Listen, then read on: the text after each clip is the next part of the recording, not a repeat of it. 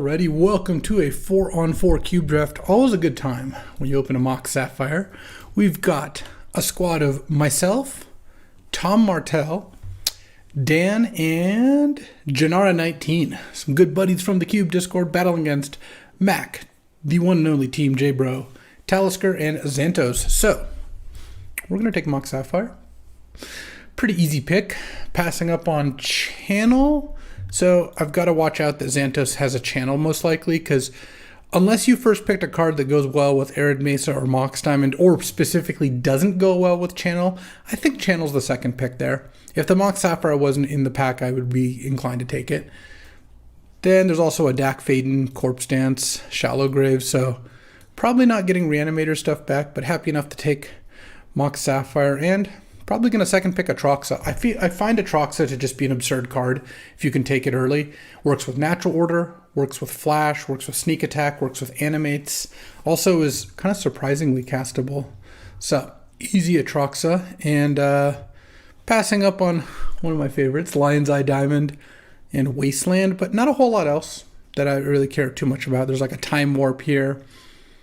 And Chandra. So we're not going to get the Lion's Eye Diamond back, but we'll take a Atroxa anyway.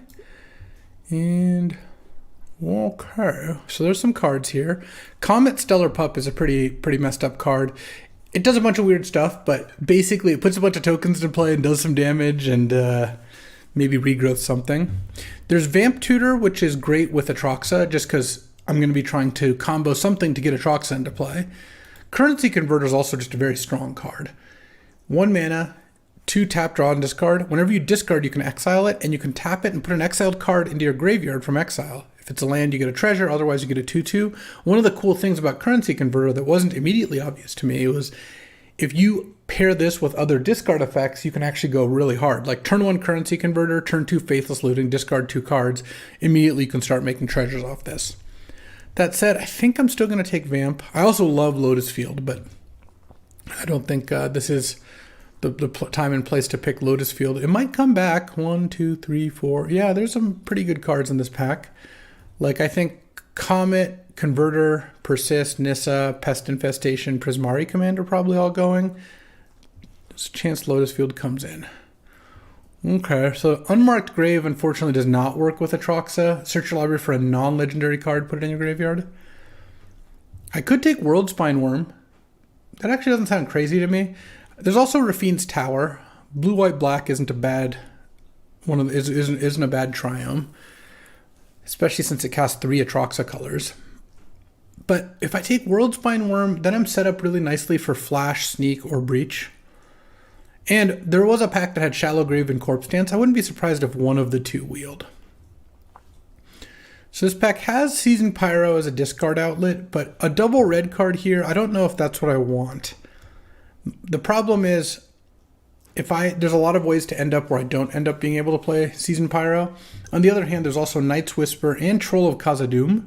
Troll's pretty nice. Swamp Cycling can often get you multiple colors if you have duels, and it's also a card, turn 1 Troll, turn 2 Reanimated is still fine. It's a 6/5, basically unblockable. I think I'm going to take the Troll over Night's Whisper here and Seasoned Pyro.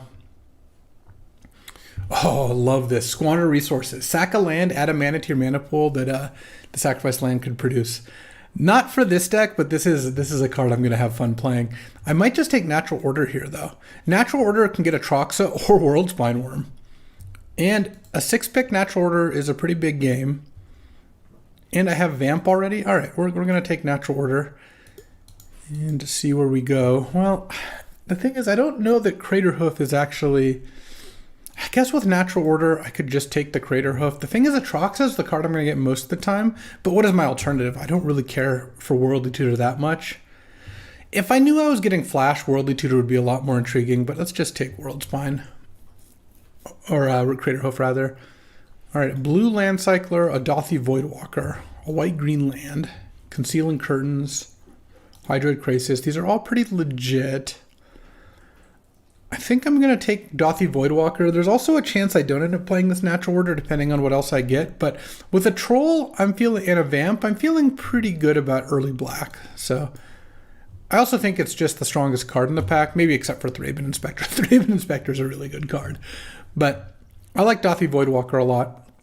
Okay, let's see if Corpse Dance or Shallow Grave Wheels. I think Shallow Grave is quite a bit better than Corpse Dance. You just don't really pay the buyback on Corpse Dance very often. So I'm hoping that's what comes back around for me. I've got this Natural Order Crater Hoof package that might pan out, might not. And we'll see, we'll see. I am going to focus on getting Atroxa into play, though. That is something I'm certainly interested in doing. Okay. About to be a big sweat here. Both Shallow Grave and Corpse Dance and Bone Splinters, or Bone Shards, came back. Well, that's great. I'm going to take Shallow Grave because it's great with World Spine. In response to the trigger, you can put it into play to nug them for 15. Obviously good with Atroxa. Works with Crater Hoof too. All right, we'll take that over Raphaelos, I think. Here, I think I'll just take Gonti. I like Gonti. I'm not a big Shieldred's Edict fan. Scarab God I've just found to be medium, and I don't mind passing a bunch of random white cards. This Natural Order doesn't look super great here. Lotus Field, Savannah, Ashen Rider.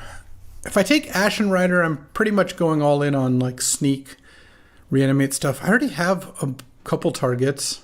Savannah doesn't seem so great, except it does let me cast Atroxa.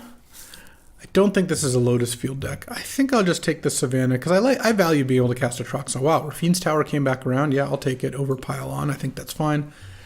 I'll take Sculler now. It looks like I might be in the Sculler colors. Now, since I picked up the 2 white fixers, I actually think I take Eladamri's Call. This could work out in this deck. All right, so this Natural Order and this Crater Hoof are not looking fantastic, but I feel like I didn't give up too much by taking it, and we'll see where we end up. All right, this pack has, it has Sneak Attack.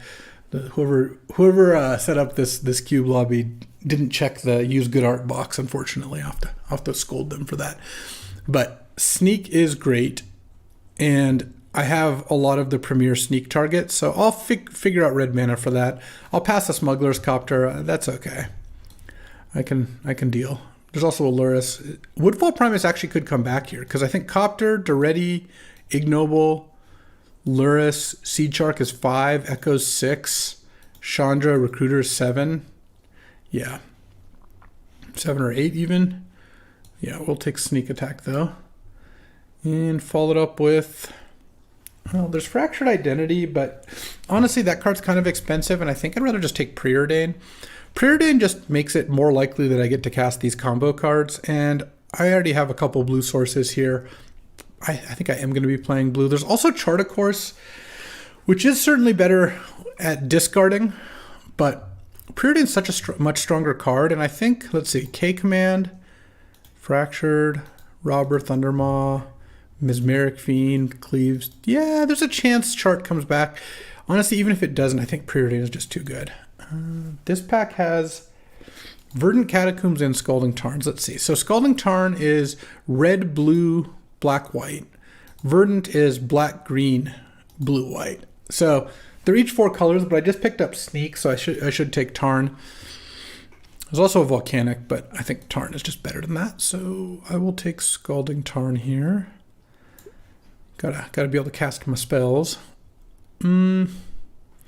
This pack is pretty mediocre. There's a Taiga, which helps cast Eladamri's Call, and maybe Atroxa. There's Fire Covenant, Inquisition of Kozilek. I just take Taiga. This is looking like a 5-color Reanimator sort of deal, so I won't take Fixing. Oh, I like Blood Tithe here. Blood Tithe I found it just to be a strong card. It's a good early play, and it's a discard outlet.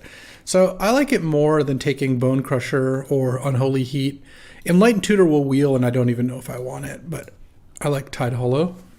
This Natural Order does not seem open. I could have taken a Raphaelos very late, but I took Shallow Grave over it. It's weird. It just doesn't... Some of the really good green cards like Natural Order or late Raphaelos and stuff were here, but regardless, we're going to have to just go with the signals, and we haven't seen any other green cards. I'll take Marsh Flats here. Marsh Flats is every color but red right now, and this is shaping up to be a good 5-color Reanimator deck. Flash would be such a good pickup. I would take Flash over basically anything. But I have Vamp to assemble all the combos. Sneak is great here. And Eladomri's Call can go get a creature, Preordain. Plus, I have some good early plays in Dothi Voidwalker, Tide Hollow Sculler, and Blood Tithe Harvester, so... And I've got a Mox Sapphire. Alright. So, yeah, I like where we're at, even if the natural order ended up not looking like it's going to pay off. I could also Crater Hoof, but I don't love Crater Hoof in like the Reanimator style decks, because you just don't end up with that many creatures in play, so having a Crater Hoof as something you can reanimate isn't as useful. Okay. I like Grist, Leovold, Scrubland. I love Zernor, but this is a Show and Tell deck.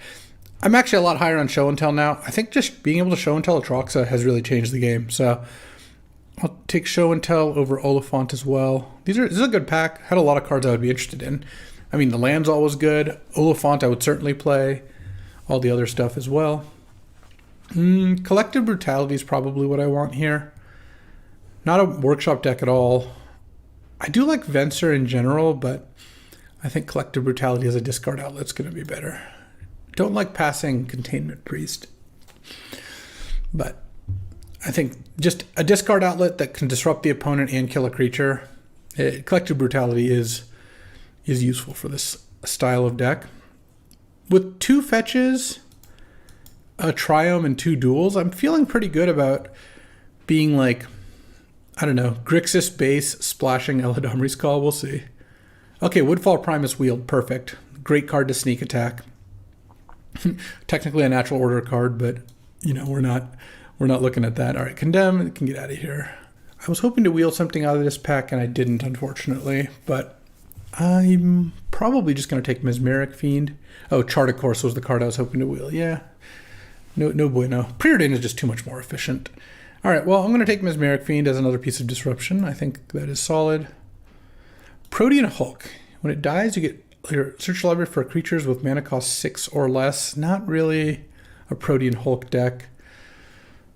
I could Seachrome Coast. I could Abrupt Decay.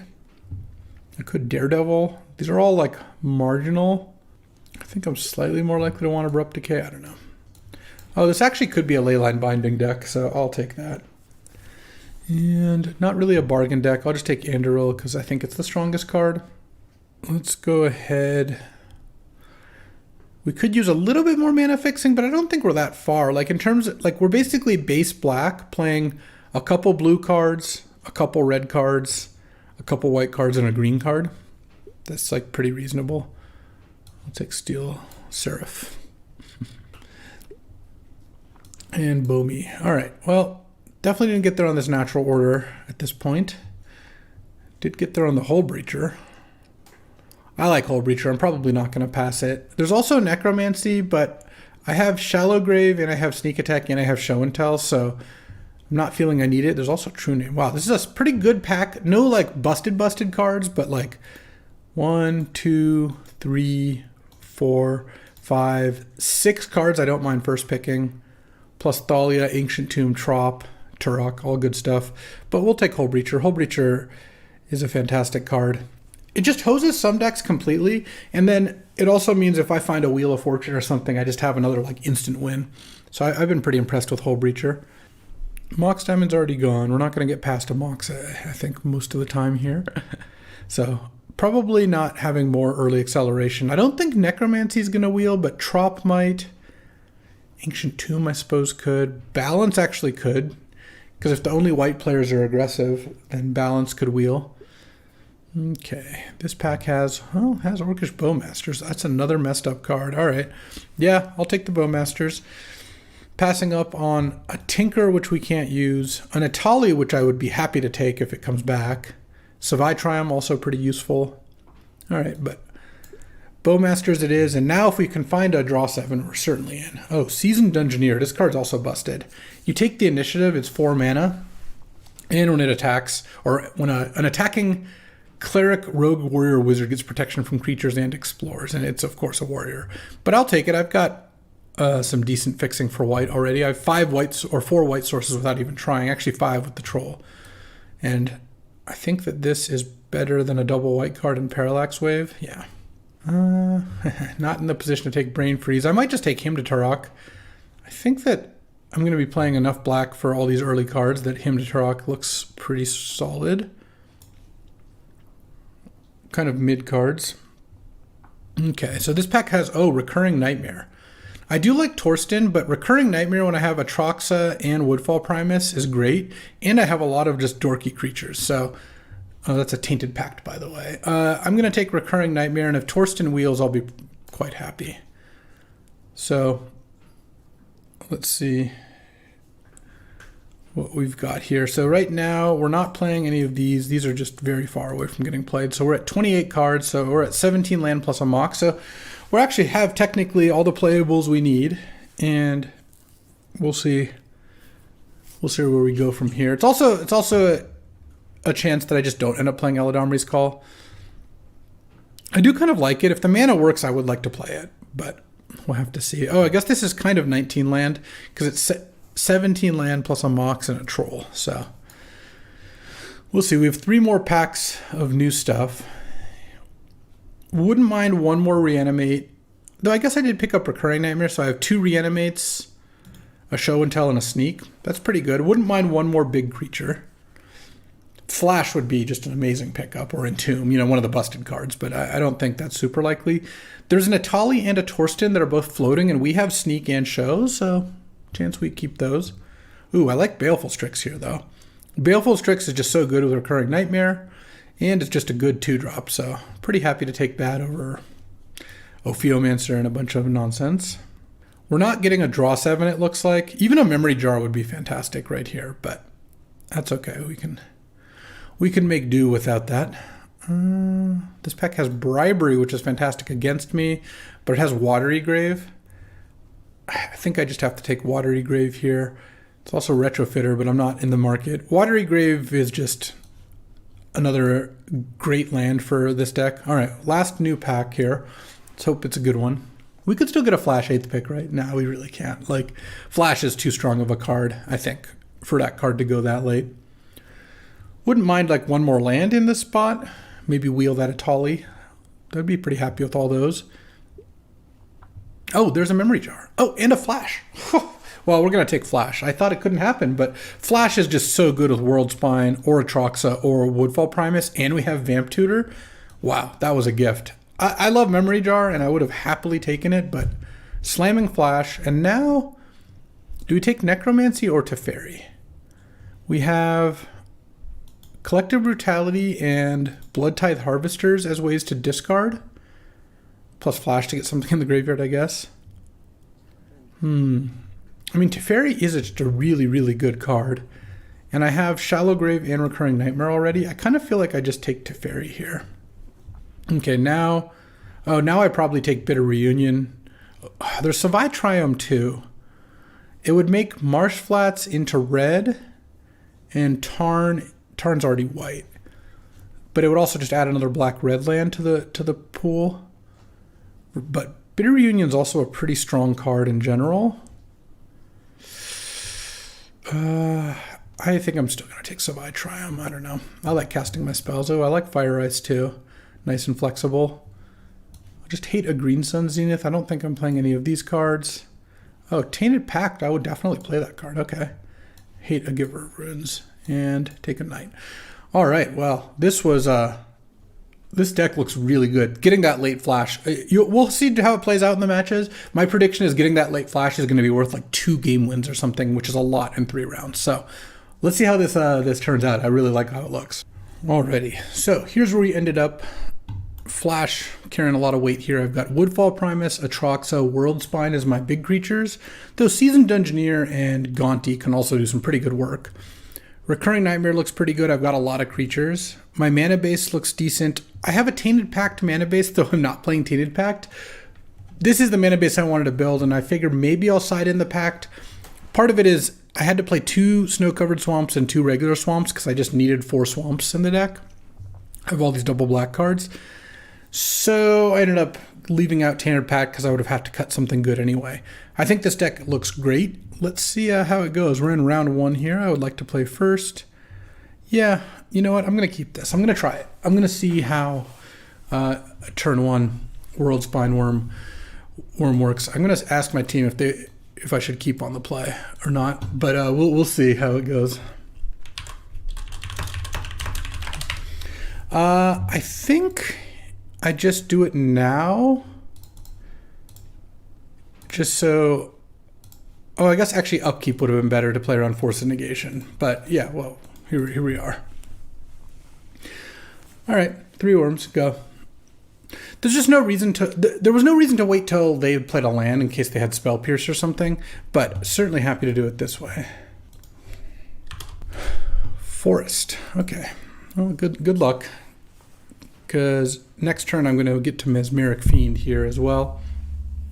But yeah, I should have upkeeped it to play around Force and Negation, and that's about it. I don't know.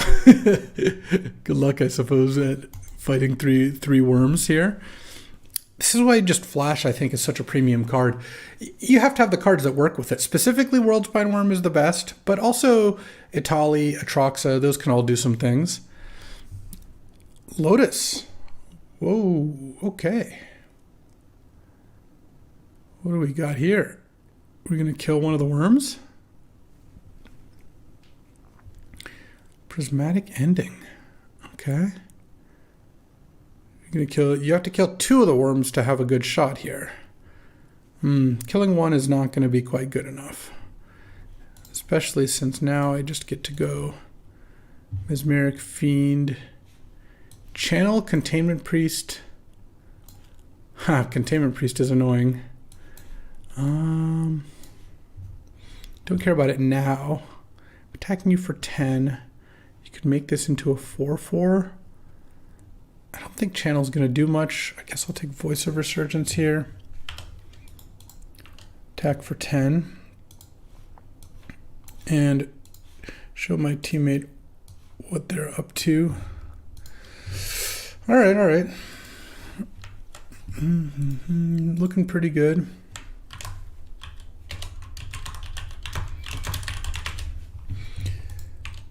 Yeah, this is not going to do it. All right. They could channel or they could try to channel their Hex Drinker up, but that's not good enough. He was going to, play turn 1 Hex Drinker, channel, and make a 6/6 pro everything on turn 1. Don't like that. I kind of have to side this Abrupt Decay in. How many green sources do I have? I have a Taiga and a Savannah plus 2 fetches. Yeah, that's enough. I already have Fire Ice as well. I just can't get a Containment Priested. And I probably can side out Hull Breacher from what I saw, because I don't have any ways to force Xantos to draw cards, and Green-White's not known for it.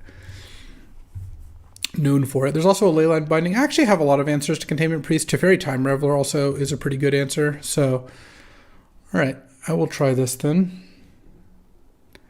Let's see how this goes. Turn 1, Vamp. I mean, this hand does some good stuff, I think, regardless. So I could, I'll see what Xantos does. I could Vamp for Flash and like turn 2 Flash Atraxa. That might actually be decent, because if I do that, then I get to draw a bunch of cards, hopefully hit the Mox Sapphire so I don't even have to discard. Okay. Turn 1 Lotus both games, huh? I had a better hand game one even with the turn 1 Lotus, but yeah, turn 1 Lotus is a lot. And then turn 3, I can Shallow Grave the Atraxa, and that's just drawing a million cards. Both hands had Lotus and Channel in it. It's really what you're looking to do. I'm going to lose this game most likely. I mean, we'll see what the Channel action is. Okay, Regrowth the Lotus. Okay. And what are you going to do with that? Okay, you needed a lot of green, so I guess that's not an Emrakul? It's like a Nissa or something? I mean, we'll find out. A Hornet Queen? Hopefully game 3, my opponent doesn't have Lotus Channel in their opening hand, is all I can say. Okay. Invasion of Ikoria. Okay. I don't even know what the X is for, but we'll find out.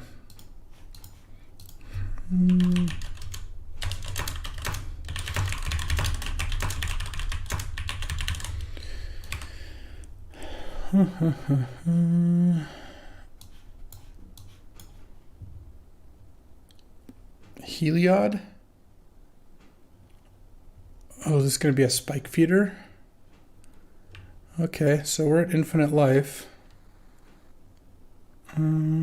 Sure. I conceded, not the game, but the fact that my opponent has infinite life. And we'll see, how are we going to win from there is kind of the question. We'll get to get an Atroxa into play and discard a World Spine Worm every turn. Okay, I mean, I guess we could try to do that. That doesn't seem very likely to work, but I guess we'll find out. All right. I guess we'll play this untapped and pass. So the good thing is this doesn't get like become an infinite or anything. You can give it lifelink and attack, and it becomes a 3/3, but that's not gonna like end me or anything. I can just abrupt decay the spike feeder next turn. I think I vamp for flash here anyway. Okay, because I'm going to want to do that. I'm not going to do it this turn. Yeah, so my win condition is just discarding this over and over again and decking them. It doesn't seem like the easiest, but it is a possibility. Let's get Savannah. Because I'm going to go ahead and do this now. And let Xantos go up to whatever life total they need to go. Basically, I asked them, like, gain a bunch of life in case I need to attack you, because I have, like, a life linker. While that's all going on, let's take a look. All right, so we have to get up to 8 cards in hand and World Spine Worm, and every turn discard it. Or I can sneak it into play every turn. That also works, actually. Okay, so I'm going to get... Basically, I want to use Atroxa and Flash to set things up. And then I need to basically get Sneak, World Spine Worm, Recurring Nightmare going with Woodfall Primus to blow up all their lands to make it so they can never play a spell again or kill me. And the life gain off Atroxa, I think, will go a pretty long way to doing that here. And by killing the Spike Feeder, the Invasion of Ikoria stays where it is. Xantos only has 1 card in hand, is going to draw to a second card. If I draw a black, I could even him to Turok here. We'll see. I also have Teferi. Oh no, what is this? Oh, Talisman. Okay, no cards in hand? All right, well, let's go flash Atroxa then. Not pay the upkeep. All right, so I need to get enchantment, creature, land, instant, artifact. Oh, I found the Mox. Oh no, I found Baleful Strix. Oh, I want Sneak.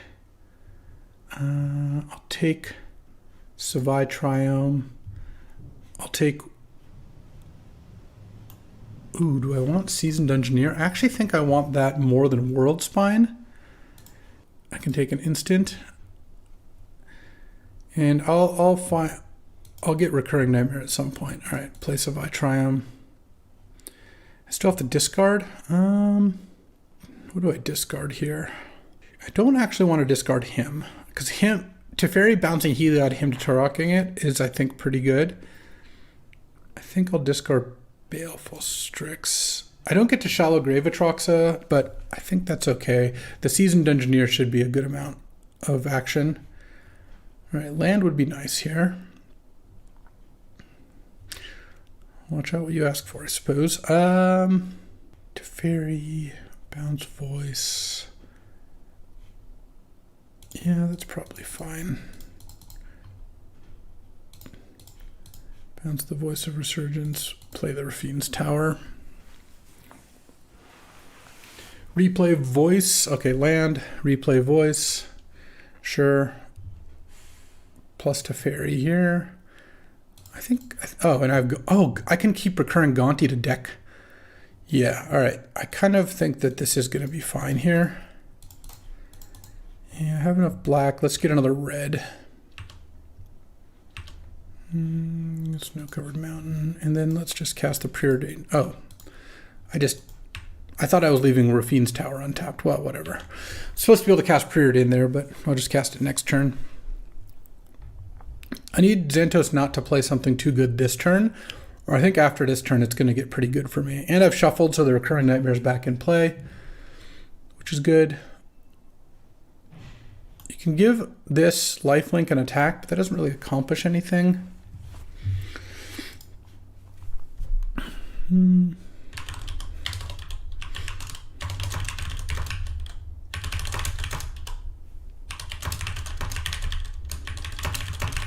Okay, what did we draw? Hopefully it's not too brutal.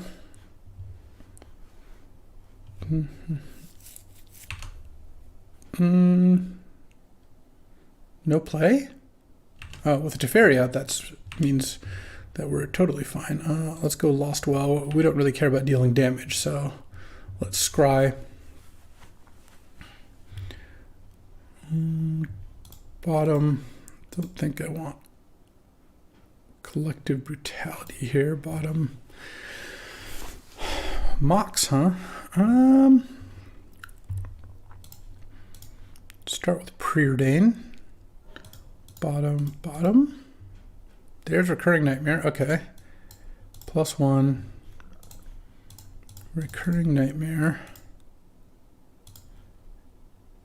And I guess I attack with the Dungeoneer because I get to explore. Actually, I don't even really want to do that. Let's just go get Atraxa back, sack the Dungeoneer. What we want to find is Woodfall Primus. Yes. All right. So land, creature, sorcery, enchantment. Land, sorcery, enchantment, and creature. I think Woodfall Primus is what I want to do. And then one card in hand. I could show and tell here. Is that risky? I mean, I guess it kind of is. I also have Leyline Binding up and Fire Ice up. Yeah, let's just chill here. All right, I'm definitely gonna discard Woodfall Primus. I'll discard Show and Tell and Woodfall Primus, and I guess I could just discard Mountain too. So if I cast a spell during Xantos' turn, they get a Voice of Resurgence token. I don't care about that. So basically our win condition here, this is going to be, I think, actually pretty easy to enable, is recur Woodfall Primus to blow up all your lands and like talismans and whatnot, and then recur Gonti to deck you. Manglehorn. Sure. I guess that's fine.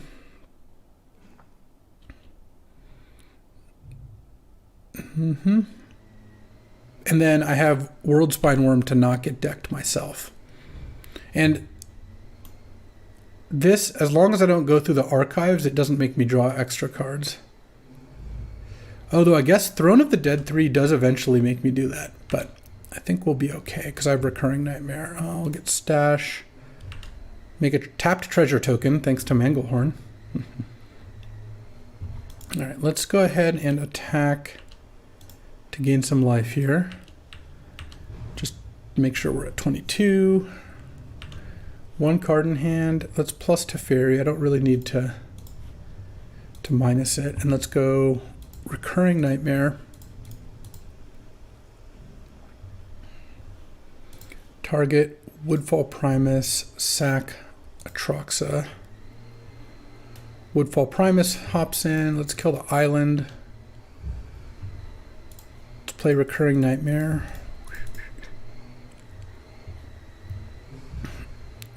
Recurring Nightmare, get back Atraxa, sack Woodfall Primus. And here I don't even necessarily need to Atraxa everything. Let's get green-white land. Atraxa comes into play. All right, I want World Spineworm. Don't care about Collective Brutality. I'll take a Taiga, sure. Take those two. Play Taiga. Pass the turn. Discard Scalding Tarn. And discard Shallow Grave. I don't think I'm Shallow Graving anymore. Okay. Don't think Xantos is going to easily be able to gain infinite life based on this, though. I actually should have sequenced a little differently to have Leyline Binding up. That would have been better. And we're soon going to be in the Gonti phase of things. Sylvan Library, sure. I guess Hull Breacher would have answered Sylvan. All right, let's draw. Venture into the Undercity, make a 4/1. Draw. Bounce Heliod. I'm going to him now. Him you.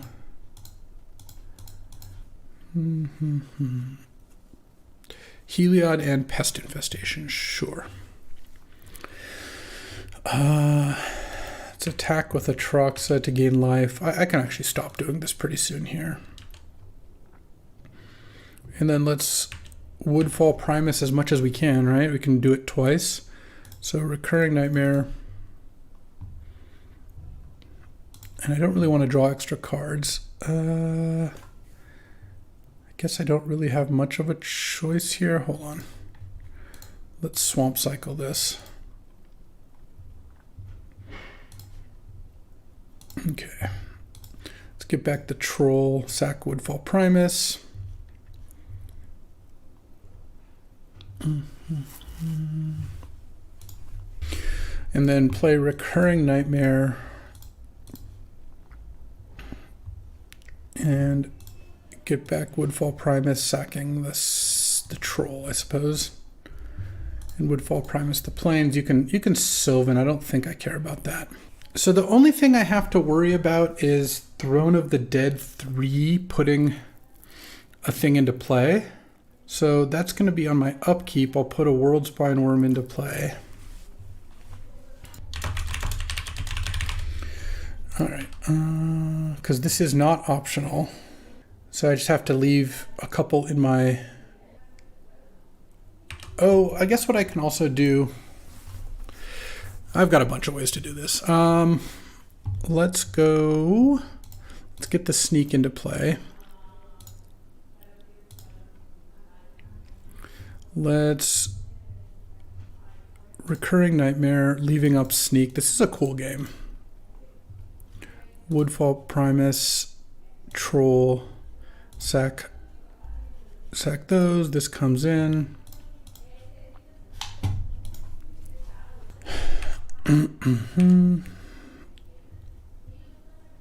And let's see. Sneak, Worldspine, and I'm not even going to bother attacking. I didn't even plus Teferi, whatever. And then Worldspine goes back into my deck. So the one thing I have to worry about is every 4 turns I put a creature back, or I have to get a creature out of my deck. But if I can just, I can start Gontiing pretty fast here. That should be enough to do that. And let's see, because I can recur. Let's see what else I can do. I could also Gontiing could end up stealing something good here. I don't have an Eldrazi, unfortunately. Xantos might, but I think the Gonti prevents the Eldrazi from working. Though I guess the Sylvan, maybe I should have killed the Sylvan actually, because with Infinite Life you just draw a bunch of cards every turn. Yeah, I'll probably kill the Sylvan next turn. So we can sneak in Gonti, we can recur Gonti, we can swap Gonti and Woodfall Primus every turn for the rest of the game. I'm also going to get a treasure every now and then from the Undercity. We'll see what Xantos can assemble. Channel's already gone, Regrowth's gone, Black Lotus is gone. How many cards? Let's see. So I get to Gonti every 6 mana. I wish I had a better way to sacrifice Gonti. but every 6 mana is an extra Gonti, so that's a lot of stuff. We'll see if we can pull this off. I think we can, because I also get to Gonti as well. Okay, so let's go. We're going to decline getting a basic here. No. What I need is a way to kill my Worldspine Worm. Let's go +1. Sneak, Gonti, Oko, Prismatic Ending. I guess I'll take Prismatic Ending. Sure. And Recurring Nightmare. Sacrifice. Oh, I don't want to actually get any of those into play. So let's go Orcish Bowmasters, I guess. Target the Bowmaster. Okay, get Bowmasters, sack Gonti, ping, whatever. It doesn't matter. And then I think I am going to Leyline Binding the Sylvan here, just while I'm at it. Okay, pass the turn. Oh, I guess I could have used Prismatic Ending, whatever. Can try to discard up to enough. I don't think it's going to work, because basically every 1, 2, 3, every 5 turns I do the Undercity, I think that it's going to be hard to get decked, given I've got six cards. At some point I could have Worldspine here. All right, let's go Lost Well. The Lost Well is good because I want to make sure I don't draw. So I'm going to put these on top. I don't want to draw the other creature in my deck. That's the thing that's troublesome. Okay, Gonti, sacking Woodfall Primus. Savine's Reclamation. Oh, okay. Yeah, I guess I'll do that. And Recurring Nightmare. Recurring Nightmare, Woodfall Primus, sack Gonti. What a cool game. Very, very, very nice. All right, Teferi up and... And let's just Collective Brutality you. Containment Priest, Emrakul. Okay, so is Emrakul in hand. So I need to make sure to Mesmeric Fiend that Emrakul pretty soon here. I'll be able to do that though. Okay. Venture into Undercity. Let's get a stash. Recurring Nightmare. Recurring Nightmare. Gonti, sacking Mesmeric Fiend. Gonti you. Let's take Parallax Wave, Recurring Nightmare. Okay. Yeah, we were going to get there. It was going to take a little while, but whew, we beat Infinite Life. What a wild ride. All right, sick round 1. Let's get to round 2. Alrighty, time for round 2. That was a sweet round 1. Playing against kind of like a teamer aggro, red-green aggro splash blue. All right, I will definitely keep this hand. So what am I cracking this Tarn for? Rafine's Tower, probably? I should probably play this on turn 1. Because it comes into play tapped, and I'm not going to get an untapped land anyway, so let's do that. Let's get Rafine's Tower. Oh. That was a draw. I'll pay the life because I feel like I'm going to just want to play Dothy Voidwalker next turn anyway. Orcish Bowmasters. Hell of a card. Mesmeric Fiend, huh? Let's play the Voidwalker. The reason I want to play... you know what? I'm going to attack with the thing. They can block. Yeah, they didn't want to. Next turn I can play Baleful Strix plus Mesmeric Fiend, so I think that's worth giving a turn here. All right. Fine, let's go Mesmeric Fiend first. I guess Baleful Strix first would have been fine. Actually, I should have gotten Savai Triome. Yeah, that would have been a little better. I don't need all this blue. Kiki Jiki, Fiery Confluence, Pestermite. Oh. Fiery Confluence is pretty scary. We're pretty far away from Kiki Pestermite. Let's just do that. Let's play Baleful Strix. Oh, Fire Ice is nice too. And let's attack with the Voidwalker. Fire Ice also breaks up the Kiki stuff pretty nicely. What do we draw? Arc Trail? Ugh, come on, Talisker. Not cool. Guess I'll block the Arbor Elf here, sure. I still think I'm actually doing fine here. I'm just going to cast Fire on the Rabble Master. And send for 2 here and pass. All right. If 3 cards in hand, it's these 2 plus Fiery Confluence. Oh man, that Arc Trail got me good. Utopia Sprawl? That's a... really annoying, wow. Because that was also... That's basically like drawing a blue land. I guess it's not a blue-red land. It's just a red land, sure. All right. I guess I'll take 2. I don't really want to play Hull Breacher here. Let's cycle this and see what we can dig up. Mox and a Vamp, huh? But 11, all right. What can I Vamp for? I can Vamp for... That puts me at 9. Oh, I can't really even attack anymore. I can Vamp for Recurring Nightmare. That actually doesn't sound terrible. Because if I Vamp for Recurring Nightmare, then I get to sack one of these to get back Mesmeric Fiend, then sack the other. What else did we draw? If we play a spell pre-combat, that actually lets me cast Hull Breacher here, which would be really nice. Hymn to Turok would also be a fantastic card to find. Yeah, I think Recurring Nightmare seems pretty good. It's kind of going to depend on how this turn goes. Vamp is like 10 times better than Imperio Seal. It's wild. Just getting to see what they do on their turn before deciding what to tutor for is such a huge advantage. Mountain Cycling the Oliphant. Oh no, do we have a blue-red land to go get?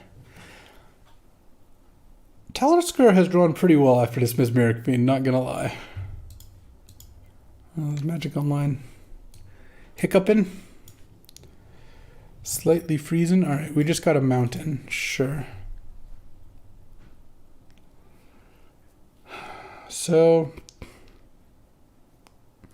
here's the problem. Talisker can still cast Fiery Confluence, the last card in hand.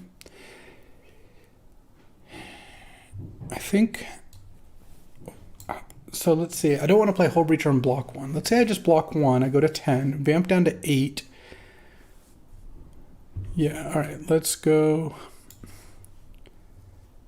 block like this. I could actually just do this. Yeah, I think that's fine. This is red. And then what I'm going to do is end of turn, cast Hull Breacher, attack for 3 down to 10. I'm also going to Vamp for Recurring. Play Recur, sack Hull Breacher to get Orcish Bowmasters. And then sack the token to get Mesmeric Fiend. And that's going to be my plan.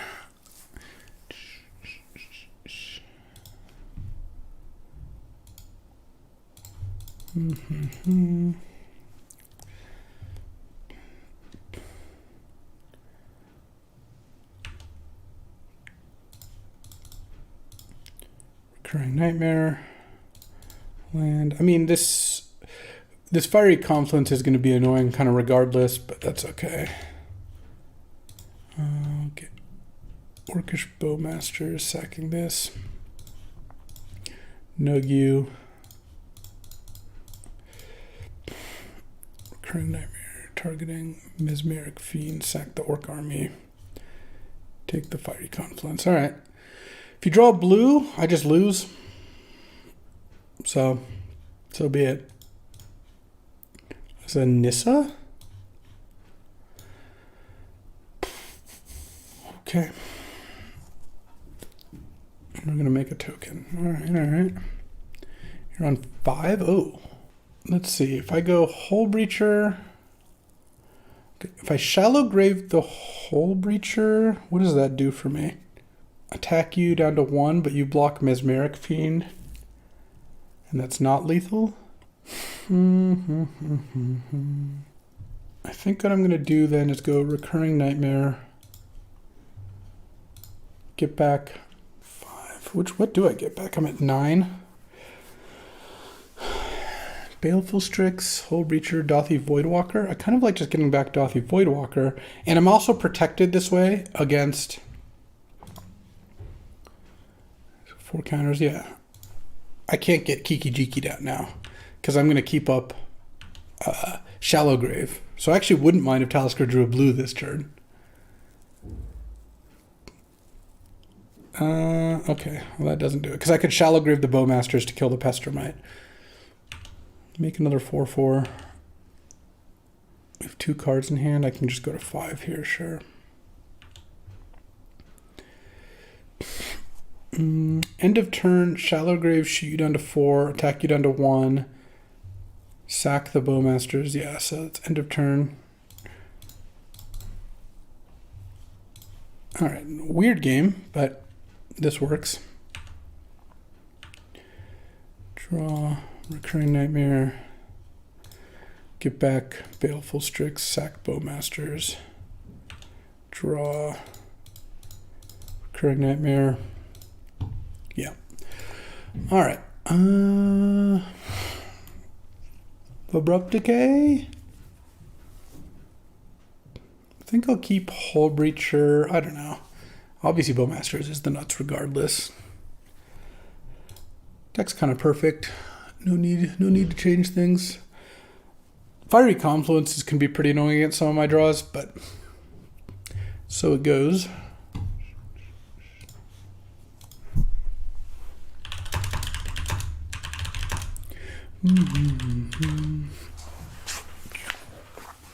All right. Talisker does have a bunch of Time Walks in their deck. They have Time Walk, Mystical Tutor, and then Bloodthirsty Adversary to get back Time Walk. It's kind of annoying. Do I want Abrupt Decay? I just can't take out Collective Brutality is the problem. Oh, Collective Brutality is still good. Kills Goblin Rabblemaster. Maybe makes you discard a Time Walk if we're lucky. Sure. I don't think this hand is like fantastic, but Grim Lavamancer isn't exactly what I was hoping to see.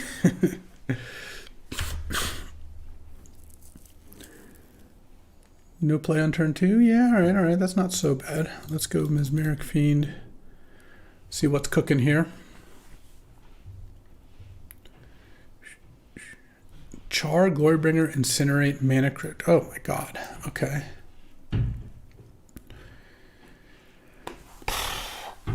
Yeah. So they just have me covered in every conceivable form or fashion. Yeah, I guess I take the Glorybringer and force you to use Incinerate. Well, I'm not going to win this game. Turn 3 Glorybringer with Incinerate on the play is a lot.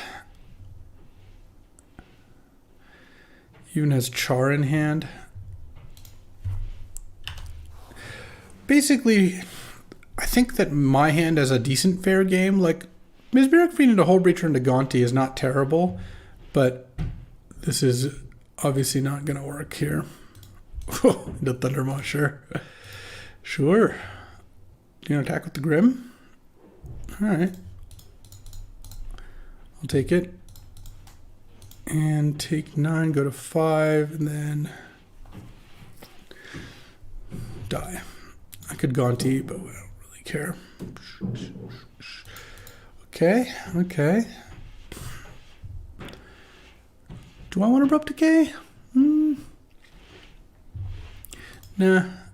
I think think we're good. Let's just turn 2 flash Worldspine Worm, or better yet, turn 1 flash Worldspine Worm. Close. Gonna mulligan that.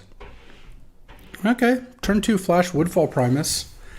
That is pretty nice. All right, let's go put Swamp back. Done. So is it better to flash Woodfall Primus or Atroxa? It's kind of interesting. Hopefully this is Utopia Sprawl. No. All right, well, I'm going to get flash either way. And I think Woodfall Primus is probably better. I don't know. It's a 5/5 that kills 2 lands. Oh, Utopia Sprawl? All right, well, I'll respond to that. No. Destroy that. Persist. I mean, this kills 3 lands. That's got to be better than Atroxa. I'll just have to figure out a way to get an Atroxa into play here. Destroy that. All right. Well, we had our turn 2 flash. Blew up all your lands. And now you play Ajite. Okay. I guess I can send this turn because unless Talisker has Mana Crypt, or I guess can't have Ancient Tomb because my teammate Martel does, the GT can't attack, but then next turn I have to kind of hang back because I can't race a GT here. Yep. All right, let's get Savai Triome. All right, Sneak, Show and Tell. Oh, Seasoned Engineer. We take that. Let's get Taiga.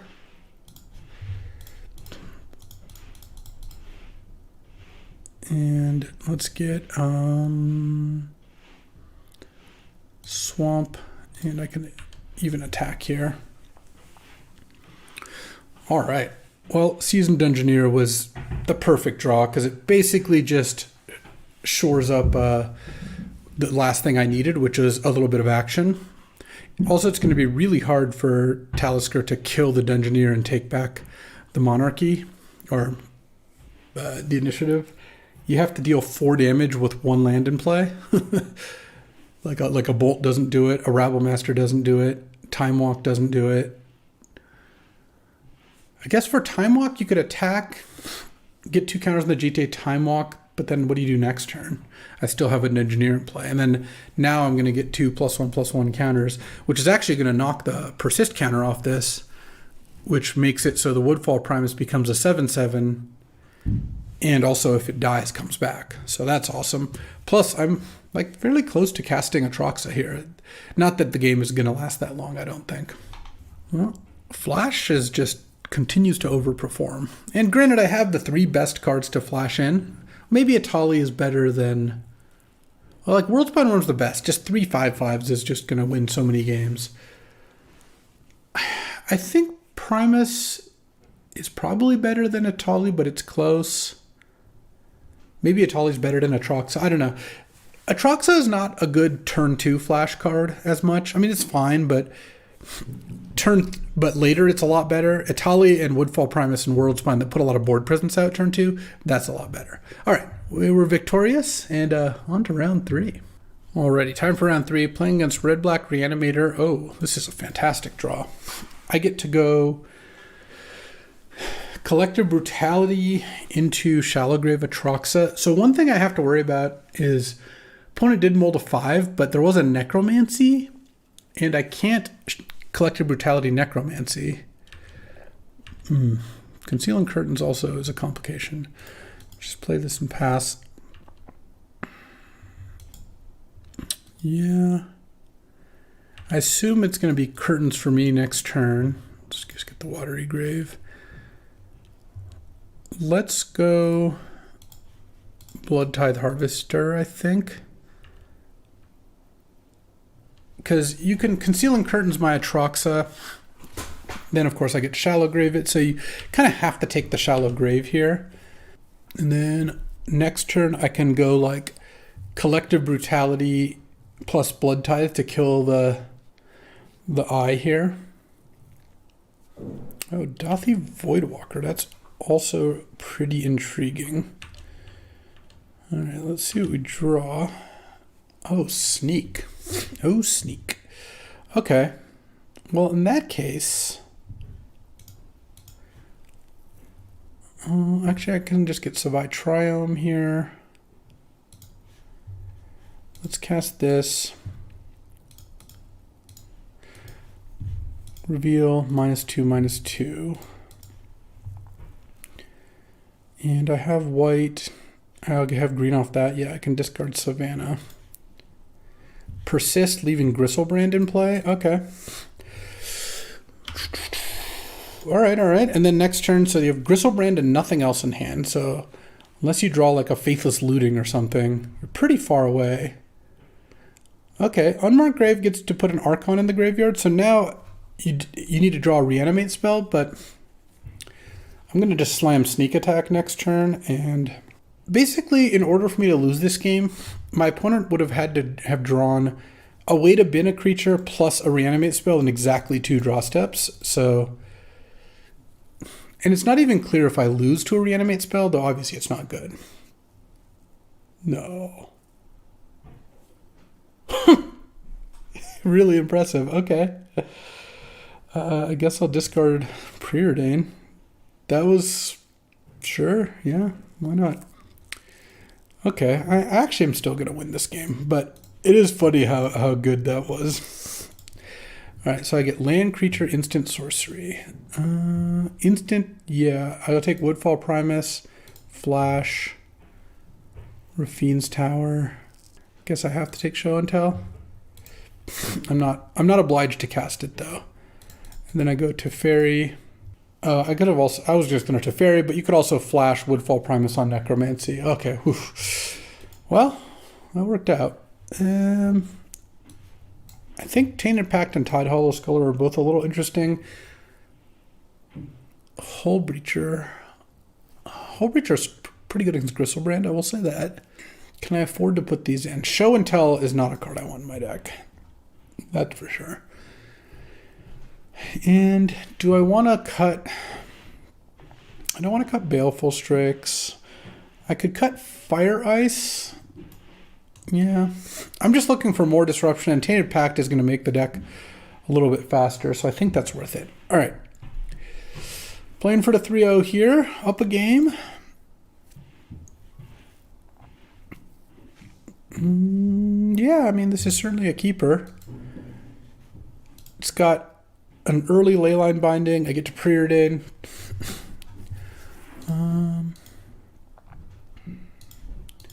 Preordain. Savannah, no. That gives me a 4-drop that's pretty good. Yeah, I think I'll keep Gonti. Play this and pass. And then next turn I can go Recurring Nightmare. And, oh, there's the Savai Triome. I guess, in fact, I'll wait on Recurring Nightmare. And currently I have Leyline Binding up, which is nice. And then Entomb, okay. And then I can play Gonti or Sneak the turn after. Probably Sneak, because then I can just sneak in Gonti, cycle Troll, recur Gonti for Troll after getting Gonti value. Itali. Okay, I hope this is a Necromancy and not... Well, it can't be Persist. I just hope it's not Reanimate. Animate Dead. Okay, so Animate Dead resolves. In response, I'll cast Leyline Binding.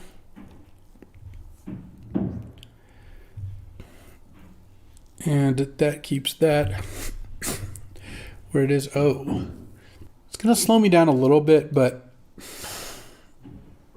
Oh, man, do I have Mesmeric Fiend?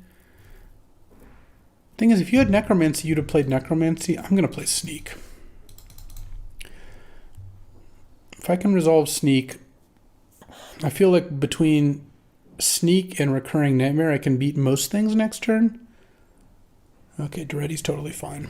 That doesn't bother me. A red source would be decent, because I can't cycle Troll for another red here. Let's sneak in Gaunty, because if I find Necromancy, then that's just game. Night's Whisper. Okay. I could Night's Whisper here, but I think I'll just Mesmeric Fiend. Dismember, Toxic Deluge, Gristlebrand, Unmarked Grave. Whatever, this is all kind of the same. Let's just take the Dismember for now, and then cycle the Troll. Get a Watery Grave and play it tapped, and attack to ready for 2. All right. Next turn, Gaunty is going to come back if I want it to. Hopefully don't draw Necromancy here, so these are not there. All right, you have Gristlebrand, Toxic Deluge, Unmarked Grave, and an Unknown in hand. Don't even have another land. Next turn, I can cast Night's Whisper. Oh. Yeah, that was a good draw. Grief getting my Recurring Nightmare is going to make things a little bit tougher. I was going to win pretty easily. What got exiled here? Gristlebrand is gone? Okay. But having the Night's Whisper and a sneak attack in play makes me feel pretty good about the situation regardless. And that was like a 2-for-1, so not bad. Though I guess the Gristlebrand in hand isn't doing a whole lot. Excuse me?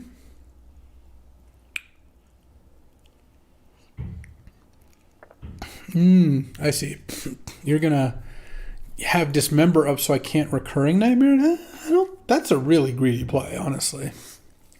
Maybe Mac, my opponent, thinks that this is such a bad spot. You have to take the risky lines, but any creature is just horrendous for you. Look, well, in this particular case, I can't actually recur without, because there's a trigger on the stack, but Dismember can't kill Woodfall Primus, so it's actually fine still.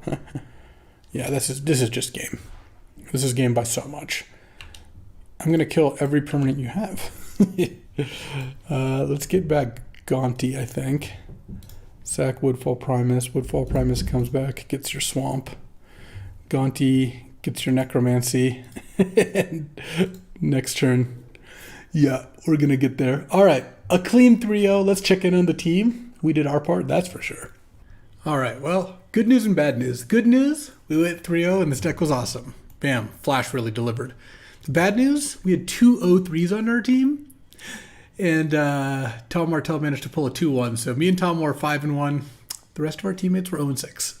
That means we lose, and I get to 3-0 and lose the draft once again. It's okay. It happens, mostly to me. But I did really like this deck, and I will continue taking Flash.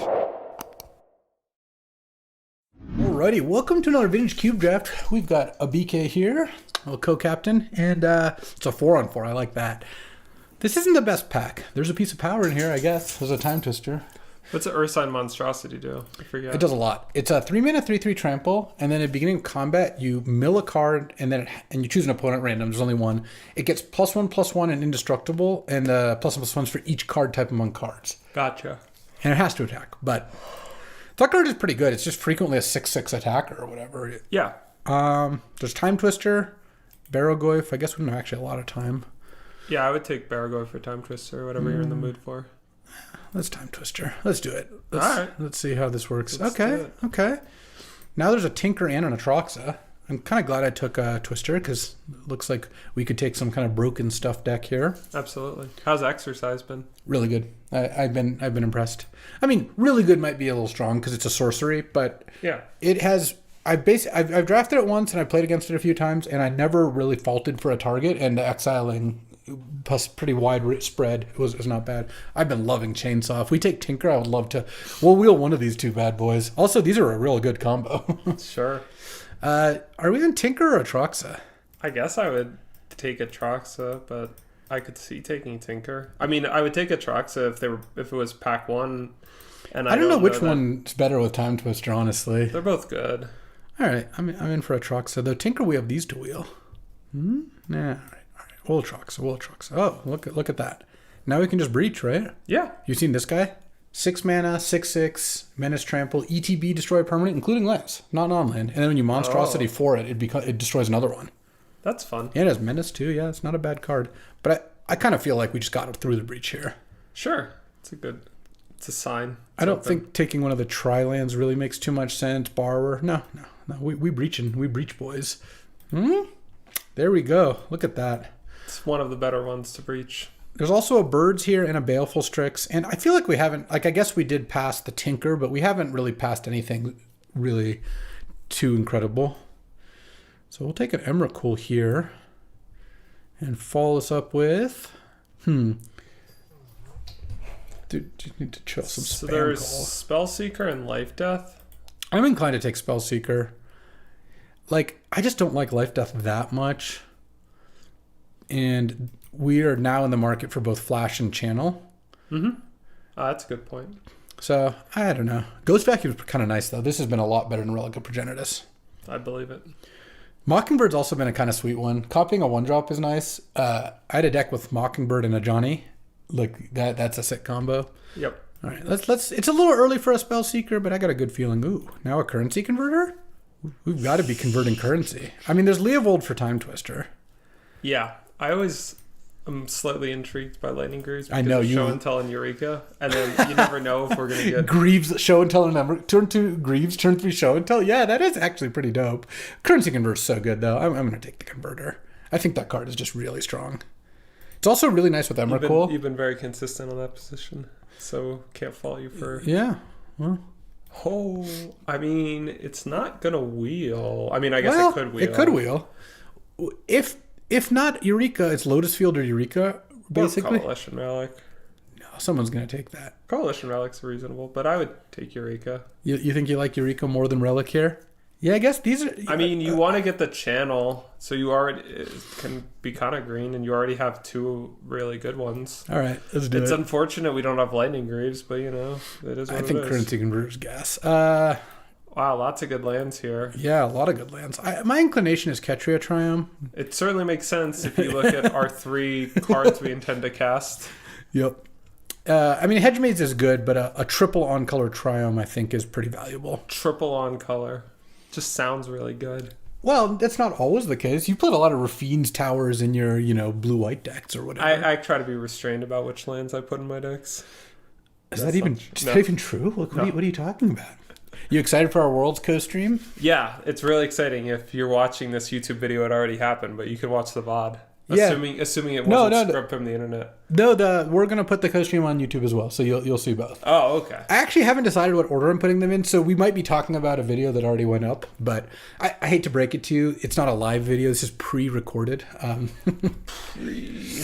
been unimpressed with Zimona. I'm gonna be cutting her, I believe. Okay. It's been awkward. Like I've had enough times that like Zimona gets remanded or bounced or something, or like. And then you can't play her for like 2 more turns, or it doesn't quite work out. I'm thinking Simian Spirit Guide here. Me too. I like the monkey. Another good card to put in off Eureka. Oh yeah, let's get in there. One of my favorite memories of Pro Tour coverage was in the finals of the Pro Tour, Oath of the Gatewatch, where I had to explain to Marshall why Yvonne Flock was going to play a Gemstone Cavern's named Ape. It's because he wanted to cast a Simian Spirit Guide in the colorless Eldrazi deck. He had nothing else to do. Are we on name a Cavern of Souls and name it? Cavern of Souls? Yeah, that's what I meant. Sorry. Talisman or Thornspire Verge, or maybe Endurance, I guess. Yeah, it could. I mean, I would probably take the red land. You waited too long. That's fair. Any Alpha Death Claws to breach or Eureka into play? It's not that good to breach it. I guess it's okay for Eureka. There's also Manamorphose. That is the card I was thinking, but yeah, you could take Deathclaw. I guess it's okay. No. I actually think Manamorphose is going to make Channel a lot better. Well, I'm going to take this Birds. That's a really late Birds. All right. This is kind of a nice opener. We got a little teamer combo. What did you put the timer at? I feel like I've been caught off guard a bunch of times. It's at 60 seconds. It starts at 60 seconds and then goes down. I understand how timers work generally. Then why all the questions? I'm going to take Paradise Druid now. Yeah. You're on target for getting Natural Order. I wish we had a Lightning Greaves. No, not really. We wouldn't even play Greaves in our deck. Is that in the next pack? No, the next pack's the one with Eureka. That we're going to get the Lotus Field back, I think. Unless someone's brewing. Oh, that's one more pack. Ooh, this is a nice Green Sun start, though. I love Green Suns with Atroxa. Having birds in Atroxa, it's got the high and you got the low. Now you just need the middle. What do you want to get in the middle? I like having stuff like, I don't know, Sentinel, Velocity, or whatever. Moloch's a nice one. Oh, look, a Lotus Field. Honestly, I should be pretty close to cutting Lotus Field, but I do like the balance combo. Candelabra. All right, there's a library here and an Urza, as well as a Confluence and a Palace Jailer, which I don't love passing, but I don't really think we're on either of those. And a Nexus. Nexus? Oh, yes. That is a good card for this deck, but we were not going to be taking it here. They might come back. They might. The piggy bank has gotten a decent amount of play. I have been okay with that one. I mean, Library is a pretty great card. Yeah, that's what I would take. I don't know. Urza, there's some possibilities with Urza here, but I think Library is good. We did pass Tinker very early on in the draft, so there's a decent chance like artifacts stuff would get cut anyway. I'm glad we're passing Urza the other direction. To the right. Mm-hmm. Well, to the left, because Draftmancer actually displays it right, left, right, which I've always found to be incredibly odd. Awful. I hate it. There's a Grim Monolith, but I kind of feel compelled to take Ragavan here. I don't know. You don't have that many duels, I guess. Well, the thing is, Grim would, I think, be a little better for our deck, but I don't really like... you should just take Ragavan. I don't really like passing Ragavan. There's a lot of two monkeys in that pack! Well, we might end up with all three monkeys in our deck. Get all the monkeys? So do we take a Torsten here, or a rando kind of a Troxa duel, or a Miscalc? I don't think it's one of the lands. No, I think we'll try to wheel. These are pretty low priority lands. Yeah, we also have 2 5-color fixers, and Currency Converter, and Manamorphose. Yeah, we got some outs. It's pretty decent. Kind of like Torsten with these things. Yeah, I mean, you want to get like another good flash card. I mean, we might not get the flash, but we're very well set up for it. Flash and Channel are both premium right now. Yeah, there's also an Elvish Spirit Guide. How many Dub Spirit Guides decks have you had? they're pretty fun. How many? More than 0, but less than 1 million. Wow, that's a very exact answer. Would any number I say be interesting? Well, if you said 4, I'd be like, huh, that's interesting. Oh, sorry. Look at this Eureka. It's just Does ready it say to go. E equals MC squared on it? Yeah. I never classic Kajafoglio art. Yeah, no, Eureka's funny. Do you remember when Sperling did some market manipulation with Eureka? That was great. He's always living on the edge. The MTG ethicist. Here, Fractured is like the best card. There's a Chromatic Star, a Trinket Mage, Soul Guide Lantern. I kind of feel like we should just take Fractured Identity. Sure. I don't really know. There's nothing too great here. Maybe this Lotus Field will make the cut. If we get a balanced Lotus Field. Now there's a Mana Leak. There's also a Malevolent Rumble. But I kind of feel that Mana Leak is the pick. Yeah. It's just a really good card. Really good card. Also, even if Rumble and Mana Leak are comparable, it's kind of like the Ragavan pick. Like, why are we passing them a really great card instead of a card that most decks are just not going to be able to use? Instead of a card that gets severely underrated by many players. It's true. Malevolent Rumble is nice. I did a draft earlier today with Samrolf, and he Malevolent Rumbled to find Grist and use the token to sack to Grist. It was pretty good. It's a nice little sequence. Did he beat you? He was on my team. I was just watching him play. Oh, okay. He didn't beat anyone. He went out 3. Here, I feel like we don't need another big thing that much, though. Maybe with Eureka. No, maybe we just run it. Yeah, I'm fine. I mean, there's don't care about Talisman, Spell Pierce, Teferi. These are just whatever. Let's just go all in. Let's just do it. Pack 3, we've got Flash. We've got Sneak Attack. I mean, technically we have 2 more picks here, but Flash, Sneak Attack, Natural Order. Not really the animate stuff. No, we're not doing that. Vaultborn Tyrant would be really nice. Vaultborn Tyrant Eureka is a banger. You get to just gain 9 and draw 3 or whatever. Facts. And could use some acceleration. Could use some lands. We do not have a lot of those. Oh, there we go. There's the acceleration we need. Candelabra, Lotus Field. No. I'm thinking Uat here. Yeah. Once Upon a Time is great. Find your library. Emerald Captain's good. Passing that one. Enduring Innocence, that's fun. Yeah, this has been kind of cool. I think Enduring Innocence is actually decent. It just is like a decent little body in combat against some decks. It draws you extra cards. Trading it off and then just having the enchantment in play is pretty strong. So I have been liking it. Oh, wow. This pack has some good stuff. There's a Myco Spawn I'm not super interested in. There's Fire Ice and Flame Slash. But there's also Mawlock and Chariot. Mawlock is a banger. I think I would take Fire Ice. You like that more than Mawlock? Mawlock is pretty strong. You can also Green Suns to kill a 2/2. Card that's like split card against, like, kills things and can disrupt a counterspell or whatever. Yeah, that's really important for us. That's fair. Oh, I feel like we got to take a land here. Oh, we were going to try to wheel something and we didn't wheel it. I don't remember what it was now. Nexus of Becoming. Oh, yeah. You kind of just think Copperline Gorge is it, though. Sure. Don't think we need one of those other lands. And then this pack has, Shifting Woodland. Shifties? Little Shifterino with this currency converter. That's so good. You can like put Emrakul into the converter, and then when you have Delirium, you tap it, put Emrakul in the graveyard, and activate Shifting Woodland in response, making it an Emrakul. Yeah, I'm in. I like that. Okay, now we can just take Savannah, right? We have Fracture Identity. Yeah, you have Fracture. Yeah. I don't think we need another Spirit Guide that much. No. They could get jealous. Like, it's kind of a thing where it's like only one of them can be your Spirit Guide at a certain time. Right.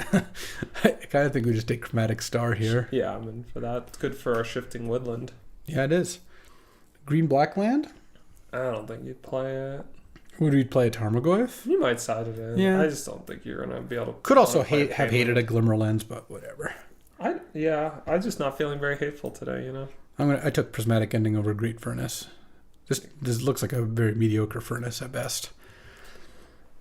That's yeah, that's a good one. All right. So going into pack 3, could use cards that cost 0 mana. Wouldn't mind opening one of those. We've been unfortunate in terms of we got Eureka and Breach pretty early, and then we haven't seen Flash Channel or Sneak Attack. So hopefully they just haven't been opened, and they will be passed to us in this pack. Yeah, it would ideally pass to us after we open like a Time Walker and Ancestral or something. Yeah. You gotta manifest these things.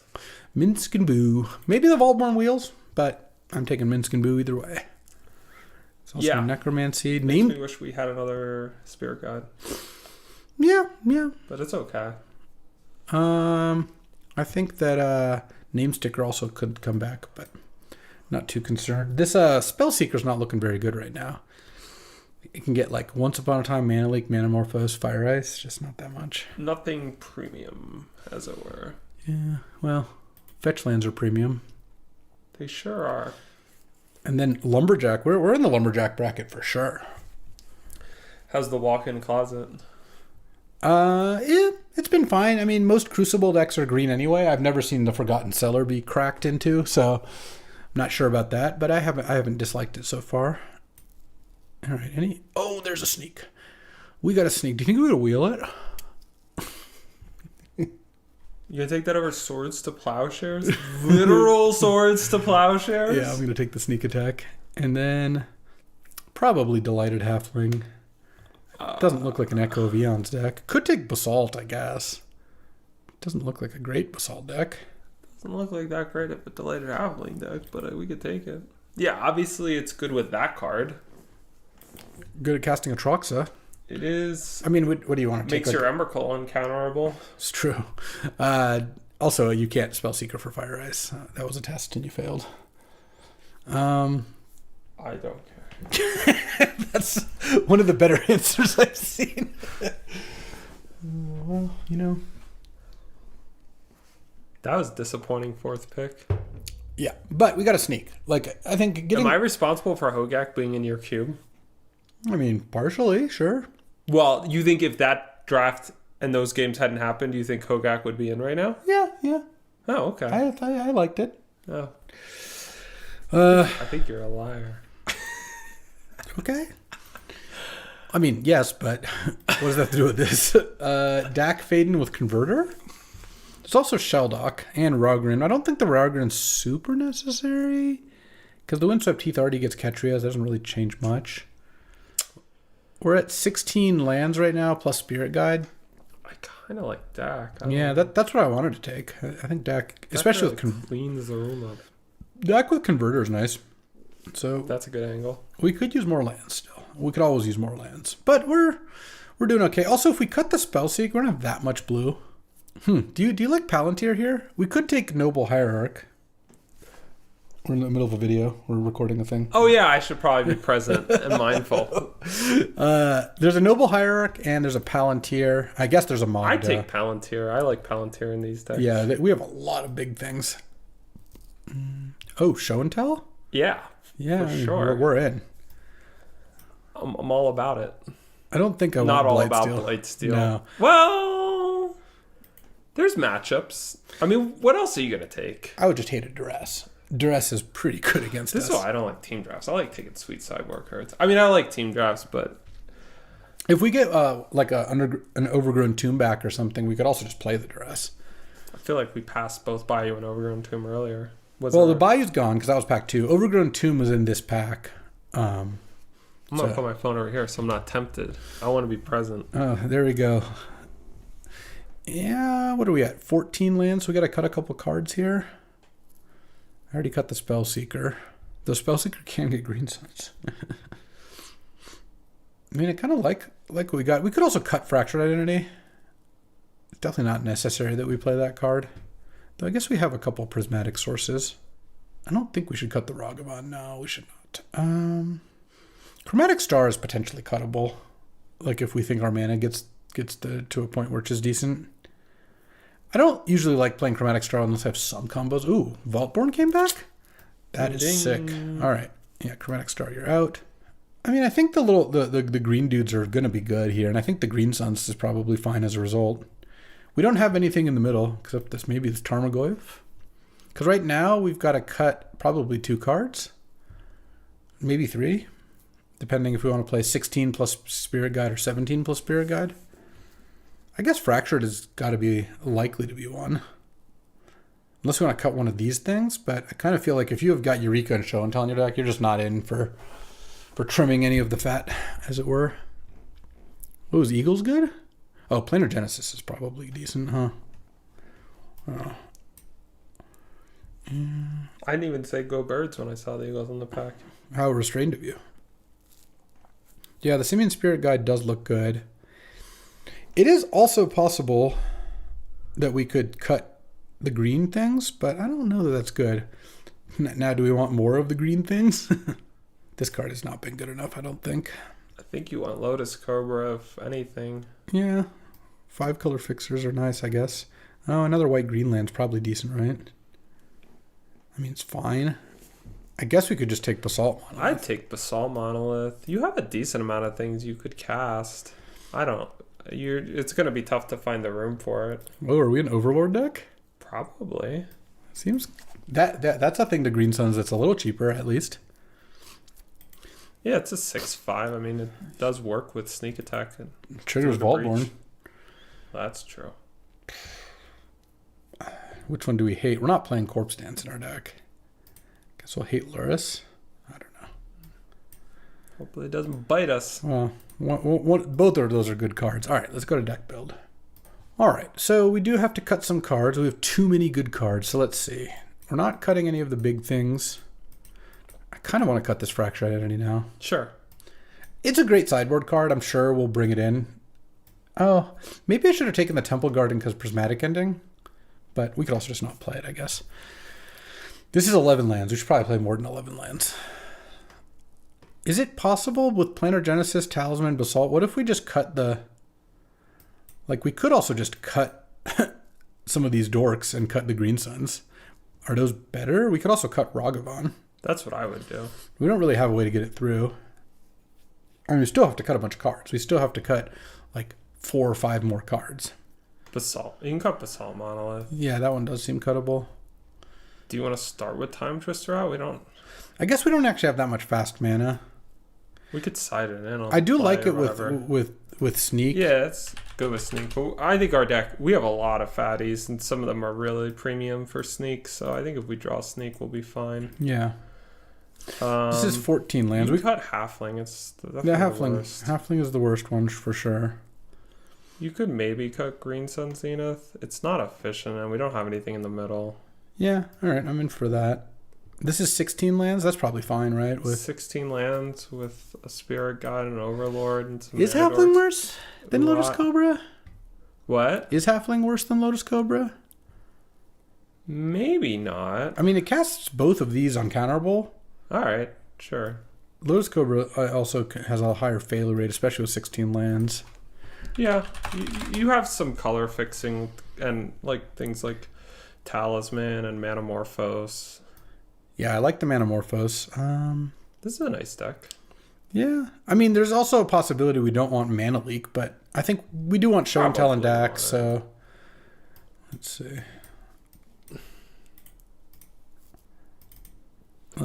So this is 3, 4, 5, 6 red sources, 7 red sources, plus Manamorphose and Birds, and sometimes Delighted Halfling and Simian Spirit Guide. Once Upon a Time kind of counts. Yeah, and this is 1, 2, 3, 4, 5, 6, 7, 8, 9, 10 green. And 1, 2, 3, only 4 blue. We might need another land in here. Or to cut a green, I guess. Or to cut a red. Because we want Planar Genesis to work. Yeah, because we have 5 blue sources if you count the Talisman. And not counting, I mean, Manamorphose and Birds makes it like 7, 8 with Paradise Druid, I I guess. would like another island. Yeah. You don't have that much red. You could cut a mountain and just like rely on the fact that you'll need to dig for it a little bit. Also, Mana Leak and Planar Genesis are cards I'd like to cast on turn 2. Yeah. All right. And let's put a swamp in there in case we want to side in that Duress. Though I don't think that's very likely. The Fractured also could come back in. Love it. And do we want Chromatic Star? No. Oh, maybe. Probably not, though.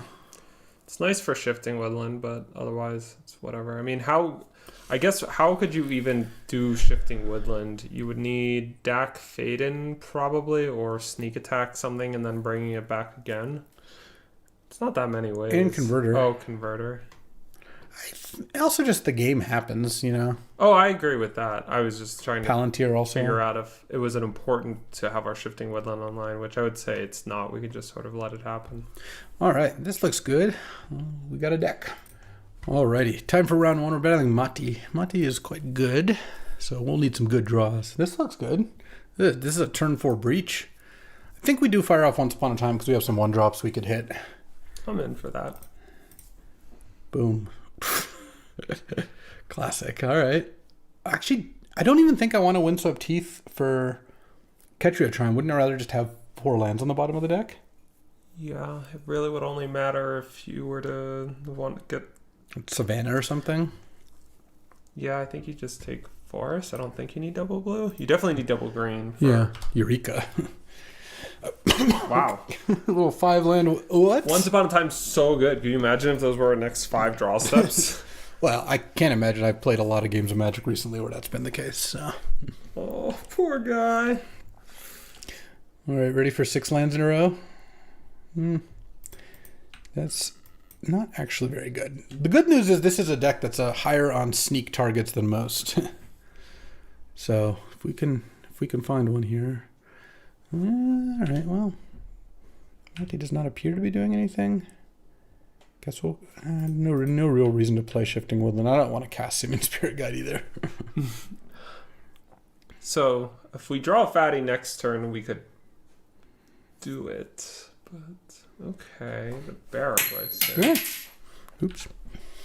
Was that your wedding ring? Yeah, it just fell off. Oh. I guess we got to cast this, right? It does put... Oh, no, this is an instance. Yeah, it doesn't even put another thing in there. And I assume it's worth casting. Let's see what Mati has. The question is... Do we...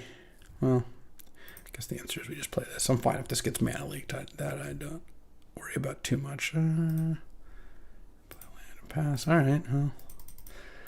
See if we can get there. I guess we could block the Barrowglyph. It's just a 1/2. Does have death touch. Yeah, I know. You could have played your Spirit Guide. Oh, didn't you? I thought I would need it for sneak potential, but yeah, I guess I guess they have our Nexus. Our Nexus. Yeah, the one we own. I guess I'm gonna cast Sneak Attack now. Yeah, it's probably a good idea because if it gets countered. Okay. If that's the only counter you have. The sick part is I even have the Spirit Guide. Dude, there's 4 lands at the bottom of our deck. We're so due. We've never been more due. I know. Mm-hmm. Hit for 2. Mill for 2. Next turn, their Barrowgriff's going to be a bunch bigger because they're going to have an enchantment land go to the yard. Well, land already hit. This is unbelievable, man. Do we cast the Spirit Guide now? I guess we do. Is your intention to chump with it? I guess I could just sneak it in, sure. Yeah, alright. Ugh, come on. So, we effectively have a 22 card deck. Our deck is like a 6 fatties or something like that. Or no, more. It's like a 4th fatties almost. It's thick. It is thick. We also have the Planar Genesis card we could draw. We could draw a Dak Faden. Oh yeah, we got a lot of good ones. Let's see what 0. I hope it's not another Mox. That's gonna make things tough. Let's go. What do you think they're gonna get? I think it's gonna be Sensei's Divining Top. I think it's gonna be Soul Guide Lantern. Pirate Spellbomb. Intriguing. I guess I'll block the Barrowglyph here with Simian Spirit Guide. I can't wait to draw Eureka next turn. So they don't have red mana, so they can just bounce right now? No, they can't do anything. Oh, the bounce. Yeah, that's not what Pirate Spellbomb does. Oh, wow. Yeah, the Pirate doesn't do much. I mean, it makes these golems bigger and it draws a card, but yes. They decided we probably would have snuck something good if we had it. They're mostly right about that. Nexus of Becoming is interesting. I wonder if they have any good fatties. Can't have too many. We have a lot of them. Yeah, it's much more likely to just have Workshop Academy type stuff and they just think that it's a good draw engine in their deck. Yeah. Maybe they're a Tinker deck. Yeah, that could also be. Just cantripped with the Spellbomb. Okay. Come on. Do it. That's kind of doing it. Yeah, I would imagine so. I mean, they can sack pretty low and not be dead. They have 7 mana sources. They get to keep one of their artifacts, and they still have a Barrowglyph. 2 3/3s and a Barrowglyph. Yeah, gonna have to draw something else. That is true. Oh, I would not have thought they would play it this way. Okay. Wow. This is the way I thought they were gonna play it.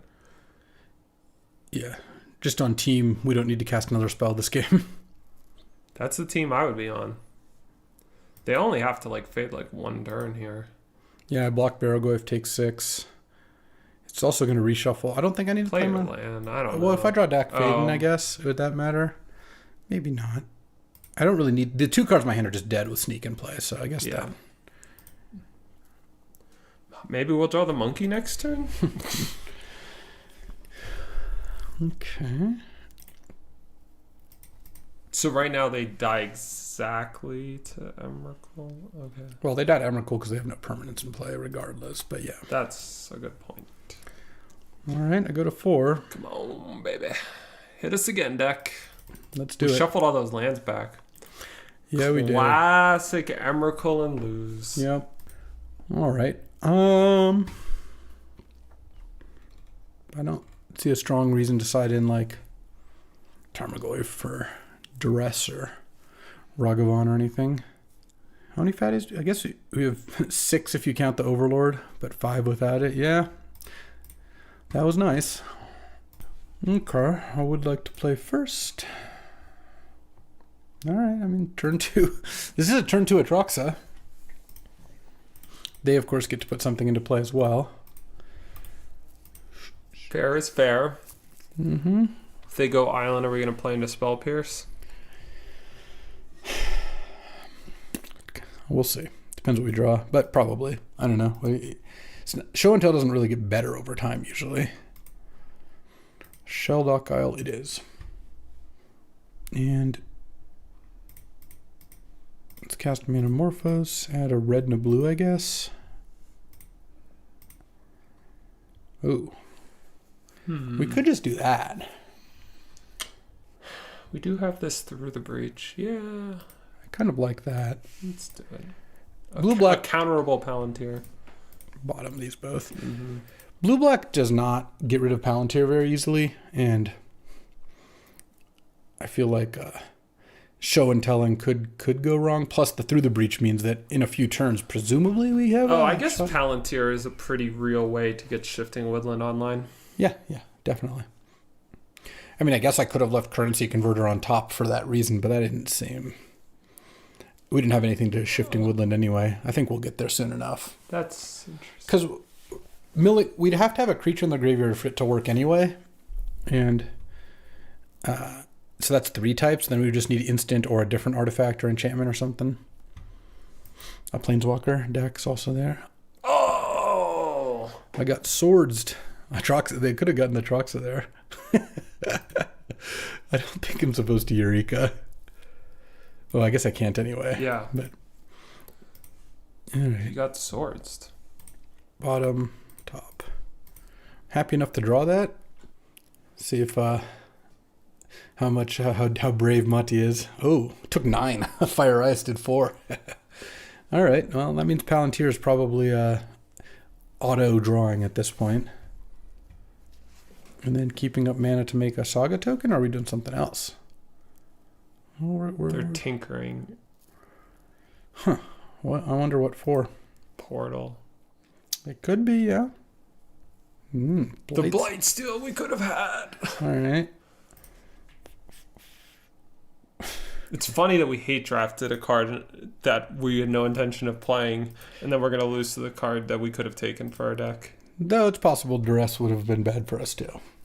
But that's not the narrative I'm going with right now. Fair. Ketria Triumph, bottom. I just want to draw something to Eureka, or I can Breach. I don't know. I guess Breach Atroxa doesn't do a whole lot against Blightsteel. Assuming that I'm not just dead here.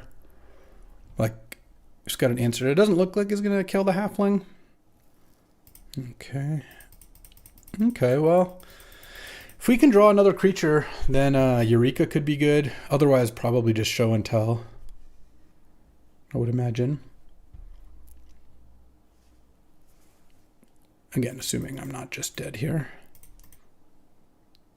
All right. Not dead yet. I'm not dead yet. Yep, no Brazen Borrower. All right, so we go to 9 poison. Draw for the turn. Garbage as usual. I guess I have to play my land and then I show and tell. Because Atroxa isn't lethal. Don't really have a different play, right? I mean... It was really bad we played the land. No, this Spell Pierce in this deck. What are we going to do? Well, your out here was to draw into Island, Simian Spirit Guide, Dak Faden. I think an Atroxa could do something. Oh, okay. Well, if an Atroxa can do something, there you go. There we go. Barrogoyf. 6/7 Barrogoyf. There's the Simian Spirit Guide. Yeah. It's not the sauce, though. No, needed to be able to Eureka. Yeah, no, we're dead. All right. Disappointing round 1, but, par for the course. At least the Dak Faden wasn't in there. True. All right. Time for round 2. Let's do a little better, huh? I'm going to keep this on the draw. So Falcon is on a blue-red, like, low-curve aggro deck.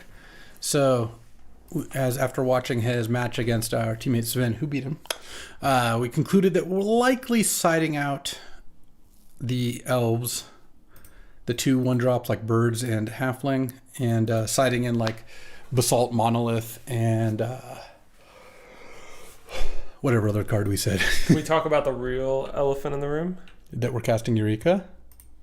Or what? Yeah, are we going to do that on turn? Oh, yeah. I think I just play Talisman here, or maybe just Paradise Druid. I guess that's less likely to die. I'm going to slam a Eureka next turn. Yeah, I guess it's less likely to die, sure. Also, you got to get it up before he's got a stern scolding up. In the yard? Got him. So here... Guys, I stay on my toes when I'm here. Yeah, I gotta keep you going. Tamio is the pickup. All right, let's go. Can we just draw a vault board? No. They do have days. Yeah, that's true. Do you think we should wait? You could play Talisman and have up Mana Leak and Currency Converter.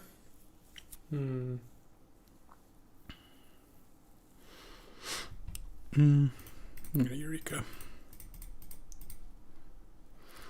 And boom. Let's see what you got, Falcon Eye. Nothing? An Oculus. Okay. It sees all. Legion Extruder. Urza. Jeez, okay.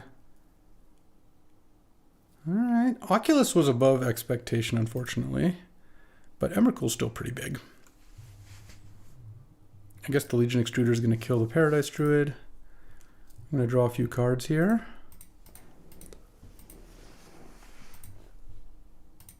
Alright. And I already played a land. Alright. Let's pass the turn and hope the Aeon's Torn is sufficient. Ooh, Urza can let Bankbuster draw a card end of turn. That's fair, that's fair. And Falcon's on one card in hand, so hopefully this will get the job done. Next turn. They have 10 permanents. And they'll have at least 11 from Oculus. Yeah, it's a lot of permanents, but still pretty devastating to get hit by Emrakul, especially if I have an opportunity to mana leak something. Next turn, I guess I won't have enough I won't be able to library. Okay, tapping all these for mana. Emberwild Captain. Alright. We take damage equal to the number of cards in our hand when we attack with Emrakul? Yes, sir. That was a good draw. You would have put it into play if you had it. Go up to 13 permanents, and we will drop to 7, play a land and a thing, go down to 5. So we'll be probably passing at 14 here. Yeah, let's see what we draw. That actually might be fine. We could Woodfall Primus like the Reckoner Bankbuster? Yes, we can. And we could use Currency Converter. Oh, you want to do that pre-attacking? Well, we could get cards out of our hand. Because we're going to take damage. Yeah, that's the right play. And still have the mana for mana leak. All right. Yeah, it's got to be the Bankbuster. And do we attack with Torsten? Oh, I don't think so. I don't think so either. All right. Go to 15. Let's see what Falcon Eye sacrifices. How many games are we going to lose this draft after attacking with Emrakul? Currently, it's one. I don't think we're going to lose this game. But it doesn't seem like it, but you never know, right? 5, 6. All right. And not chumping. I mean, the fact that we've got mana leak up's got to be a pretty big... give us a really strong chance here. Because Falcon's going to need something pretty good to not die to attack with everything next turn, because then it has to have 3 blocks. Yeah, this looks pretty good. All right, got a game. Eureka! Boom. Eureka was sick. All right, so it's Chromatic Star. That was the card I was thinking. Monolith, Chromatic Star, take out Halfling and Birds, because Falcon Eye has like a million burn spells and Flame Slash, Legion Extruder, Pyrokinesis. There was like a couple more Chain too. Lightning. Yeah, like just so many. So putting those in is good. I don't think we need Duress because we just don't have a great way to cast it. Yeah, this looks pretty good to me.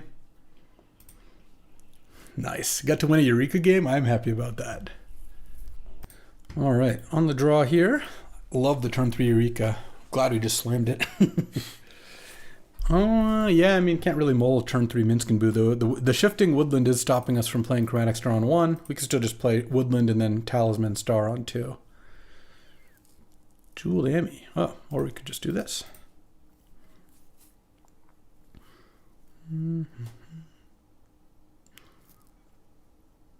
Okay. Just Talisman here. Could crack the star, I guess. Maybe we should just crack the star and add a... Well, I don't have really any 1-mana plays. Okay. That's pretty good. It's pretty good. We do it, right? Yeah. Okay, you're just cracking that. Sure. Yeah, I'm going to play my land first so I don't get dazed, for sure.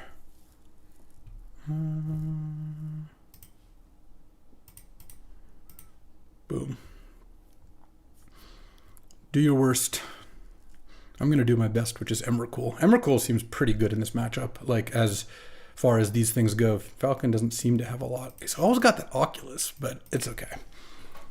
Emrakul is pretty tough to beat. I'm just going to cheese him out with the turn 3 Emrakul each game. I sure hope so. Well, if Falcon Eye decides not to chump, you can end the game by throwing. Yeah. I find it implausible that Minsk could throw an Emrakul, you know? Like, lore-wise. Oh, that's interesting. Like, do you think we should... Are we allowed to make that play? Because it's just pretty... It's pretty, like, kind of continuity breaking. Like, there's just no way that could happen. Yeah. Is this spinning Urza and hoping? No. I think so. I think it's tapping... It looks like it's spinning Urza, but not spinning... Hit. Oh, go! No! Are you kidding me? No! Oh, come on.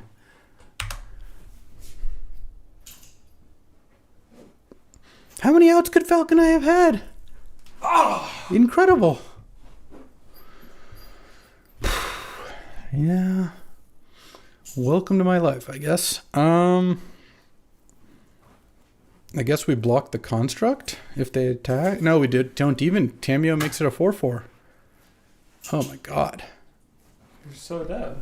Yeah, oh yeah. We're dead. Damn. That was unbelievable. Falcon Eye probably had 1 out in his entire deck. What else can deal with Emrakul? Who knows? I guess we'll draw and then concede, but so it goes. Spin Urza and hit Oko.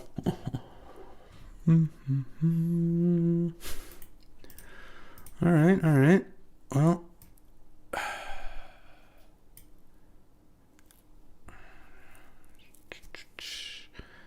yeah, I don't think we want Time Twister on the play.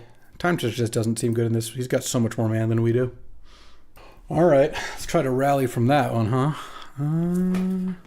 Yeah, I mean, we got to draw some creatures, but, you know. You don't have double green either. No, but we have the show and tell. It's not like we want to cast Eureka necessarily without more things. Okay. Tap land plus Jeweled Amulet. Not a combo so much. Just play Island Go? Yeah. Yeah, I think so. It's a lot safer. What's this?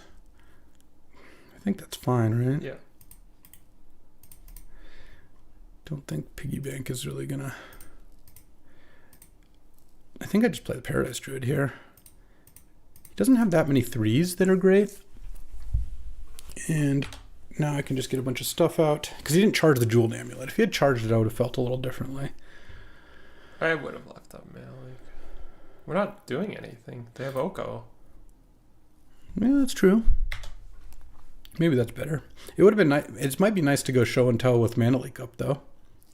Okay. What's our best draw here? I mean, honestly, like Sneak Attack would be really good. Or another creature. Like, if we drew a Vaultborn, we could consider Eurekaing. If I draw Emrakul... If we draw Emrakul, I think just show and tell is better. Show and tell, leave up Mana Leak. Seems pretty good. Okay. Iteration. Yeah, sure. That doesn't bother me too much. All right. Let's go.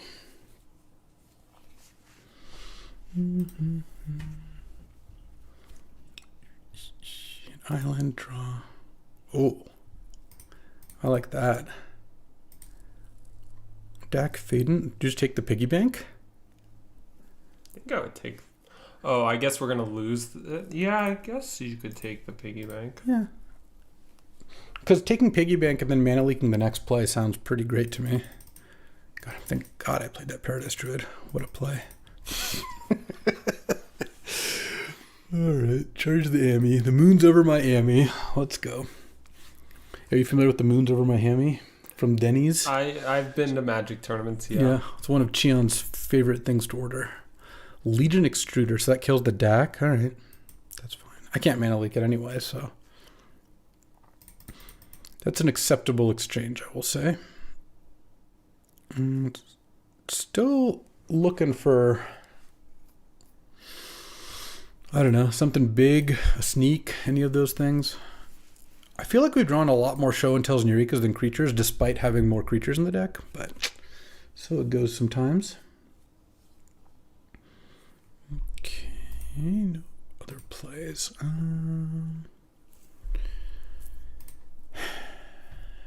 What do we think about this Show and Tell? If Oculus comes into play, we just lose, basically. Urza's also pretty bad. Could just attack with Piggy Bank.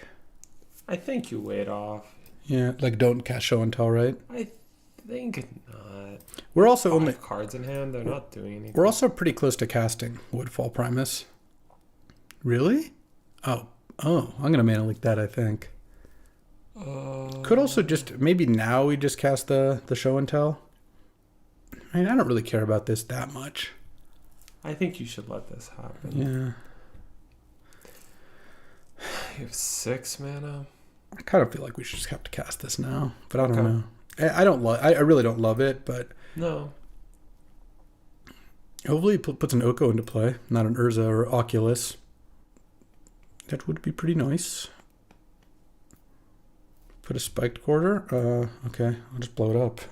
It's not unlocked. Right, I understand. Do you need to blow it up? He can flip it and make 3/1/1s. Does that matter?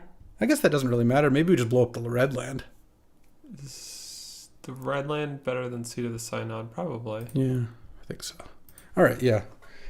Putting in the room. Okay, that was not too bad.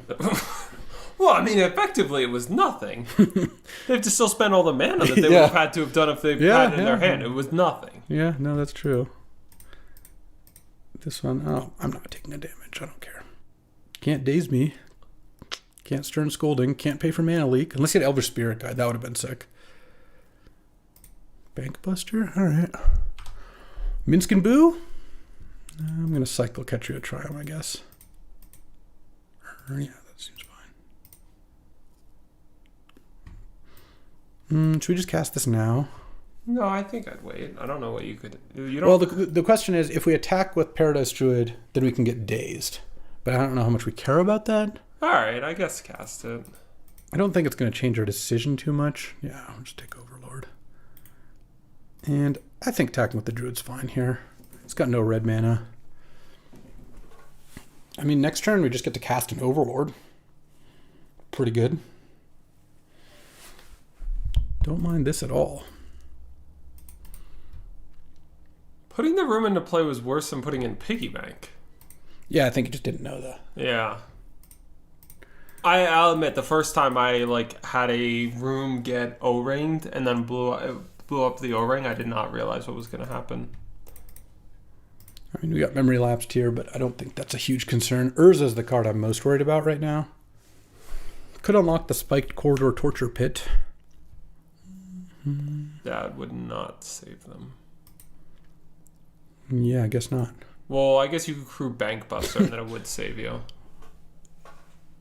Okay. Bank Buster is crew 3, right? Mm-hmm. Just cast this first, I guess. Or it could attack first. So wait. So right now they're going to play Borrower to crew. Borrower and block with Bankbuster. Will they double block with Piggy Bank? Well, they could. This would come back as a 5/5, I guess. And then you could. And then I would blow up the spiked room at that point. So I guess you don't attack with Paradise Druid. No, I don't think so. Because I guess the Piggy Bank blocking the Paradise Druid isn't great. It doesn't seem good for you. No, I don't want him to get another treasure. They're not going to double block. I don't think that makes sense. Yeah, we'll see. Oh, yeah, they also have this. Oh, well, wait, was doing that better than playing Brazen Borrower? I guess you can double block now with Bankbuster Golem. And then we'll probably blow up another red land. No, it's blowing up like this. Oh, they're doing this. Well, definitely blowing up a red land. Why would you block like this? You get a treasure? Really wants the treasure, which makes me very much want to blow up that mountain, I think. I mean, I could blow up the spiked corridor now. That doesn't sound right. It's just not very good. Yeah. Yeah, I'll blow up the mountain, I think. Because that also costs a treasure to then flip the thing. Or unlock the room. Alright, this Eureka's actually going to do something here. It's going to get discarded to currency converter. It's going to be cardboard. It's going to be converted into some currency. All right, this is a wild batch. This was good. All right. Opening this thing. Sure. And they could sack Seat of the Synod to make a 3/3. Let's see what we draw. Guess we'll use converter now, right?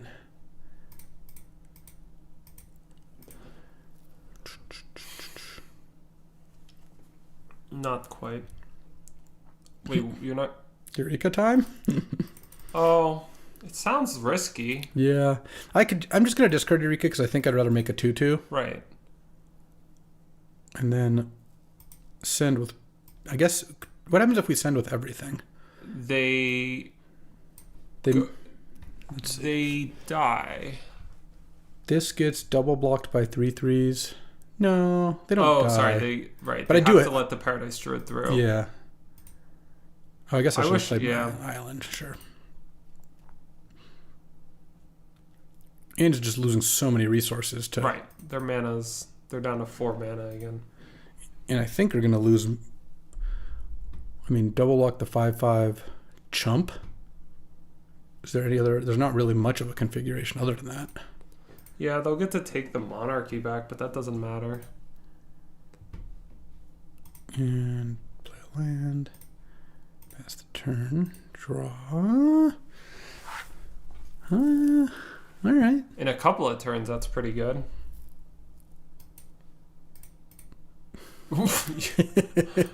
Do you think they realized this was going to happen, or? I don't know. I don't think Falcon was winning either way, but boom, got him. Oh, thank God. If I had lost the match to that Oko flip, I was just going to lose my mind. But hooray, haven't lost Luis it quite still yet. Sane. Ish. All right. What a round two. It looked like they had the Nadu stuff going on. Yeah, we're playing against the bow on like a blue-green Academy deck with a companion? A Lutri? It's got to be. Lutri the Spell Chaser. All right, we're keeping this. Turn 2 Overlord. Yeah, I mean, obviously could end up a little flooded here, keeping a 6-lander, as it were. But I like it. This hand could just cast a I guess Torsten. There's some chance you should not Overlord next turn. Yeah, I think you're not supposed to. Yeah, just wait one turn. He's got either Spellbomb, but that doesn't really matter. Yeah, let's just wait, and Simian Spirit got it out on 3.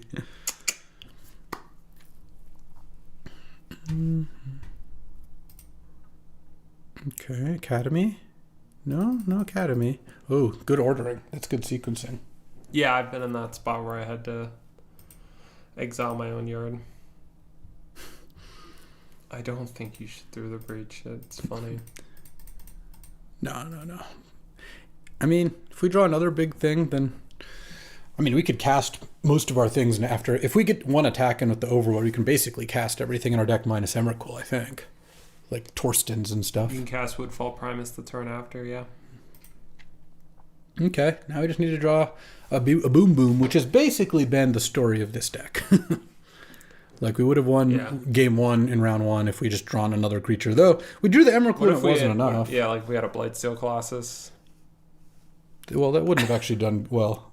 I mean, we would have not died to Blightsteel. That is true. I know. But I don't... But Marty had a blocker. I'm not actually saying you picked the wrong thing.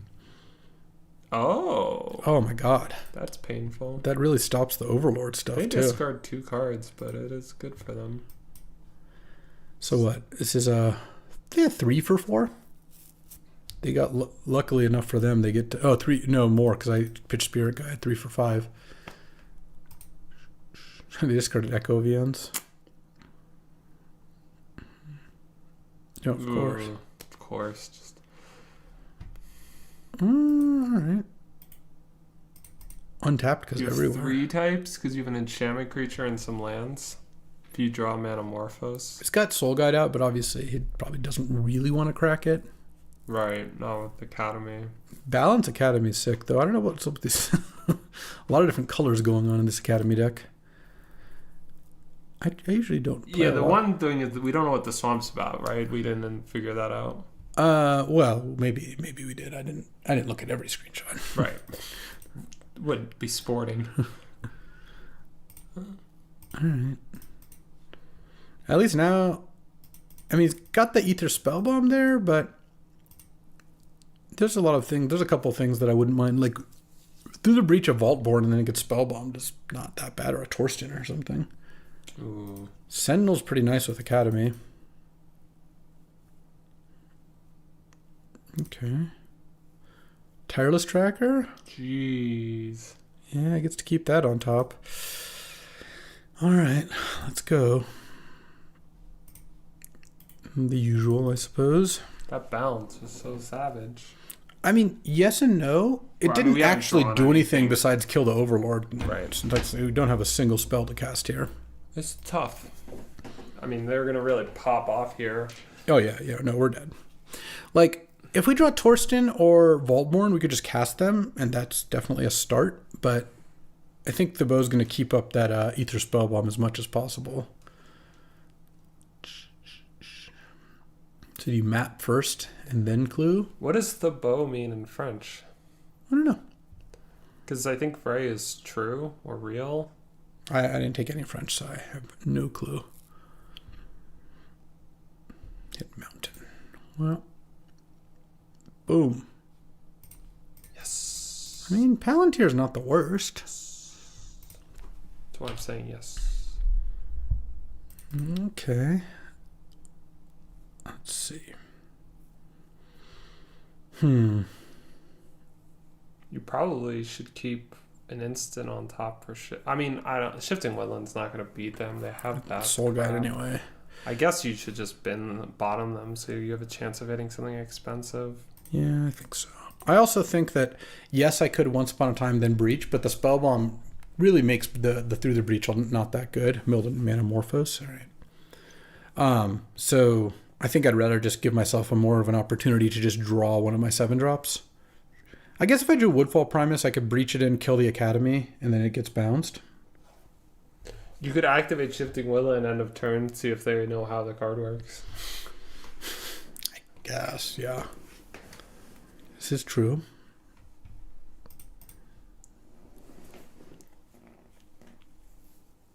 This is what a wild-looking Academy deck. What is going on here? I assume there's a Nadu, but maybe not. Kind of weird to tap Academy then play the They've been ball. doing that a lot. Yeah, well, it doesn't really matter. Until it does, I suppose. All right, I take it, and, I mean, I'm pretty dead. I don't even think I actually have a draw that gets me out of this. Not with that Ether Spellbomb chilling there. But we'll see. Gets to look at my top card.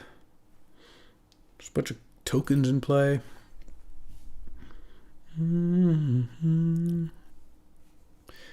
Map token revealing Animate Dead. I see. Wow, okay. A normal thing to have in the Academy. All right. I don't want that. We have an Overlord. Yeah. Yeah. Wow, we did not draw a single thing after our opener.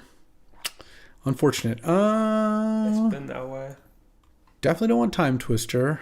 Don't think we want Ragavan. I think this is probably good. Dak Faden's going to be nice if we ever get that one going. Somehow Dak Faden's been good all 3 rounds. Though I guess the artifacts we saw, deck wouldn't have been good against any of them. It was all map tokens and Soul Guide Lanterns and either spell bombs. But, maybe we can land a nice Eureka here. All right. On the play. Let's go. Oh, I didn't even get to Lutri. That's true. They had so much mana and they never picked up Lutri. Let's do it. Let's do it. I mean, balance will continue to be very annoying, but if I Eureka these two into play, balance doesn't actually do that much there. No, but the turn 2 balance will be devastating. Yeah. If that happens, that happens. Do they have Strip or Waste? No, Tank has Strip Mine, who we're not playing, actually. That's the one person we don't play, so. Windswept Teeth, I would like to... I didn't even switch this for an Onslaught. Windswept Teeth, oof. It's tough. You're slipping. Oh, yeah, you're telling me. Whoa, I didn't know it was going to pop out down there. That could have been really bad. All right, let's go. Feeling so lush right now. That Portico's lush. Top, is it a balance? You have to tell me if it's a balance. Okay. Me or... No, him. Well, at least if we get balanced, he's going to lose a land. At least there's that. All right, can I just draw a land?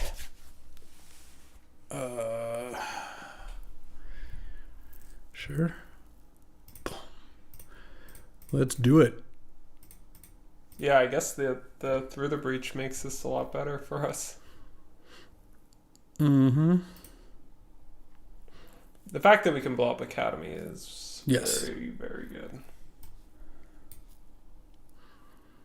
Mm-hmm. Gotta put something into play. People love putting rooms into play. Oh, that's so funny. Yeah, this is the second opponent who's done this. All right, that's it for me. Okay. Though the funny thing... There's mountains too? Yeah, I don't know what's going on over there. Anything else? I can't blow up Academy anymore with this thing out, though. I think I just target the Leyline Binding, right? It seems like it. Yeah, actually, that's just 100% the plan. Why did they put a Leyline Binding into play? I guess it stops me from blowing up the walk-in closet, but now they've got a Leyline Binding of Paradise Druid, or things go really badly for them. Yeah, as it stands, the Academy's not doing that much. Yeah. What is this walk-in closet doing? This is a quite the deck. Yeah, because the... Really? You want us to have that back hex-proofed up? I guess so. It doesn't really matter too much. I wouldn't imagine. The cool thing is balance isn't even bad for us. Like, Vaultborn and Woodfall Climbers both come back, we draw a bunch of cards, we blow up another thing. You lose 2 lands, we blow up a land. We lose a Paradise Druid and a Delighted Halfling. I guess use either Spellbomb to bounce something and then balance is a little better, but I still have 2 monsters that come back from balance. Oh man, look at our next 2 cards. What if we had been able to draw one of those before Eureka? You ever think about that? Did you ever consider that? Never in my life did I think about that until you asked me right now. Well, currently the bow has 4 mana. Probably could have a land in hand, but would have put any other lands into play, I would imagine. They have Echo of Eons. You sure would play all your lands if you have the opportunity to draw 7 on your next turn. So presumably at least 2 of the cards in the bow's hand are not permanents.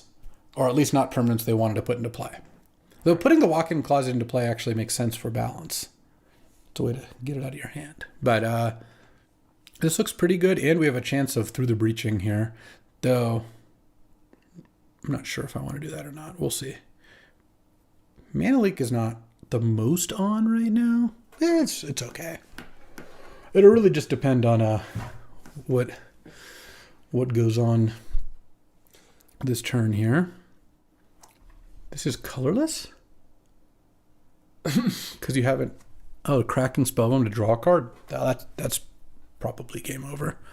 Is it colorless if no rooms are unlocked? That's what it says. Okay. That's weird, though. Why would that be the case? Like, is Roaring Furnace... Or just red, I guess? When the other side isn't unlocked? I don't know. That would imply that.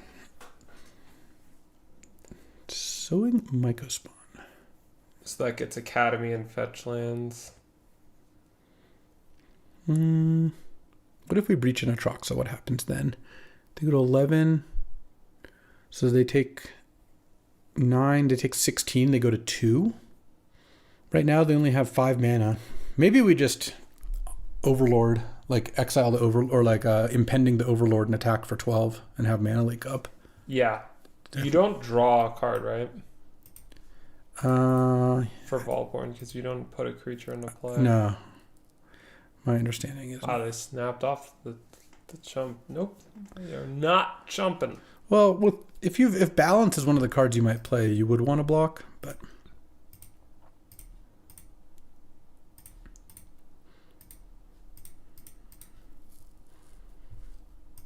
I feel like there's no reason to...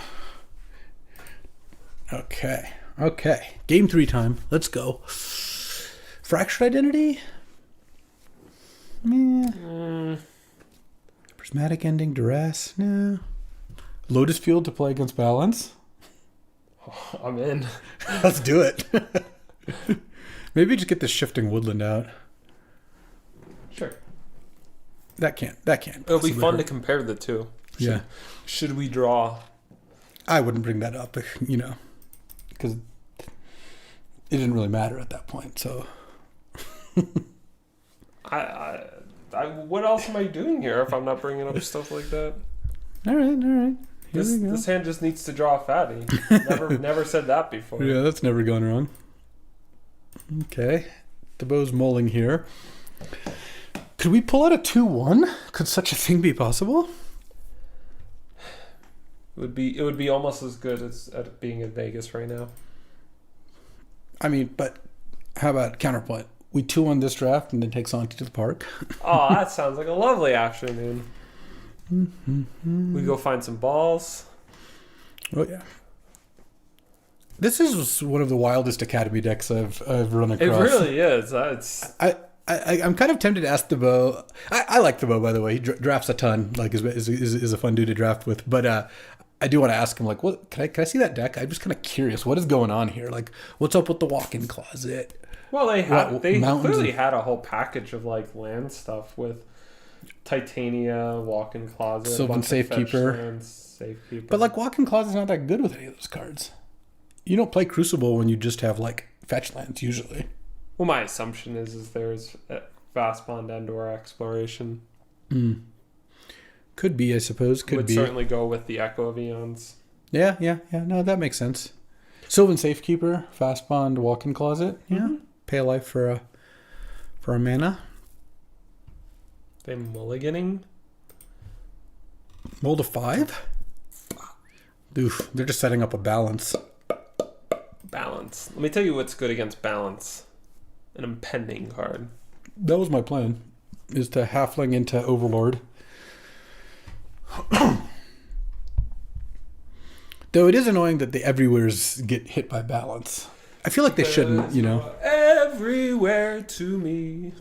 Sure. That's the extent of the singing portion of today's video. All right. Let's draw something big. Oh. Okay, that's a lot of mana. I'm just gonna impending it, I think. Could do the same play and play a turn 3 Spirit Guide, but I'm worried we're gonna get Echo of Eons next turn or something like that. That's a good way to make up for a Mold of 5, that's for sure. So the bow has 6 mana. It's a lot of mana. Though my draw was pretty good against Echo of Eons, I will say. Especially since the mana vault just goes away when you tap it, basically. Not as far as Academy is concerned, but I feel you. True. it loses some utility.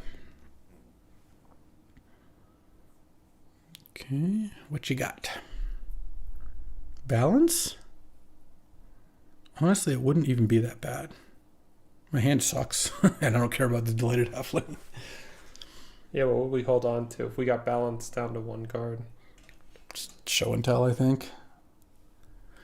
And just hope to draw something big. They could Sturmine us if they fail to find with Delta. Yeah, that's true.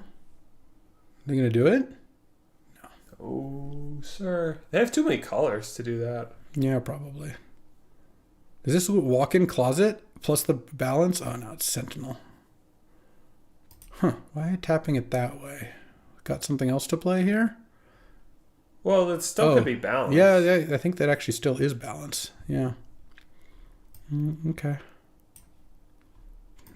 Man, still kind of sucked. All right. I told you that Mold of 5 was just setting up a balance. They picked up Ludri? Yeah. A luchador? I guess I'll do this.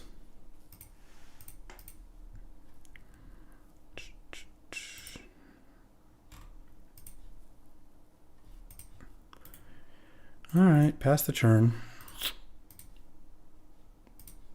Let's see. That Overlord is still pretty far away.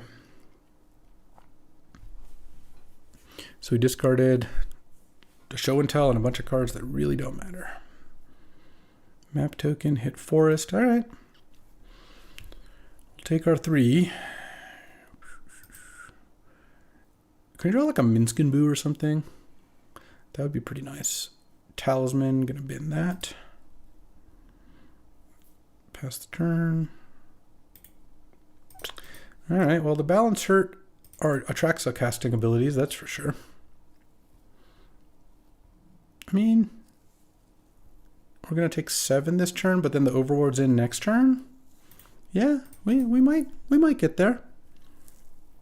Could also draw a Sneak Attacker through the Breach this turn. That would be really nice. Even Eureka. Yeah, Eureka would be fine too. Take 7, go to 10. And can crack a map.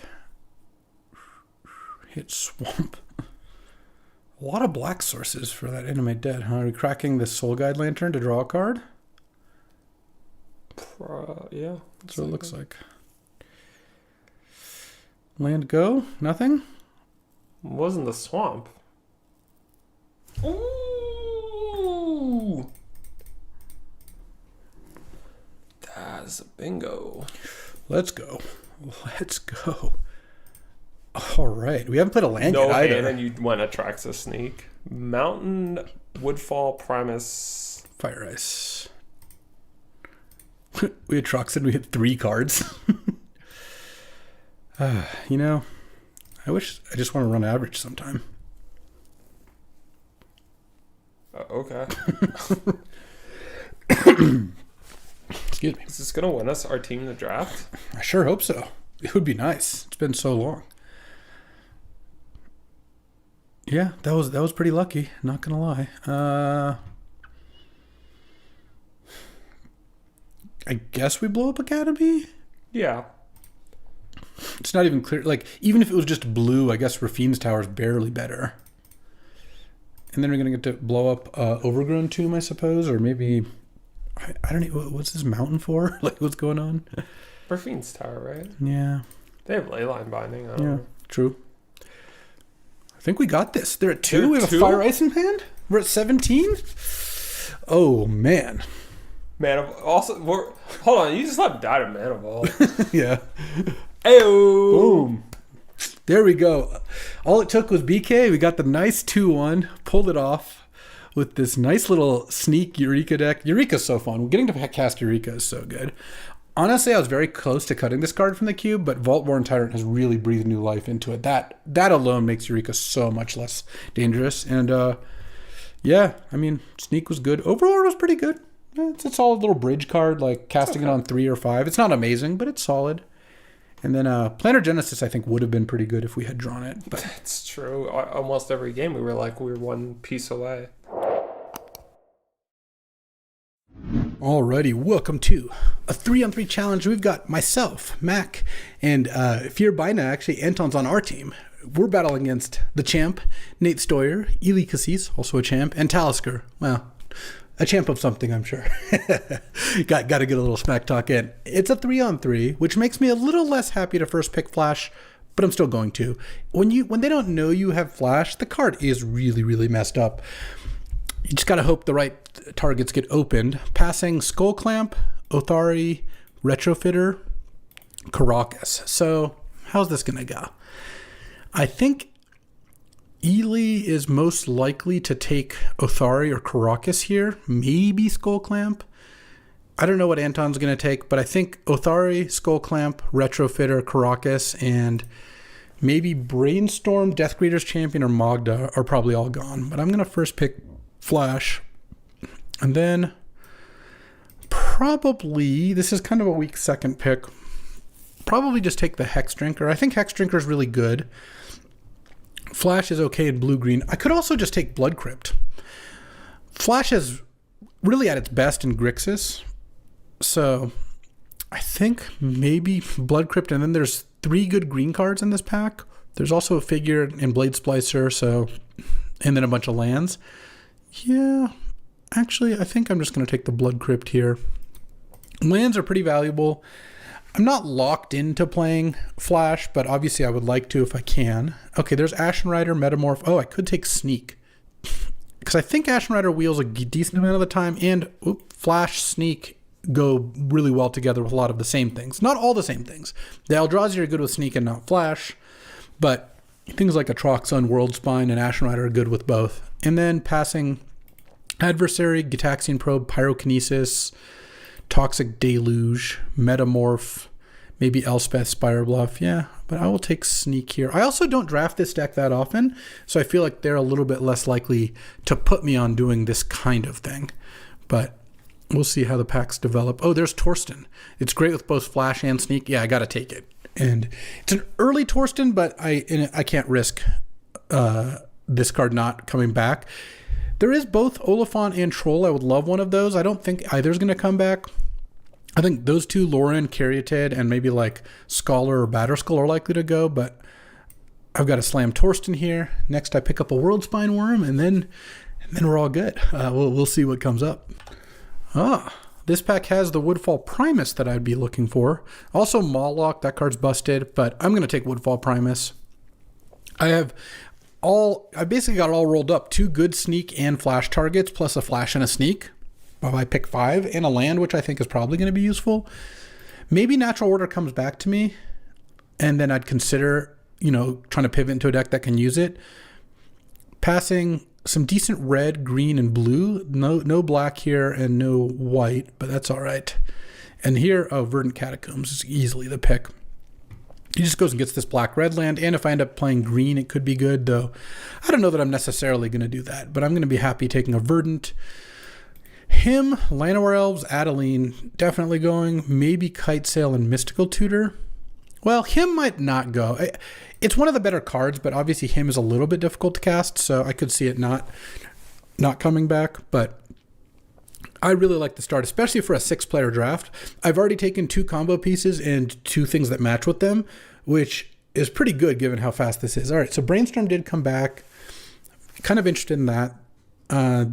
Basically all the cards that I thought were going to get taken got taken, but Brainstorm, especially with a fetch land, is awesome. I don't really have a way to use Portal right now. It doesn't work with Sneaker. It doesn't interact with any of those things.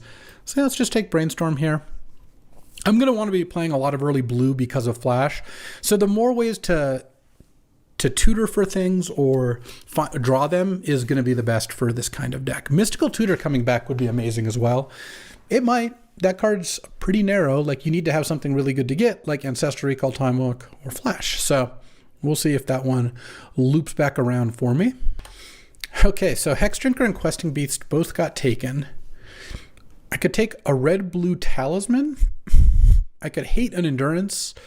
I could take a Spirit Guide to try to speed this stuff up, but I don't know that I like that too much. I'm not taking Figure. Godless Shrine makes Verdant into white. So does Savannah. I guess Savannah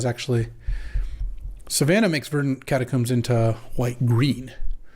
That's even better. Maybe I just do that then. I don't think I need to hate the Endurance. And I don't know. Talismans are just kind of weak. Okay, Ashen Rider came back. I think I got to take it over Spire Bluff. Ashen Rider is just... It's solid with Flash and it's solid with Sneak. It does both. And if I end up with some Reanimates, it could be good too. Batterskull, Virtue, and Scholar came back. I think I might just Gix's Command. There's decks where I would want that. And I'd rather pass 2 of the white cards. I don't know. That one's a little closer, but this seems like a totally fine place to be. I don't think even if Natural Order comes back, I'll be doing that though. All right, here, I think I'm just going to take Simian Spirit Guide. That I would play. It being red, I think, is a pretty big difference. So I'll take that to try to power out this sneak attack. I think I like that more than Arc Trail. We've got bigger dreams. All right, him did come back, and I guess I will take it. If my mana supports it, I'll play it. Don't really care about Titania too much.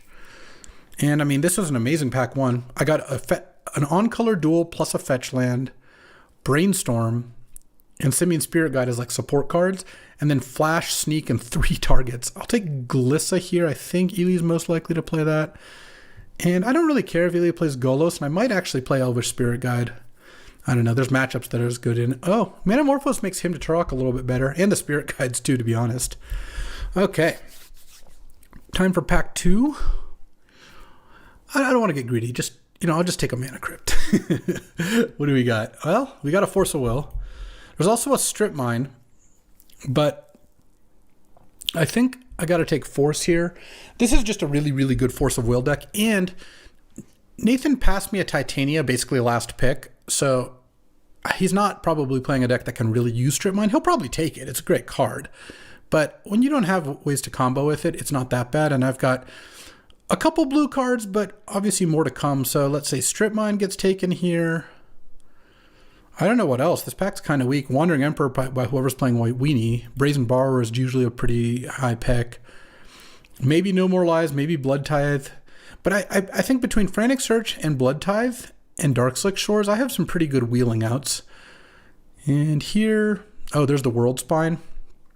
There's also Chaos Defiler and Force of Negation. I don't want Force of Negation nearly as much as Force of Will.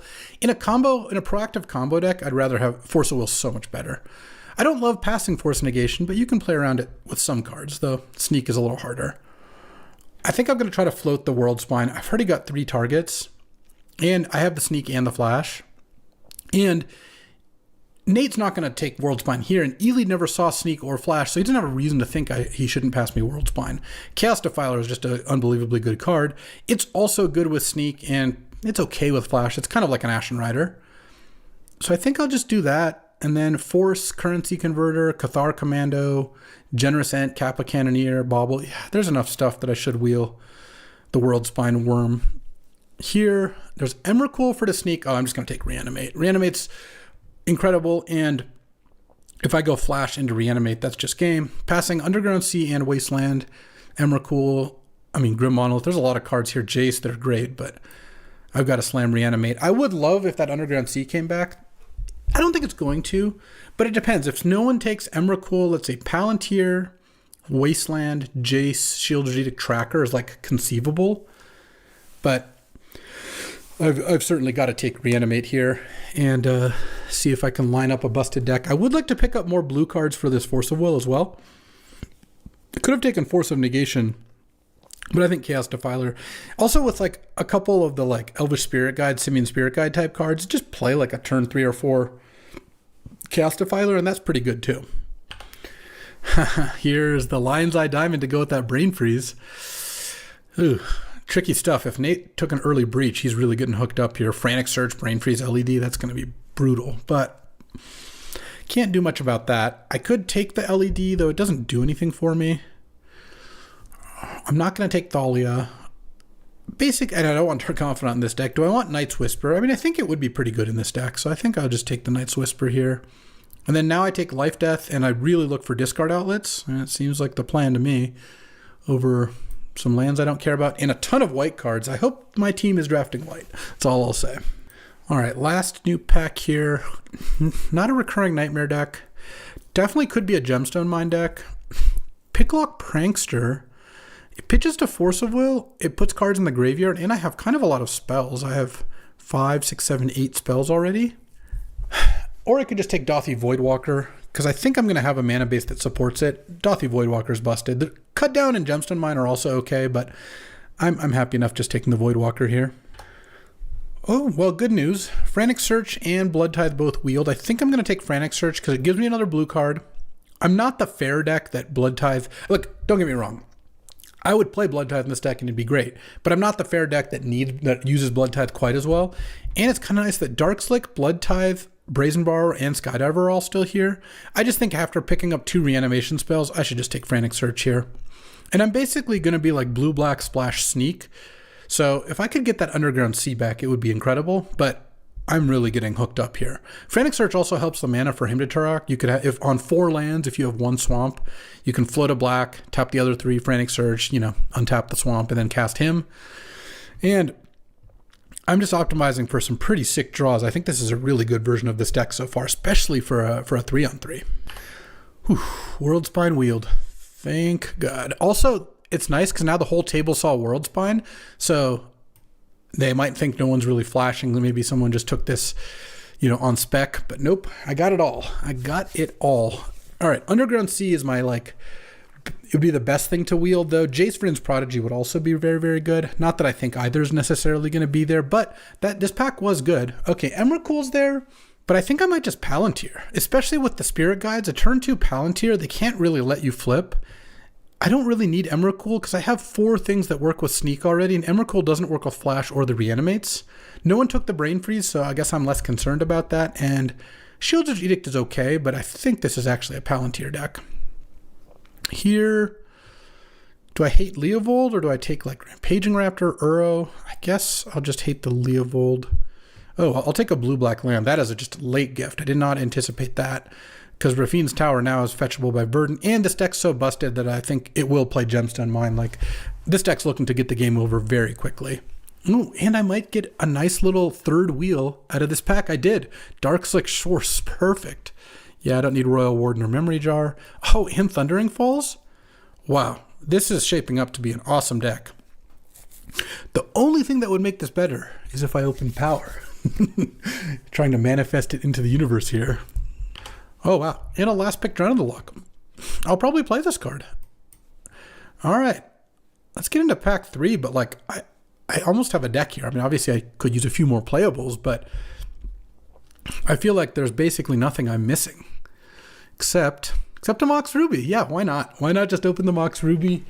Passing a Fiery Confluence is the best card? Not a problem. All right, and then I might wheel Shallow Grave too. Because I think Confluence, top, Chariot. I'll go, this pack's kind of weak. Someone might hate the Shallow Grave, or someone else might be playing Reanimator, but slamming a Mox Ruby here, and it's even one of the good boxes. Now here, there's Ragavan, Imperial Seal, Badlands. I'm just going to take the Ragavan because A, it's the best card, and I don't want to pass a Ragavan. And B, I'll just put it in my deck. It'll be great. My mana's turned out really well. I picked up 4 lands at the end of pack 2. So now I have perfect mana effectively. And I'll get back one of the red-black lands probably. Because I think, well, it depends. No one might be Time Spiraling, but Time Spiral, Teferi, blue-white land, Sentinel are all decent. So let's see if I can do that. Here, this pack's pretty bad. No real reason to hate one of the 2 good green cards or 2 or 3 good white cards. So I think I'll just take a Blackcleave Cliffs and move on with my life. I could also take Breeding Pool. So what Breeding Pool would do for me is it would make it so Verdant gets untapped blue. That's actually probably better. It basically, they both add 1 aspect, but Breeding Pool could cut from Ely because he does like decks that use it. And I think Blackcleave Cliffs is more likely to wheel. So I guess I will just do that. Here, there's Scrapwork Mutt. There's 2 black removal spells, a bunch of white exile stuff. And there's a Savai Triumph, but I don't really need the Savai Triumph because Verdant can get untapped black-red. So that doesn't really seem necessary. I think I might just want to take Scrapwork Mutt here and then just see which of these removal spells wheel. Well, I guess I actually don't have any removal except Chaos Defiler right now. Maybe Fatal Push is just too efficient to pass. Here, there's a blue-green-black or blue-red-green land. There's also Flame Slash. I think maybe I just take that. Yeah, these last couple of packs haven't been fantastic, but I really have no complaints. Yeah, I guess there's a pretty good chance I'd want Flame Slash in this deck.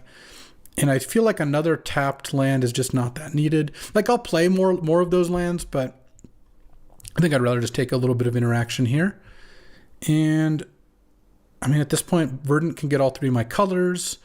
I've got two tri-lands, and then Breeding Pool's not actually even a dual land, but it just helps the Verdant. And then 4 dual lands. So my mana is already great. And I might get like a Black Cleave Cliffs back. I think that's fairly realistic. This pack, it has Goryo's Vengeance, but this is not actually a Goryo's Vengeance deck. I don't have Griselbrand, I don't have Atraxa, I don't have Emrakul. I think I could either Gemstone Caverns or Creeping Tar Pit here. Or I guess Graveyard Trespasser. I think I'll just pass all the green stuff. Could also hate the Lion Sash, but I've got a couple removal spells for it. This is tough. I think I'll just take the Gemstone Caverns. I don't know. That card can be really, really good. It's like having an extra Chrome Mox in your deck sort of thing. But all 5 colors is even nice. All right. So the last couple packs were just kind of medium for me, but I wasn't really missing anything. At this point, I guess I'm playing Drown in the Loch, because that ups my blue count a little bit to 1, 2, 3, 4. I mean, even if I end up cutting the Force of Will, that's not the end of the world. Okay, Shallow Grave I don't mind, though it's not even that good with these things either. Maybe I just take Lazav. The problem with Shallow Grave is I don't really want to Shallow Grave and one of these things and not get the death trigger. I mean, I guess World Spine just nugs for 15. I think I'd rather just have the Reanimates, and Lazav is actually like kind of a nice card, plus it ups my blue count for Force. Okay. Badlands or Faithless Looting? I've got Frantic Search, Palantir. I'm hoping to wheel the Mutt. Actually, I should just take Imperial Seal. Like, I might get something back. And Imperial... Oh, I didn't get the Black Cliff back. Sad. Imperial Seal. Just if I open with Flash and one of these things in my opening hand, Imperial Seal is incredible. All right, I'll take Concealing Curtains here. And we just have a couple more packs here. The one pack that has Grave Titan, Badlands, and Faithless Looting. It would be nice if Badlands or Faithless Looting came back, though I don't have high hopes of that. Okay, Scrapwork Mutt came back. So, well, it looks like whichever I would have taken of Infernal Grasp, Scrapwork Mutt, and Fatal Push, I'd get another one. So, sure. But Scrapwork Mutt is definitely the one I want there. And now I've got to cut a couple cards, because right now I'm at 13 land plus Ruby and Simian Spirit Guide. Could probably cut Manamorphose. I don't know. Oh, blue-black or blue-red? Verdant can get both. I think I've already got a blue-red land there. I don't know. I guess I'll take blue-black because I have Mox Ruby. It's all pretty close to me. And then I think I'll just take Graveyard Trespasser as a hate card here. I'm just not playing Goryo's Vengeance in this deck. It doesn't do anything. Okay, Shallow Grave came back for free. I guess I'll take it. I guess I could see a use. All right, this pack, could I get a Faithless Looting with 2 cards left? Probably not. But come on, Nate, you could hook me up. I wish that this pack was distributed a little bit differently, because there was the one pack that had Imperial Seal and Badlands and Faithless Looting and like all the cards I wanted in one pack, and then there was like a bunch of empty packs. But again, this is quibbling. Look, here's the thing. You could always get a little better. Oh, there's the Faithless Looting. Yeah, I'm slamming that. All right. And then a last pick Nurturing Peatland that I'm probably not going to play. Whew, what a deck. Let's go to deck building here. All right, so we're like a bunch of cards over here. I might just side in Force if I need it, because I can take Lazav out too, and then could probably cut the Manamorphose if we're honest.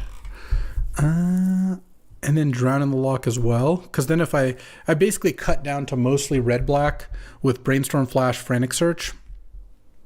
This is 16. This is actually one too few cards if I want another land or another spell. I mean, I could play a Drown in the Loch. It's not really a combo with Dothy Voidwalker. I could also play the Greed Force, but I don't think I really want to do that. Maybe I just play the Manamorphose.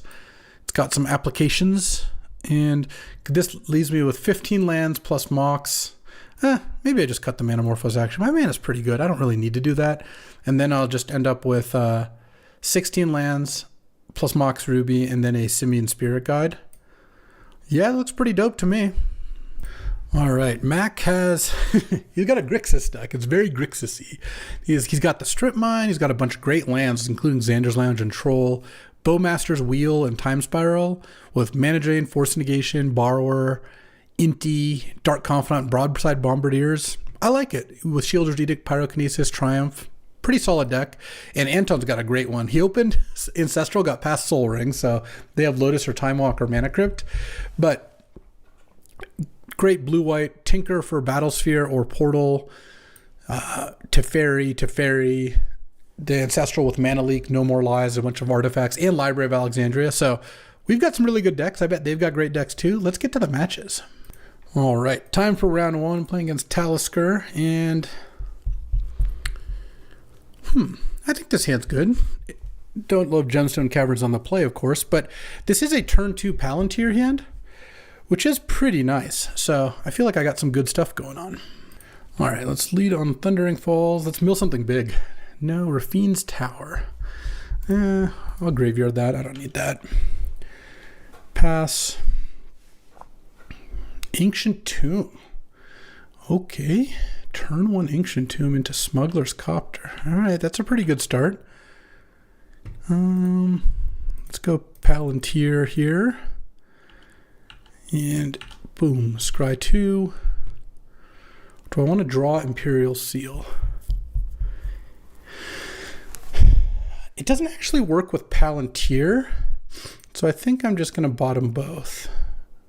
Though actually, hold on, can I undo that? No, I guess I can't. Maybe I wanted to Imperial Seal then Brainstorm, I guess. Okay, I bought them both. Let's see. Talisker didn't take any damage there, of course.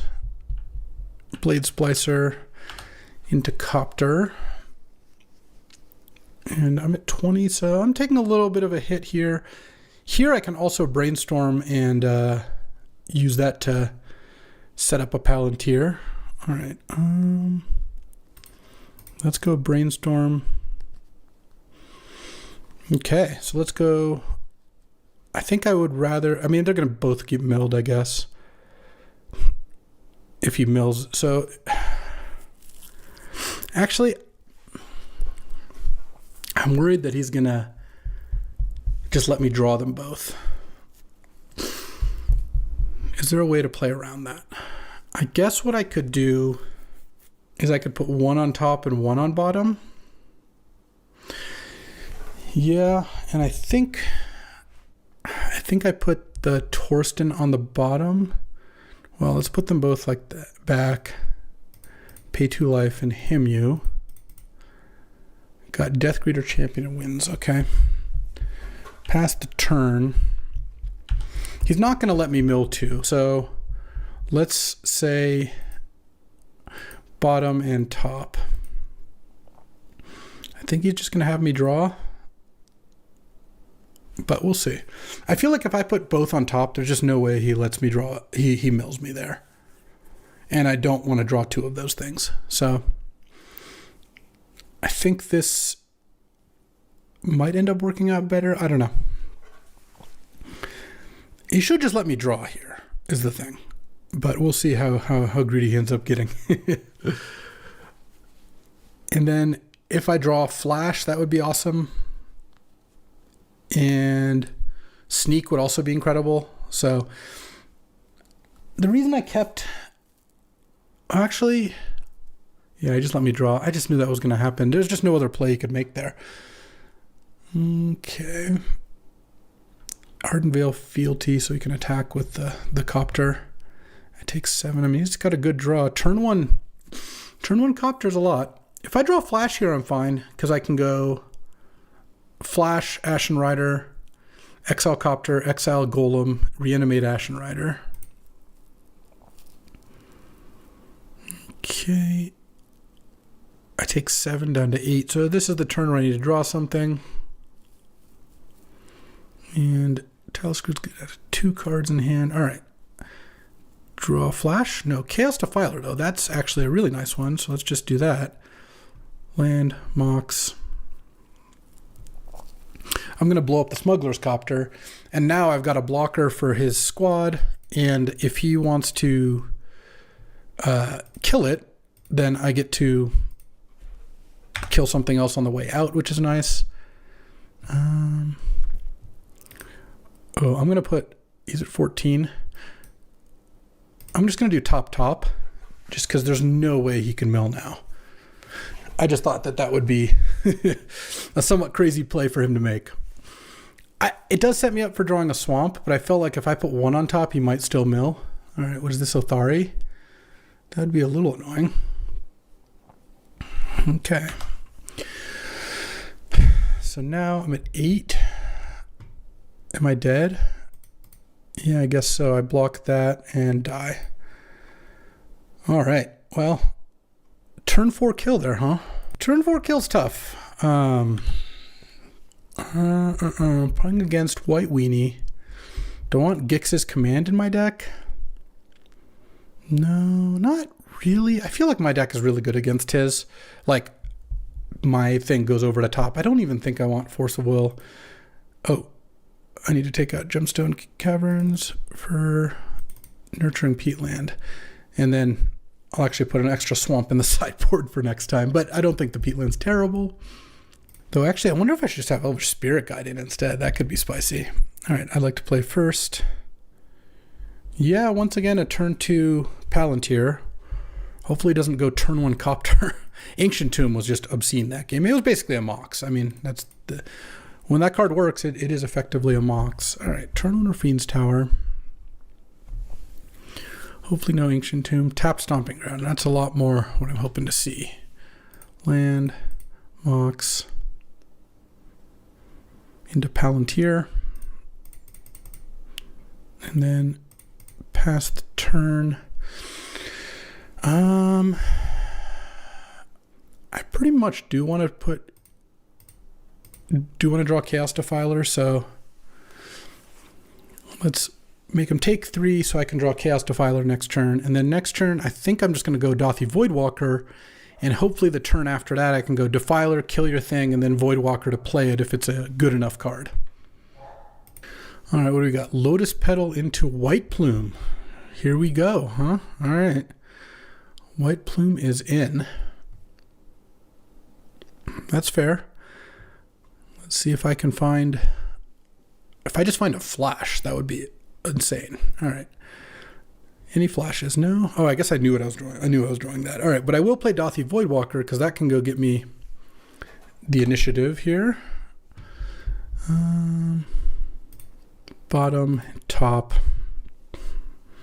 Happy enough to draw. Happy enough. I mean, I would prefer he mills, but I'll take a draw, I guess. Either way, it's gone, I think. And then now I've got another card for flash if I need it. So Talisker went in the tank pretty long there.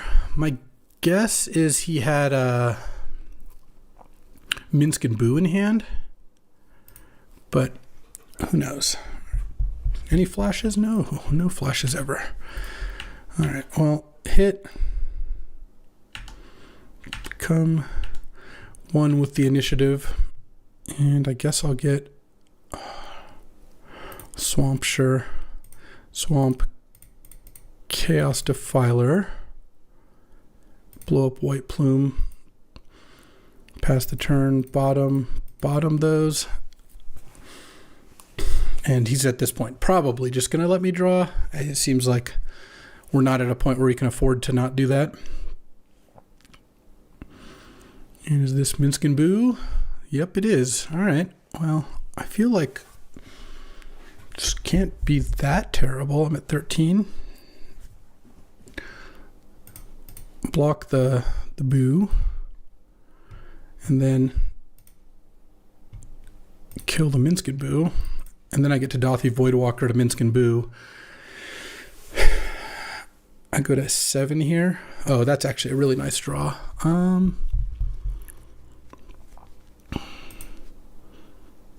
Let's hold on. What do I want to do here? I think I'm going to Concealing Curtains and flip it, but I want to first see if I have any other options. Let's flip this thing while Dothy Voidwalker's still in play. What's Talisker got? Mox Diamond, Shober Brawler, Tireless Tracker.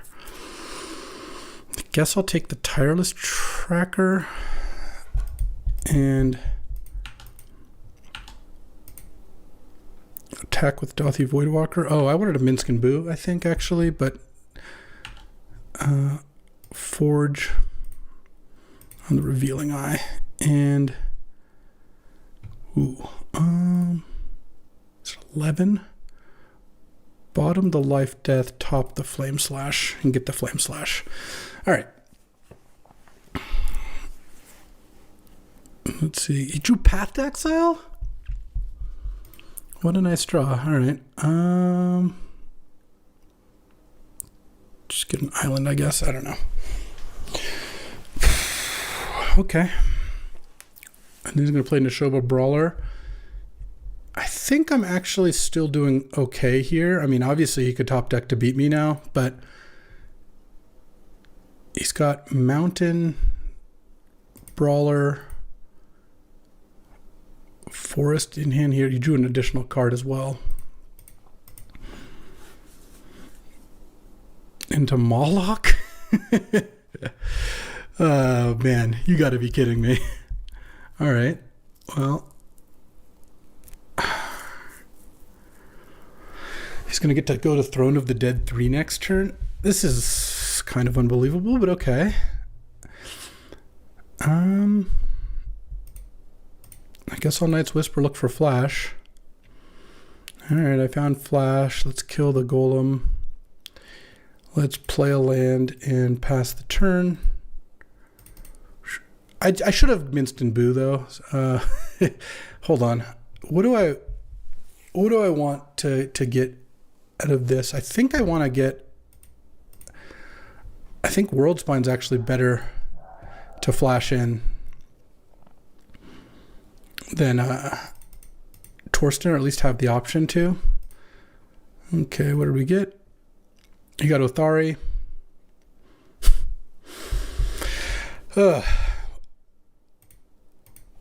It's one of those games where it's like, I had to get insanely unlucky to lose this game, but I also could have put myself in a position to win. So it's kind of the double whammy where you feel bad, but you also know you got screwed. So it was like both of those things. All right, 0-1. All right, time for round 2 against Ely. This hand is good. I don't know what I'm supposed to do here, because I can Imperial Seal, but I don't actually have Entomb, so it's not. I can't quite combo off. What I think I'm going to do is lead on Rafine's Tower into him, and then if at some point I either mill a big creature for life death, that's great. I could also set up Imperial Seal plus Thundering Falls, which is pretty nice. Ely does have Lotus, which is obviously very good. That's where he took over Soul Ring. I think I'm going to go, and he's got Natural Order Atroxa. I think I'm going to go Rafine's Tower, Darkslick Shores, him, and then the next turn, I could even wait an additional turn so I can go Imperial Seal, Thundering Falls, Surveil into the graveyard, and immediately death it back. That costs basically 4 mana, 3 lands, plus you need your land drop for Thundering Falls, so maybe that's my plan. I think that's a pretty good one. All right, time for round 2. We're like 2 turns in, but that was just... thought I unpaused and didn't. In any case, we are now a little under the gun against Ely here. I Fatal Pushed his Delighted Halfling. He saw my hand with Git Probe, and that's about it. All right, if I can draw a blue this turn, I'll be really happy, because then I'll go Flash, Defiler, and then reanimate it. But I'll still be able to cast Defiler next turn. I couldn't play the Mox because I really can't have the Frenzied Trapbreaker killing my Mox. The cool thing is the Defiler can kill the Hex Drinker no matter what. So Oh, I hope he could just Lotuses it up.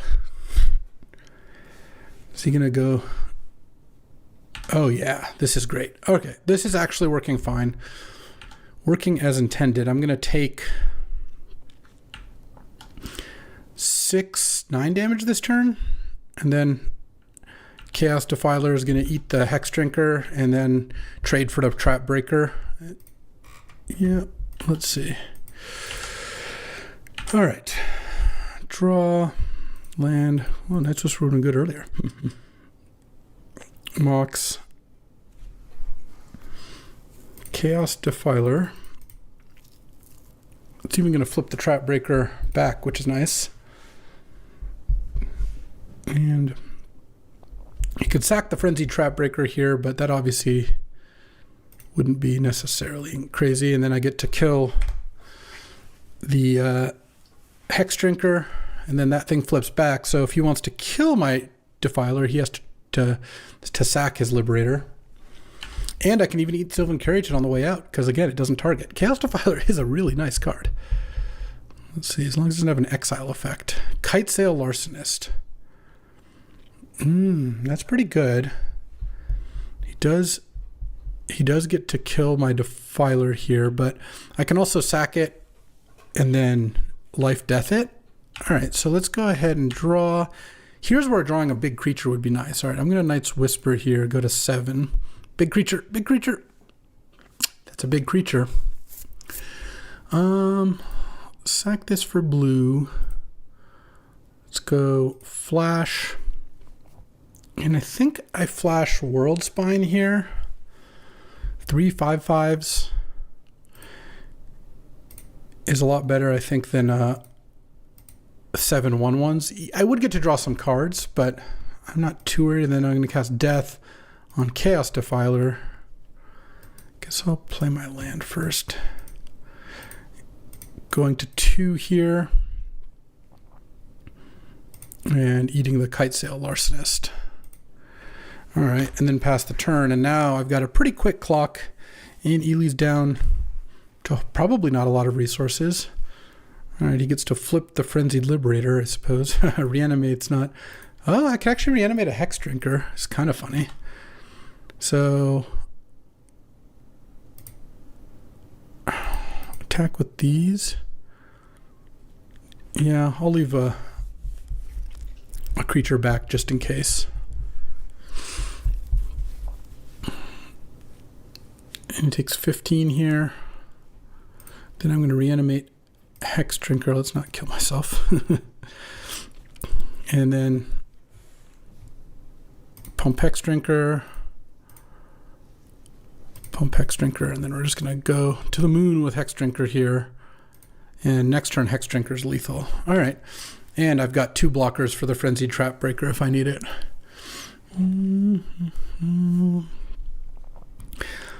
And all right.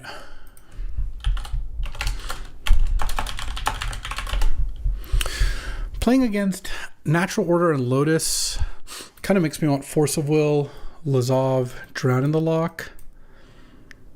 And Gemstone's still good. I'm on the draw here.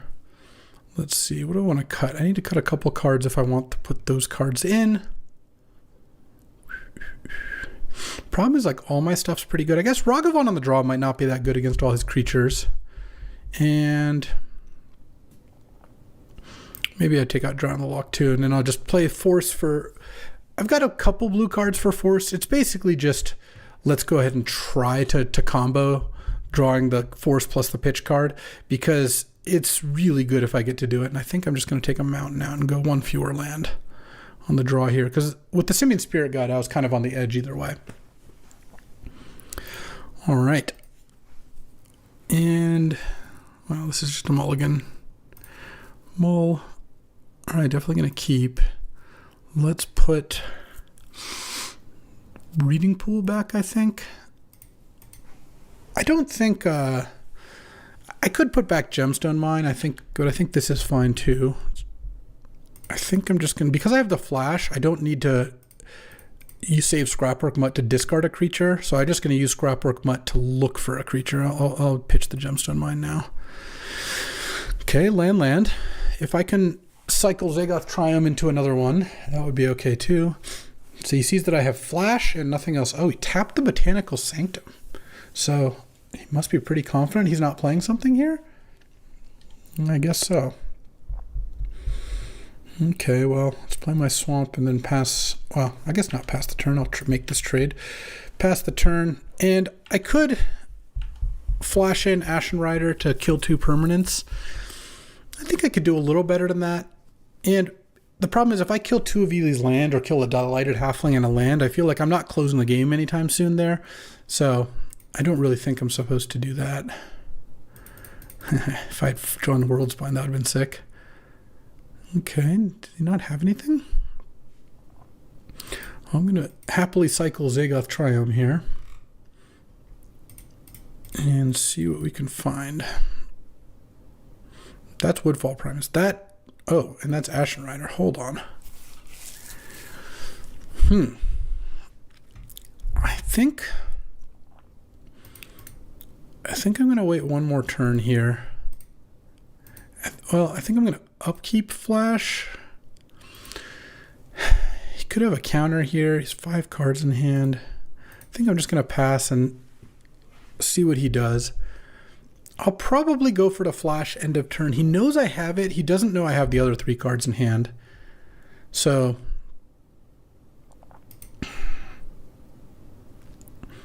no attacks. All right, let's just chill. He's just not doing anything. Oh, let's Flame Slash the Delighted Halfling. That's a nice one. Let's see what he has here. Mystic Confluence or something like that. Perhaps? No, he's sacking Waterlogged Grove. All right, I'm going to cast Flash in response and see. All right, let's go Ashen Rider. Ashen Rider Botanical Sanctum, Ashen Rider Island.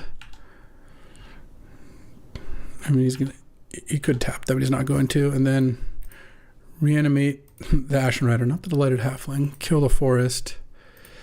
And send. I'm at 11. He's at 14, but he has no permanents in play. It's turn 5. So it's going to be pretty difficult for him to come back here. Ooh, Thundering Falls even? Into Lazov? Yeah, Lazov's definitely a keeper. Any spell I can cast that does something is pretty nice here. Lazov's a good way to come back if he does bounce that.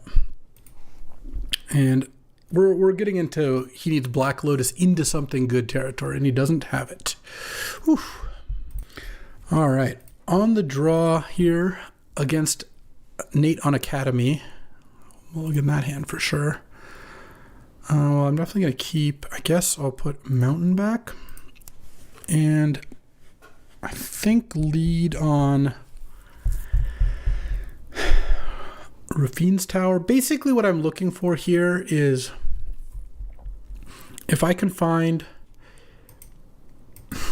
a reanimate spell, like an Imperial Seal for a creature. Okay. Well, at least he doesn't have Academy on turn 1. Thanks, Gemstone Caverns. Let's go Rafine's Tower. Because I'm not flipping curtains till turn 3 anyway. And I'm not casting either Imperial Seal or Faithless Looting until I have a little bit more information. True Name, okay. Let's go Thundering Falls. Oh, sure. Brainstorm's probably good enough. Especially since this Flame Slash I can shuffle away. So what I'm going to hope to do is brainstorm into something that gives me a direction for this Imperial Seal. And I'm hoping Nate doesn't have too much of a follow-up because True Names, yeah, that was the card I was honestly worried about. Okay. Well, I'm going to cast Brainstorm here and I'm going to see if I can get something going. Frantic Search, Ashen Rider. What am I doing here? I guess I'm putting Palantir back and Gemstone back. And then I'm going to Imperial Seal. And I don't even really want to animate the Ashen Rider. That doesn't really do much for me. Do I get Flash? Woodfall Primus. I kind of want to get Chaos Defiler because it can kill the True Name. Yeah, let's put Chaos Defiler on top. We're drawing pretty slim here, but I'm just gonna try to get something going. And then my plan is to go Flame Slash on the Cryptic Coat creature, pay the ward, and then Chaos Defiler, perhaps, Elite Spellbinder. Yeah, that's not going to do it then. Turn 2 True Name on the play is a bit much for me, I would suspect. I think I'm just dead here. I'm going to take 6 down to 7. There's just no way. All right. On the play, Caverns for Peatland. I still don't think I want Force of Will here. Gix's Command could maybe kill something, but honestly, I think I just have to be a little faster. I mean, maybe Flame Slash kills Elite Spellbinder, and it kills creatures with Cryptic Coat. So we've got a shot here. All right, on the play. Let's go. Yeah, I mean, also with 2 creatures here, I can lead on Rafine's Tower, and then I can go Faithless Looting, discard one of them, keep 1 in hand for flash, like maybe discard Ashen Rider, keep Torsten in hand for flash or sneak, something like that. I think that could be good. I think I should have won round 1. I think I don't know if we're going to lose the draft because of that. I think we might lose the draft anyway, but certainly don't like making mistakes, and not Dothy, Voidwalker, and Minsk and Boo kind of cascaded where Talisker had to get so unbelievably lucky, but then also it still was very good. Shit, why did I add Soul Guide Lantern to the queue? I just screwed myself. Let's go Ruby. Faithless Looting.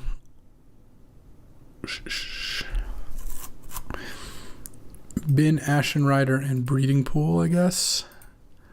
Then play Dark Slick Shores and pass.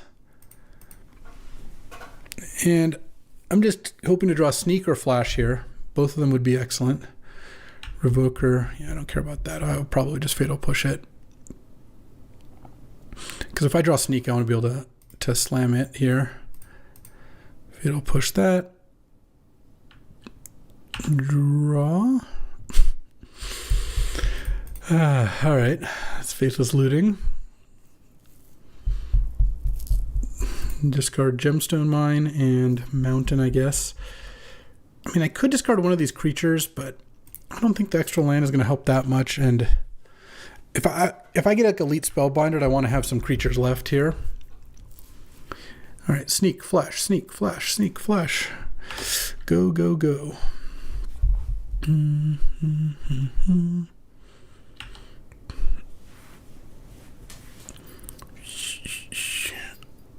Discard Deluge, sure. Oh, Dothy Voidwalker is a good one, at least. Pretty good against Jace Vryn's Prodigy. Can never flip, and anything he discards I can eat. Just gonna crack the Soul Guide here to draw a card. Ooh, should have done it in response to Dothy Voidwalker. An error. A rare error from the champ. Alright, Jace gets activated. Let's see if we get anything tasty. Probably not. I mean, Nathan's not going to discard an 8-drop for me here or whatever. Mana Tithe and then Palace Jailer. Okay, that's a good one. Alright, Sneak Attack. Let's go. I mean, Flash would be okay, but Sneak would be amazing. Yeah, that's how it's gonna be. Okay, I guess I'll play the land. If I draw like Night's Whisper into Sneak, I'll want to have the mana. The funny thing is the Soul Guide Lantern didn't actually get me. I just never drew a reanimation spell. Let's see. Mox Opal, sure. And what is this? Oh, Kappa Cannoneer is what it looks like. I think I can still win if I draw Sneak, because I get to sneak in and put... I mean, I guess Kappa Cannoneer is an issue regardless, but we'll see. The Soul Guide's tapped. Yeah, I mean, I guess this is my my one opportunity here. So now I get to eat the Kappa Cannoneer. Well, that's pretty nice, actually. Eat Kappa Cannoneer. pay the 4. Okay, I mean, I'm at 12. I'm not dead here. This isn't looking great, but I had a chance there, and then now if I can attack with the Ashen Rider, I do get to get the Monarch back. But I guess at the very least, he can always crack Soul Guide to draw a card, flip Jace, or crack Silent Clearing, whatever. Flip Jace and then Toxic Deluge. Though I guess Fractured Identity, sure. Funnily enough, he should actually kill. He doesn't know that because Tri-Land's appealing, but killing a basic would have actually been better there. Okay. So if I draw Sneak, I can sneak in Woodfall Primus, or I can just sneak in World Spine and just attack for 1,000,000. All right. Discards Daze, sure. But we're talking Sneak or bust. All right. Well, that was a beating of a draft. I liked my deck a lot. I thought our team's decks were great, and we just got demolished. Though I think I should have beaten Taliscard game 2. I would have gone to game 3. Who knows what happened there. This deck was really good. A very good version of the deck. But you know what? These decks sometimes don't get there. In that game against Nate, it's like I need to draw Sneak. I need to draw Flash. It didn't help that all I drew was lands and big creatures. I didn't even draw many of these spells. But I'm still like, I drew 3 spells that did nothing. 4 if you count Ashen Rider, which mostly did nothing. I drew all 4 of these. And that's the risk that you take. So hopefully next time it goes better. Alrighty, welcome to a 3-on-3 Vintage Cube Draft. I'm excited. We're going to get to play with Team J-Bro and Dan, battling against Alpha Frog, Slacks, and Mati. We've got a decent-ish pack. So there's Urza Saga, Mind Twist, and Atraxa Grand Unifier. Quick quiz for people who've been watching a while. What am I going to take? If you guessed Atraxa, you guessed correctly. I really don't pass Atraxa very often, especially early. Just the fact that Atraxa works with most commonly reanimates, but also through the breach and sneak attack. Some application with show and tell, though that can be a little dicey. Is good with flash and is good with natural order even. Means that plus is eminently castable. Means I like Atraxa over Urza Saga, which I like over Mind Twist. Excuse me. It is a 6-player draft, so Saga, Mind Twist, Top, Prismari Command, Basalt Monolith might be taken. Maybe someone takes Bob over one of those. But I'm going to take Atraxa here, and oh, look at that. Easy follow-up of Animate Dead. I do think Oko's good, but I think Animate Dead and Oko are comparable. I would probably take Oko in the dark, like pick one, pack one. But given that I have Atraxa, and that there's a good chance that this Torsten wheels, because we've got Oko's going to get taken, Tarn's going to get taken, Tundra's probably going to get taken. Then it's like Mishra's Bauble, Concealing Curtains, Thief of Sanity. There's always some maniac, like where's Frog and Slacks? They always love Mystic Forge. They're both in this draft. So I don't think it's a guarantee that Torsten wheels, but I think there's a shot of it, and I'm very happy to take Animate Dead after Atraxa. So I've passed Slacks, Saga Oko or Mind Twist Oko. I can live with those. Oh, LED, my favorite. What do I take here? I have an Atraxa and an Animate Dead. I could take a Chromox. Chromox is a pretty good card. It's a good accelerant. There's a fetch land, but it's a red-white fetch, which is kind of far away from where I'm at. Animate Dead's black and Atraxa's every color but red. There's, of course, LED. LED is a fantastic card. I think LED has gone up a lot in value. Echo of Eons is a big part of that. Underworld Breach, of course, a huge part of that. But also just there's a lot of different ways to use it. Auriok Salvagers, a lot of things that have mana activated abilities in play where LED can help pay for that. So I do like LED. There's also Dak Faden, which is a pretty reasonable pick after taking Animate Dead. I'm kind of feeling Dak Faden. I haven't Dacked in a while.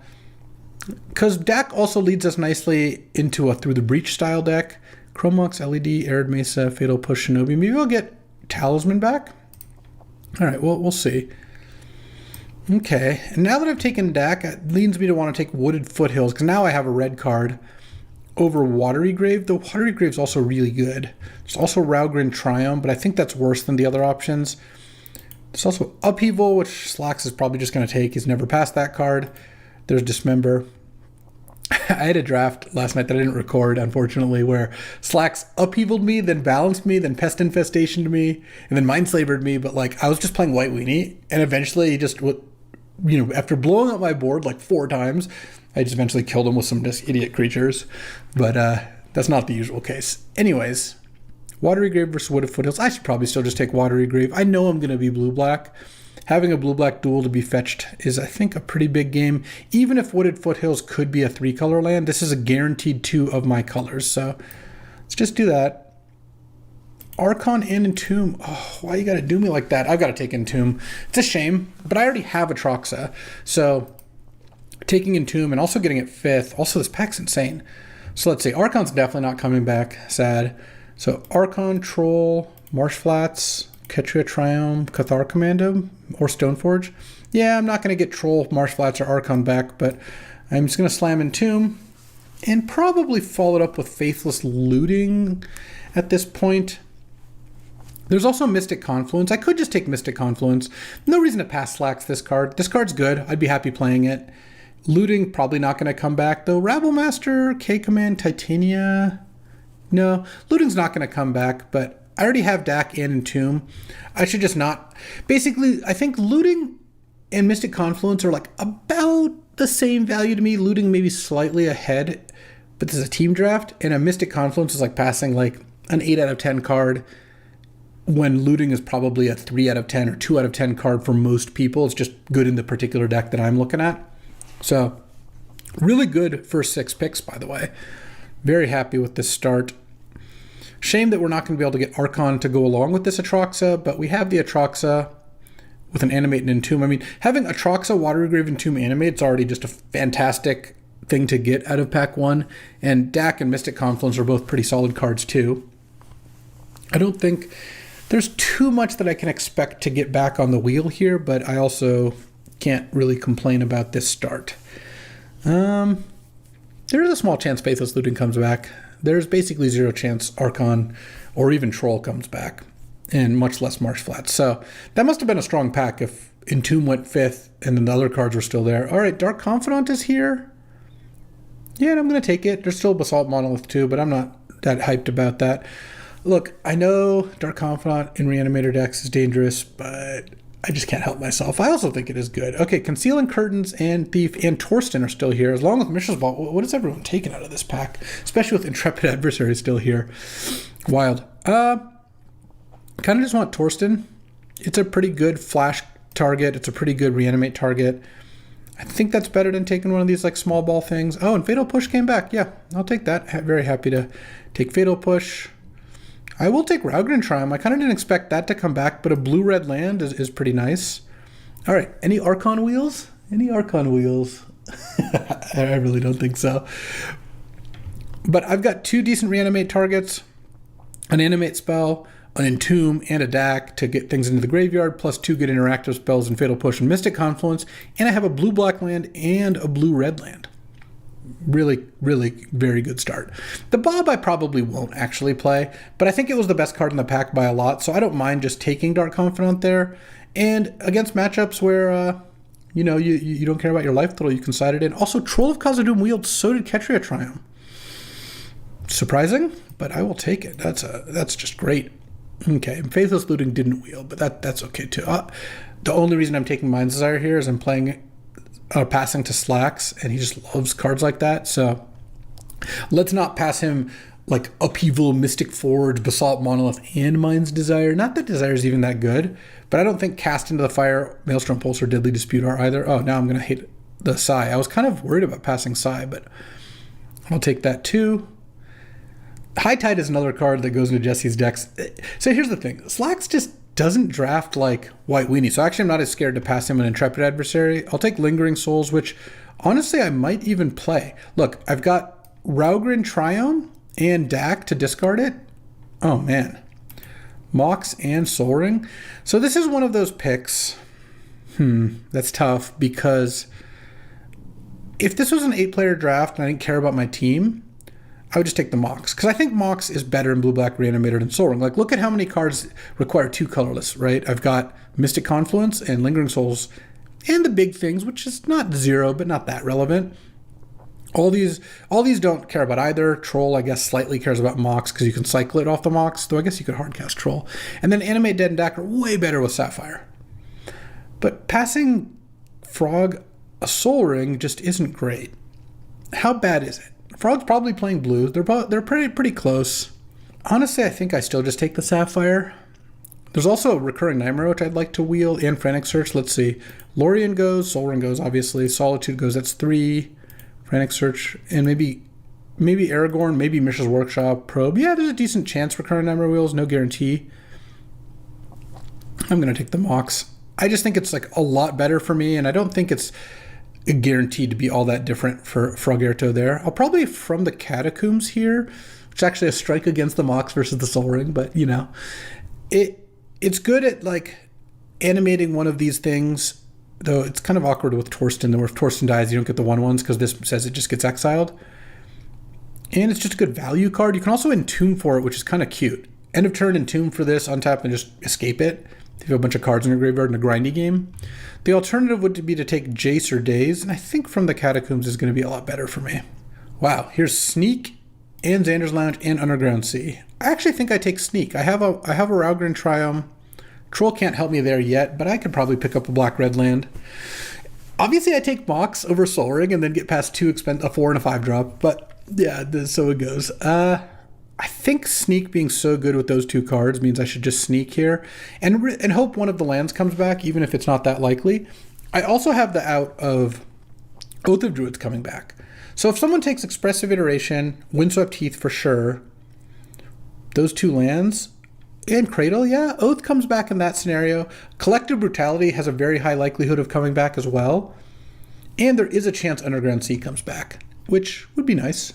Xander's Lounge would actually be better for me, but I think there's less of a likelihood that comes back. All right.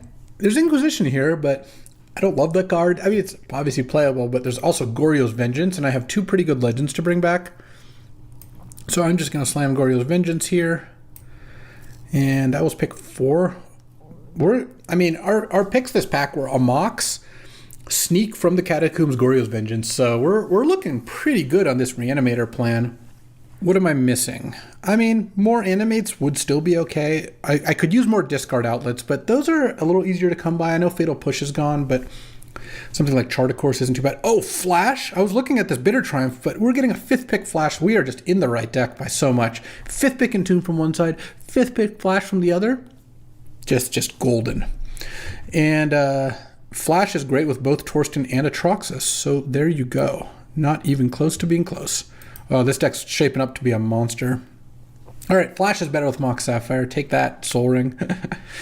Wouldn't mind another land or 2. Obviously, I'd hope to get those at some point. Unfortunately, past a couple fetches. We know 3 of the fetches are gone, right? We know Marsh Flats. 4 actually. Marsh Flats, Arid Mesa, Wooded Foothills, and Windswept Heath. So all the green fetches, actually, pretty much. Which means the blue and black fetches probably got taken by other people, before we saw them. But one more new pack here. We could get something great. And we did. Vampiric Tutor. Tutor when you have Entomb, Flash, Animate, Dead in your deck. Awesome. I would be interested in that Talisman and Brainstorm, but I don't think either's going to come back. Like Plateau, Talisman, Brainstorm. Some DGen's going to take Nexus of Fate, but whatever. Maybe I get Lava Claw reaches back. Also, Plateau is a possibility. Not that it's stupendous here, but what Plateau would do is help me cast Lingering Souls. If I end up with enough free white sources and discard effects, I just have DAC right now. Lingering Souls gets kind of interesting. Also, it is a mini combo with Entomb. And that's the sort of thing where, like, yeah, I'm not looking to Entomb Lingering Souls, but if you've got a, grindy game, you're low on resources, you draw Entomb, you don't have anything else good in hand, casting it as 2 1/1 flyers is like a decent backup plan. It's nice to have that option. All right, it's wheeling time. I kind of think we might wheel some good stuff here. Not because the packs were so juiced, but because things like this Troll wheeled, we got 5th pick Flash. Yep, there is the Recurring Nightmare. Also Lorien revealed. I might just Lorien revealed here, or maybe Frantic Search. No, I guess I've got a Frantic Search. I've got Goryo's Vengeance, Animate Dead from the Catacombs. Frantic Search just looks awesome here. Recurring Nightmare, I don't have enough creatures to fuel. So I would take Lorien revealed over Recurring Nightmare, but I'm going to take Frantic Search over both. And then now I might just Mana Confluence here. I think Mana Confluence is pretty reasonable in this 3-color deck that ends games quickly. I think Duretti's okay also, but this deck's going a little bigger than Duretti. Okay, so Collective Brutality and Oath Wield. None of the creatures did, but I'll just take Collective Brutality. I don't think I need to mess with Oath here. It feels like I have such a good 3-color Reanimator deck going. And here is an instance of, I could take Voldaren Epic here to play in my deck, but I just picked up Collective Brutality and Frantic Search. I'm just going to hate the Teferi because it's the best card. Do I want a Jetmir's Garden as a red, white, green land? Or do I want Wormcoil Engine? I think Wormcoil mostly is just garbage, so let's just take that. Oh, and Lava Claw did wheel. Okay. Pass Gavin a bunch of green and white cards. And I gotta say, this deck would be a great deck in an 8-player draft. In a 6-player draft, it just looks obscene. All right, well, what I'm not going to do is pass Gavin a Wish's Workshop. He just loves that kind of stuff. And I don't care about passing Mosswood Dread Knight. This is the kind of a risk-reward thing that just doesn't really make sense. Like, I don't think he's that likely to want Workshop. He passed a late Psy and stuff, but no reason to risk it. And the Dread Knights, whatever. He also passed a lot of late white cards, so I don't think he can play Selfless Spirit. Though Cultivator Colossus is just a garbage card that shouldn't be in the cube. So tell us how you really feel about Cultivator. Same with Odra Kazlan. Though this puts them on the battlefield. This is kind of cute. I don't have enough creatures to run it. All right, let's see if we can keep the train going. No, we didn't end up opening an insanely busted card here, but I've got an interesting decision here. It's Spellseeker versus Liliana. So Spellseeker's not generally the most exciting card. Oh, this isn't actually close. Never mind. I retract my statement that it's interesting. Spellseeker gets Flash or Goryo's Vengeance or Entomb or maybe Vamp in a worst case. It just fixes all my combo stuff. So I'm going to take that over Liliana. And Liliana honestly might wheel the way this draft has been going. Okay. Oh, Frog's definitely not playing artifacts. There's Pluto Delta, Swords to Plowshares, and Urza. And Currency Converter.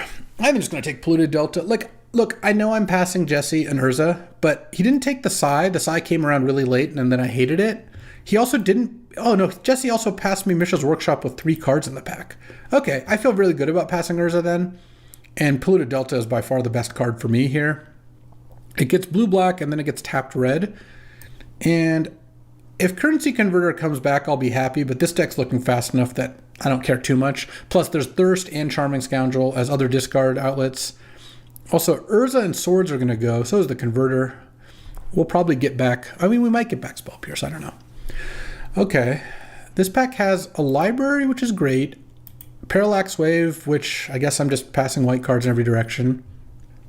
Dothy Voidwalker, which doesn't look amazing here. So there's... And Counterspell, if my mana works out for it, Counterspell's great. I think I just take Counterspell here. This deck's mana does work for Counterspell, and maybe Voidwalker comes back. Someone's going to take Brazen, Parallax Wave, Skull Clamp, Library for sure. Inti is a great card, so let's do that. And then now, so we've got the Corpse Dance, a Sarah's Emissary, a Show and Tell, and an Ashen Rider. If I had Archon, I'd be more into Show and Tell. This is pick 4. I guess we're probably not going to get the Atali. We could get World Spine Worm late. That is definitely possible. It's coming from the opposite direction of Flash, so Gavin's not going to know that I got a 5th pick Flash. He doesn't even know I have a 5th pick Flash. I'm kind of just wanting Ashen Rider here. I feel like I could use another creature to animate, which is unfortunate because it doesn't get Goryo's Vengeanced, but I don't think I need Bitter Reunion very much. Yeah, let's just take another big creature. Let's just pick 5. I guess I'll just take Palantir here. I like Palantir in the Animator decks, and I even have like a flashback card, maybe 2. Sheldock Isle is also really broken. Huh. That's tough. I don't think Bayou or Breeding Pool or Cut Down are really much of a consideration here. So it's Sheldock versus Palantir. I guess what's leaning me towards Palantir is I don't know if this deck's going to get to like 20 cards that quickly, though. I guess that doesn't matter too much. I'm still going to take Palantir. I think Palantir is awesome here. So currently I'm running 20 land. Obviously I could use another couple playables, but I will get there. I'm not too worried about that. Don't think we're going to play Dark Confidant at this point, though I do think Lingering Souls makes sense. I'm not even sure I'm going to play Jetmir's Garden, though. One thing that's kind of nice about Jetmir's Garden, this shouldn't be overlooked, it helps me hardcast Torsten or Atraxa. it is kind of tricky. To cast either of those, I will need to have Raugrin Triome and Jetmir's Garden in play, but it's not a 0. All right, last chance for something big. Didn't get there. That's fine. Do I want Toxic Deluge or Blood Tithe Harvester? I think I want Blood Tithe. Another discard effect seems pretty good. I have Fatal Push, Collective Brutality as ways to kill creatures. I also kind of don't think I'm going to play against that many aggro decks. So let's just take that. I've got 3 big things. No World Spine, unfortunately. That would have been a nice pickup. But I've got an Animate Dead, a From the Catacombs, and a Goryo's Vengeance to bring them back. I've got a Sneak, just put them directly into play. Oh, I even have Troll. Troll's also like a fine reanimate target for Animate Dead if I draw it. Okay, Liliana did come back, and I think I will take it. This looks like a good Liliana deck over Spire Bluff Canal, because I think my mana's pretty solid. And Una's Prowler probably comes back anyway. All right, we're down to 18 lands, so we're doing fine on that count. Oh, I guess we're at 19 still because the Mox counts. So yeah, mana-wise, I've got 2 3-color lands and 1, 2, 3 2-color lands. Then this Jetmir's Gardens is just like kind of hanging out there. Not sure about that one. Oh, and Troll's also a 2-color land. Okay, Spell Pierce came back. I think I'm going to take that. Like, there is Thirst and Charming Scoundrel. First of all, one might come back. This pack just still has a bunch of playables in it, especially if you're looking for things like Crucible or Reservoir. And I don't really mind taking another piece of Disruption. I think especially after picking up Blood Tithe Harvester, I've got Blood Tithe, Flash, Collective Brutality, Dak Fade, and Liliana Frantic Search. I have enough ways to put cards in the graveyard. I'm not concerned about that. The only thing this deck really is missing is the Archon I had to take Entomb over, but I stand by that pick. So, yeah, this looks great. I mean, I would have used one more big creature, and I don't think Cultivated Colossus counts. Does Odger Chasm count? Whenever it deals combat damage to a player, reveal that many cards, and you can put a creature or land onto the battlefield. Ooh, Dothi Voidwalker Wield. Yeah, that card's awesome. I like that more than Turok here. So now we're playing 15 land plus Mox and Troll, so now we're at 17, which I think is what this deck wants. It's not got a super high curve. Yeah, I like Lingering Souls here. I have a lot of ways to discard it for value. Like, Dak discarding Lingering Souls is just free real estate. Same with like Frantic Search or Liliana. And being able to cast it and make some blockers, also fine. It helps keep the initiative with From the Catacombs. So, with 6 creatures in my deck, if this hits for 6, that's still not a good chance of hitting a creature. No, 7 creatures in my deck. Oh, now there's Serra Emissary and Show and Tell. Huh. So Serra's Emissary doesn't work with Goryo's Vengeance or Flash or Sneak. But it does work with Animate Dead and From the Catacombs well enough. Or would I put Show and Tell in this deck? Show and Telling in... I mean, there's a bunch of pretty decent cards. There's also Corpse Dance. Corpse Dance is just okay here, though. I kind of feel like Serra Emissary is just going to be better for me. There's also Bitter Union. There's like a million cards I could play there. I think I'd rather have Serra Emissary as a sideboard card, and here I'm just going to take Cut Down, probably also as a sideboard card. I just don't like Show and Tell. Show and Telling any of these is just not that good. Even Ashen Rider is just okay. Like, Show and Telling in Atraxa and Torsten is fine, but it just kind of opens the door to a lot of bad things happening. At least Archon and Itali like do something really good right away. Do I just hate the Mightstone and Weakstone, or would I play Seachrome Coast? I don't think I'd be stoked to play Seachrome Coast in this deck. Though at that point, I could probably get Teferi in there. I really don't think Jesse's playing Artifacts. Let's just take Seachrome Coast. Maybe I'll play it. Una's Prowler, sure. This makes me want Serra Emissary a little bit more, but right now... Oh, and I guess Charming Scoundrel. If someone wanted Sword of the Meek, they would have taken it at some point. All right. This was a really good deck, and I'm going to throw it together here, but I think we got a deck on our hands. All right, let's take a look at what my teammates brewed up, and J-Bro's deck looks amazing. He's got, first of all, Mox Emerald, Mox Ruby. Great start. Also, there's a Strip Mine hiding in there, and he's got Ramanop and Crucible. We ended up talking to J-Bro, and the Crucible got in, ultimately. With Titania, Gargaroth, he got a free Lorien Revealed with like 3 cards left or something. He got the Upheaval. His Time Twister to go with all the mana ramp with Exploration. The only thing he's missing is really Fast Bond. Questing Beast, Oracle, Chariot, Tireless Tracker, Ramanop, Courser, just all the like green mid-range hits, Rafellos, and J-Bro's favorite card in the world, Lightning Greaves, which he absolutely never cuts. But this deck looks great. I expect big things out of J-Bro here. Dan's got a deck that is better than it first looks, because you might look at the Swords, Infernal Grasp, Duretti, Hull Breacher, Aragorn, Mind Twist, Underbound Adventure deck and being like, what is going on?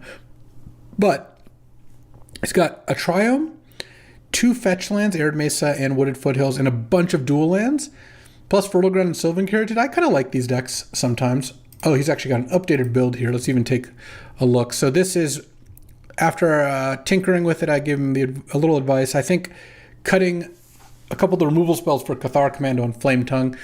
This is basically a solid, like, Seasoned Engineer, Parallax Wave, Undermountain Adventure, Aragorn, like, Monarch deck with a Hull Breacher for Disruption, Path, Swords, Grasp, and the Oko, which is funny. Jesse didn't take the Oko. He took Urza Saga over Mind Twist, we know, because Dan has the Mind Twist, and then didn't take the Oko. And this is basically just like kind of like a white-based 5-color deck with a couple 5-color fixers and a bunch of good lands. So a solid deck as well. Let's see how we do. I feel like my deck is great, J-Bro's deck is great, and Dan's deck could definitely win some games. It's, you know, it's got a battle with its mana base every game, which can cost you. But overall, I really like our chances. Let's get to round 1. All right, playing against Slacks round 1 here, who took Urza's Saga, but maybe didn't end up Artifacts. And yeah, I'm going to keep this hand. Troll of Khazad-dûm does the work here. Mountain, huh? Because I get to go Cycle Troll for Watery Grave, and then turn 2 have Counterspell up. I would at some point like to draw a card to play off that. Direfleet Daredevil. We're getting in there. Okay. Swamp Cycle for Watery Grave. Draw. Well, at some point, I guess I need to draw a land. I don't really want to cast Collective Brutality here because I just don't. Oh, wow. Mono red aggro. Jesse, like, never does that. I don't have a thing to discard to the Brutality yet. I'd kind of rather find that first. Oh, that's pretty good. All right, let's cast this. Give a creature -2/-2. Look at your hand. And I'm going to discard from the Catacombs. Hand is Bloodthirsty Adversary, Metamorph. I thought I might miss, but I think even getting the information is decent. So it's going to go Mountain, Pia, Kiran Nalaar here. I'm going to draw... Oh, Frantic Search, huh?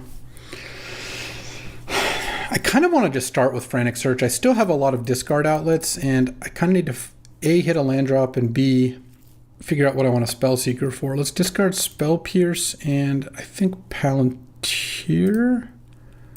Untap 3 lands, and I think I'm going to Spell Seeker. I was hoping to draw a land to get to enough mana for from the Catacombs here, but I'm just going to get Entomb.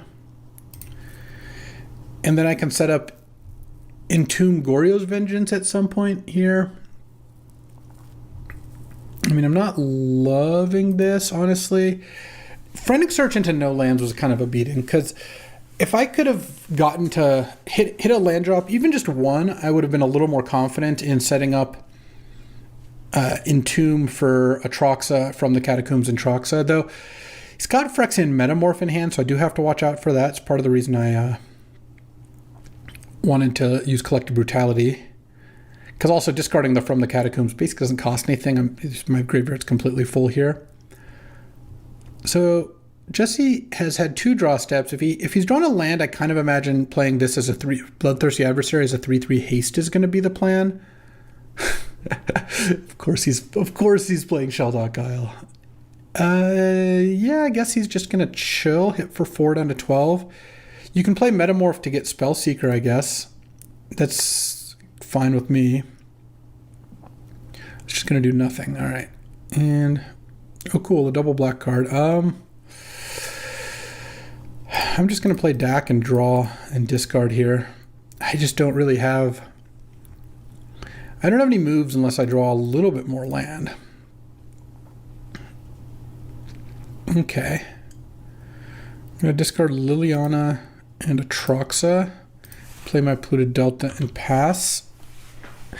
This Entomb is not looking as good as it could be. If he's got a burn spell end of turn, I really don't like my spot. If he's attacking a Thopter token, I don't care about that. Okay, he didn't do either. Now you play a 3/3 haste. What's kind of awkward for Jesse is that if he wants to kill Dak because I have a Spellseeker as a blocker, he's going to have to kind of over-attack it. Assuming he's making this a 3/3, which I think he's going to. Okay. And then let's see what happens. Or he could just attack me with everything. Yeah, he's just attacking me. I think I'm going to block the Bloodthirsty Adversary. I'll take 4 here. And I guess I go Swamp. So he's got 2 cards in hand. I was Mind Collapsing the deck. Sure, that makes sense. He's got 1 card in hand. It's Metamorph. Go to 7. Let's get a Swamp here. So I don't have a way to sacrifice. I'm just trying to think of what I want to do here. Because I'm certainly going to want to Entomb. I guess I could Entomb Torsten or Ashen Rider. Goryo's Vengeance, Flash. Like, what do I want? So if I Goryo's Vengeance the Atroxa. So if I draw a land, I could from the Catacombs Atroxa, but then he copies it. But then the advantage is then I can then try to kill it, but I don't know, my deck is gone. Let's put Ashen Rider in the graveyard, or maybe Torsten. I'm trying to think. Once I Goryo's Vengeance Atroxa, which is what I'm going to do next turn, what do I want to animate dead? I guess I could animate dead the Ashen Rider, and then he exiles the Ashen Rider with his Metamorph. That Metamorph is really wrecking me here. I just don't really have a good way to kind of play around it. I could also Entomb Lingering Souls. I actually think that's the play. Because the challenge I'm facing here, and this is why the Liliana getting discarded actually is going to kind of not work out that great. I don't really want to have a big creature in play for him to Metamorph, so I have to kind of balance that. All right, creature, land, artifact, enchantment, instant. All right, perfect. I wanted Sneak, Torsten, Flash. Oh, this is just excellent. Mox, and I guess Mountain, because I want to get Sneak going.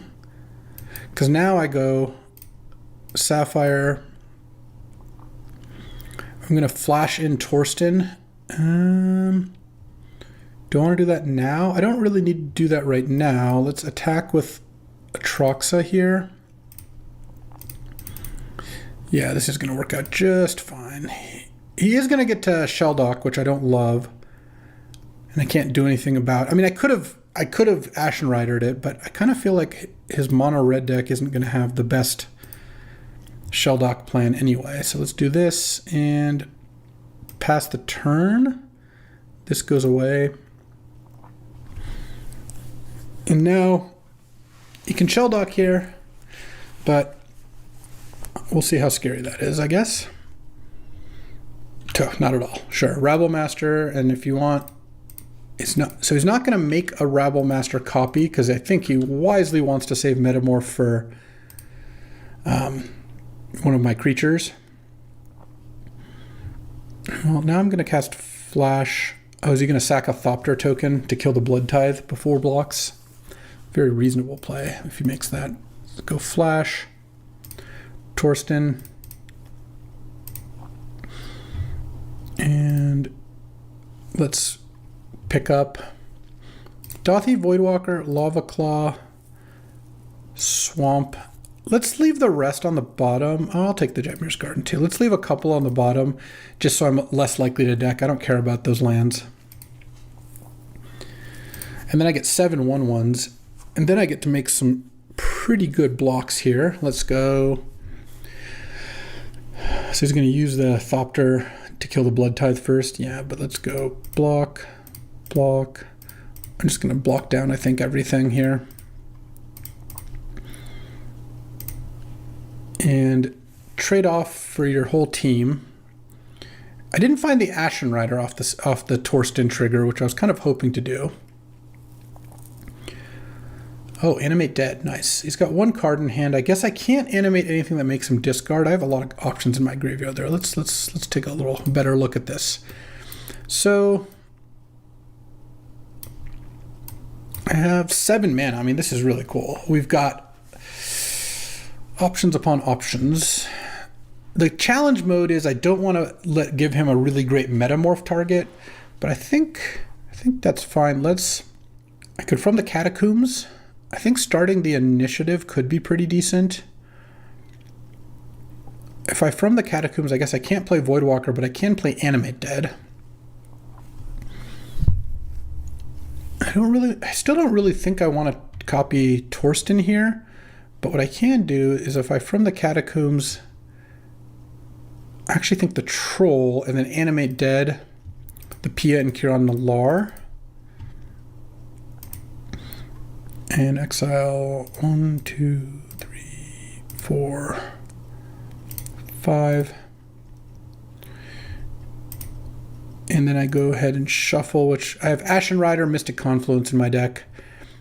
I'm going to play a land. I guess I probably do want another land here. Land, Animate Dead, Pia and Kiran Nalar.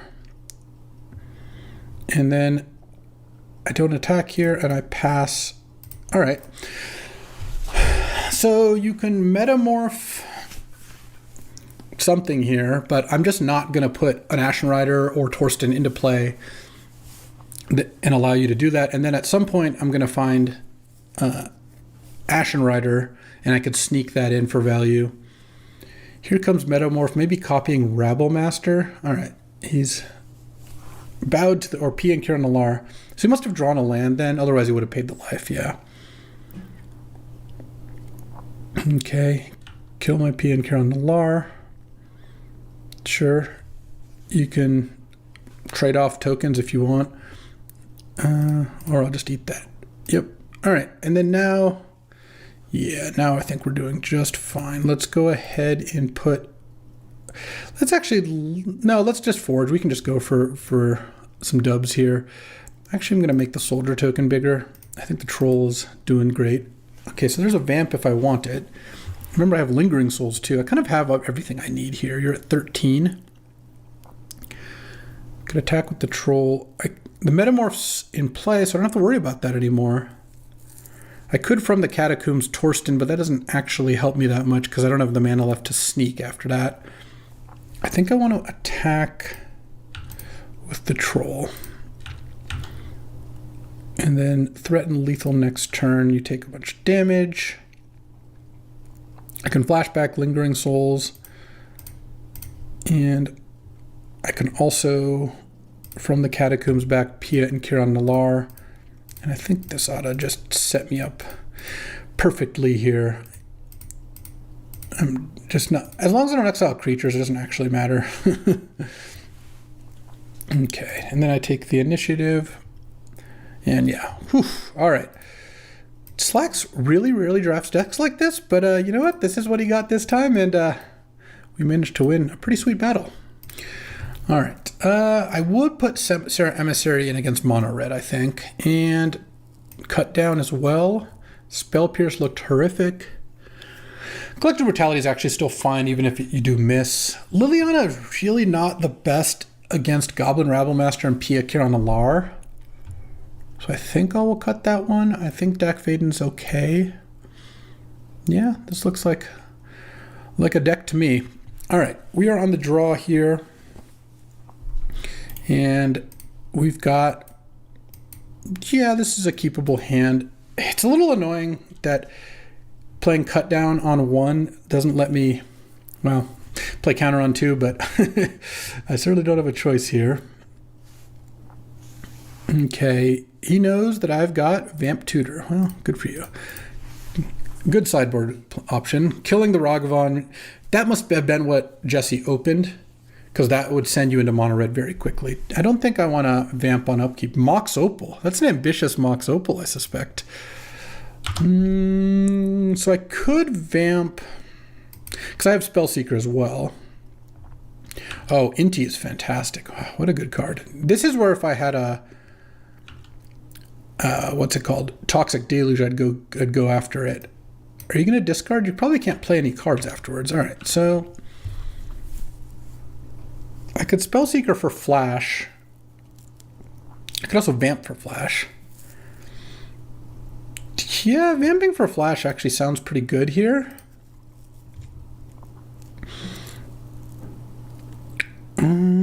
Well, I want to Vamp. Hold on, just let me check. I could do a longer term plan. I Vamp for Entomb, play a land, then I guess I cast Spellseeker and get Goryo's Vengeance. No, let's just get Flash and go let's see, do I want to let him discard? I guess there's just no real reason to do that. I think I'm just going to flash in Ashen Rider and exile Inti and exile a mountain. And then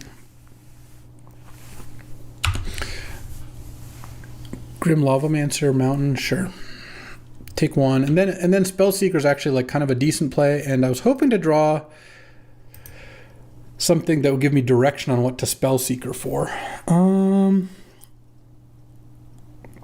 I think I'm going to wait a turn. I'm only taking 2 damage here. But basically, if I draw another land, I'm going to Spellseeker for Entomb and Entomb the from the Catacomb. And if I don't draw a land, if I draw an Animate, that could be a different play.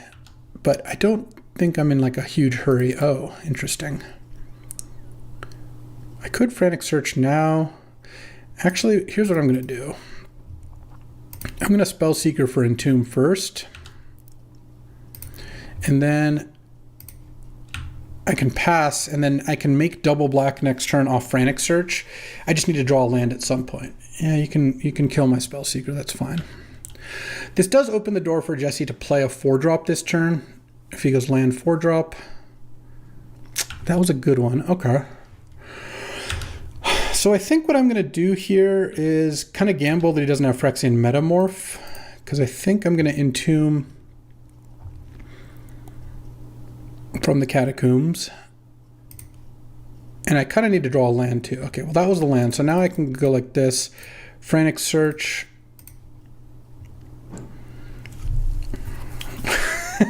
Okay. Yeah, so I got them all. So I'm going to clearly discard 2 of my creatures, and then I'm going to animate one from the Catacombs. The question is, what do I get? I think I discard Serra Emissary, Atroxa,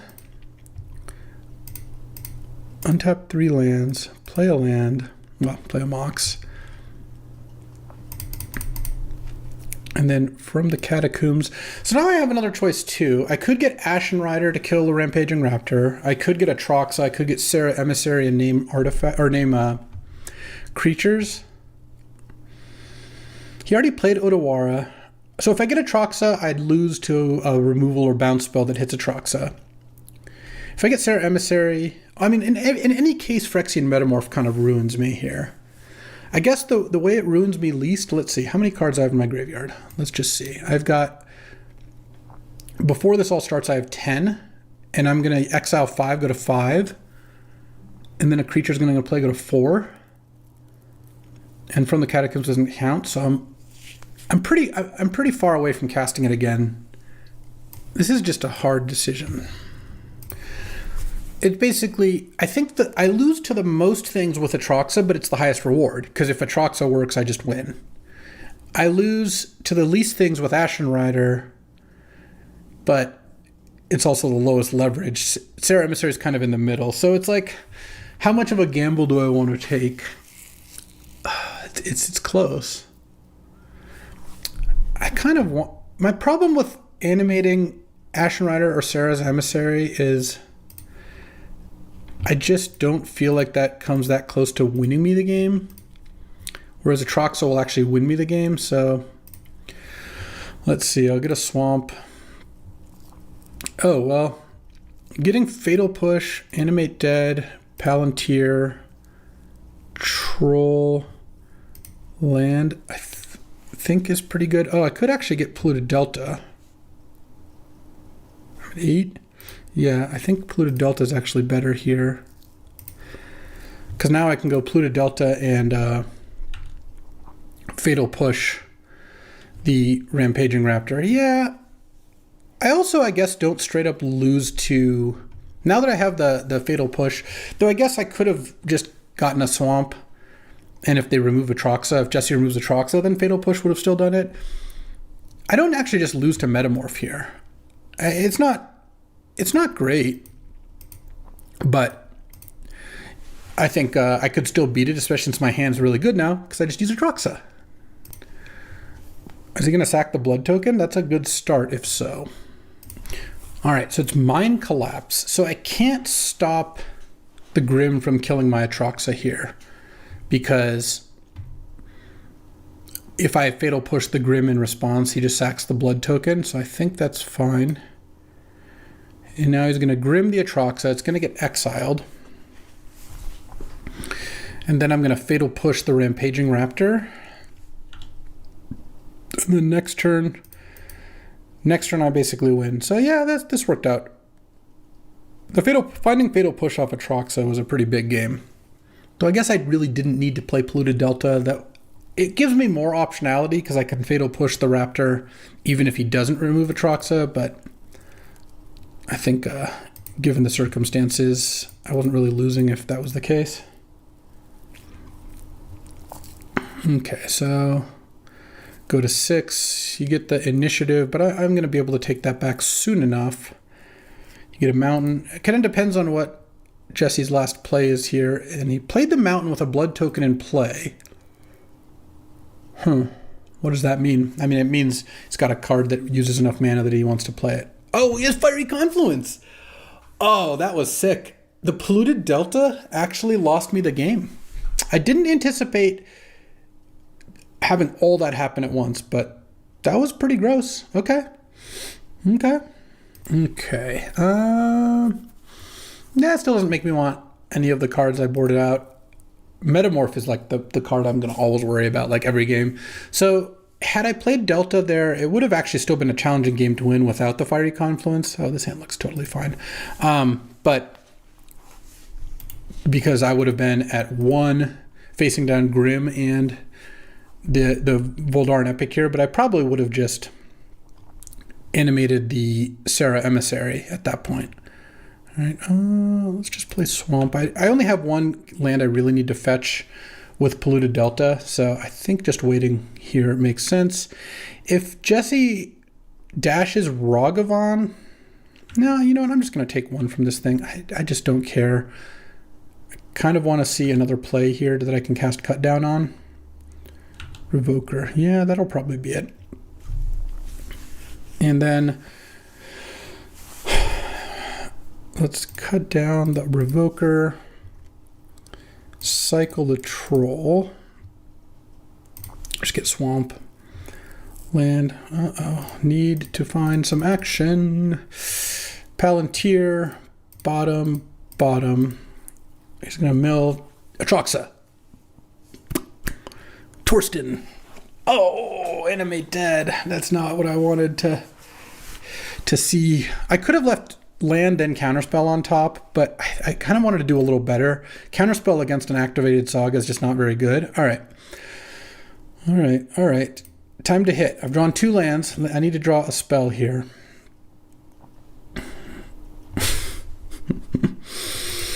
Okay. I'll pass the turn. This is going to be a beating now. I need to find like Mystic Confluence or something. So it's a mill 2. Guess that means bottom both. Oh, man, that Torsten was just in the wrong spot. Milled Seacrum, Coast and Entomb. Oh, I'm going to lose after that was a sick game too, but you know what? That's the beats. I still maintain the Atroxa play was right, but playing the Delta was not good. Okay, so I have plenty of things I could draw here that would be decent. What other artifacts does he have? He hasn't played very many. Oh, Skull Clamp. Yeah, that's a good one. But so far, I haven't drawn a spell yet besides a Torsten, which I didn't see in all my Palantiring. If I draw Mystic Confluence this turn, I'll be fine. Well, fine as in like I get to do some stuff. If I don't draw anything this turn, I just die to those tokens. Oh man, disappointing loss, but that is what it is. Yeah, I'm dead. I mean, I'm just taking 11 next turn, so that game 2 is going to haunt me, and we're down 1 match. Let's see how the rest goes. All right, time for round 2. J-Bro is rolling. He not only won round 1, he's already up a game in round 2. And I'm going to see if we can recover from our disastrous mistake in round 1. Do I want to keep this hand? Yeah. If any land I draw here lets me Spellseeker for flash and flash in Torsten or Atraxa, which would basically do everything I want. And I'm playing against White Weenie. Oh, Mox. All right, so I'm going to keep it in hand because if I play it, I get punished by any number of disenchant type stuff. I mean, so let me just make sure. Mati is like Esper, but like a lot of creatures and some planeswalkers. If I keep the Mox in hand, only Thalia really punishes me, I would say. Okay, let's cast Spellseeker. And if he counters it, then I guess I'll upkeep Vamp and Flash probably. Reprieve. Huh. What to do? Elite Spellbinder. Oh. Good luck. I mean, it's good because he gets to take one of my creatures, but I have 2 of them. So either way, I'm going to get a Flash, and I guess I just don't have to have I don't get to have a choice now. But I'm going to upkeep Vamp and then main phase Flash, I think. My guess is actually he takes Torsten. I don't know. I mean, it depends on what you're playing around. You could also take the Vamp, but the problem with that is Vamp's pretty cheap. This isn't like a Thoughtseize. This is a Spellbinder, so I get to cast it for 3 mana, in which case I'll probably just cast Spellseeker. Most likely is he takes one of these 2, whichever one he is the most scared of. Oh, he takes the Spellseeker? Well, that's cool. I'll allow that. Okay, Flash, draw. Does he have days? I don't think we've seen that. It's Time Walk, though, and Solitude. Do I Atraxa here, or do I Torsten? That is the question. I'm going to play my land first, even though it's a little awkward. Let's see. No, I think I Torsten. 7 1/1s is kind of a lot. There was a days in the draft. Let me just ask.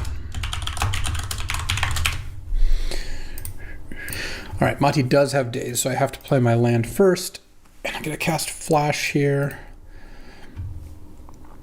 See if it resolves. If he has a force, then I guess it doesn't. All right. I think 7 1/1s is enough to make this worth doing. Because I still also get to draw some cards. Yeah. Okay, those 4. And make 7 1/1 tokens and pass the turn, and then I can Spellseeker. I'm probably not going to cycle the Troll at this point. And then Usher of the Fallen, sure.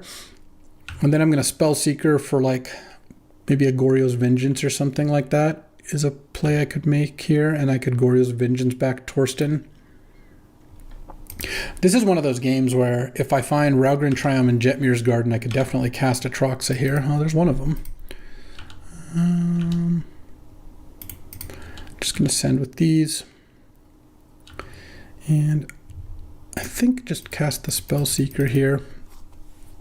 If you're going to daze my Spellseeker. It does not have daze, apparently. Counterspell, Collective Brutality, and Tomb Fatal Push. Goryo's Vengeance. Let's get Goryo's Vengeance so we can get back Torsten here, which I won't get the death trigger, but I will get another fresh set of creatures and lands, and I think we're just on the path to hardcast Atraxa. seems pretty plausible. We're going to get to look at a lot of cards to find lands and whatnot. So, end of turn, just cracking the strand, get an underground sea. We have a play here? If you kill my Spellseeker, you can attack with both. I'm not that worried about the Usher of the Fallen hitting me. And if you... I don't know what else you could have. You gotta have a flash creature. Dismember the Spellseeker? Mati does have Time Walk. Oh, he gets to take the Goryo's Vengeance now? Sure. I feel like I'm getting Time Walked here. Or maybe not. No, but apparently the answer is not. I'm at 10. I could play the Troll here. I kind of just want to play Blood Tithe Harvester. I feel like playing two things this turn is probably better. And let's use the Blood token. Let's discard Seachrome Coast. I don't need to discard a creature. I already have enough creatures in my graveyard. Play Raugrin Triumph. I'm going to attack with one less than all of them because right now that puts you at block, take 5, go to 5. Still have a really good shot at lethal next turn. And I want to make it less likely that I die to some kind of Time Walk because now I'm in the range where removal spell plus Time Walk could have gotten me. Okay, now we block here. Okay, make a token.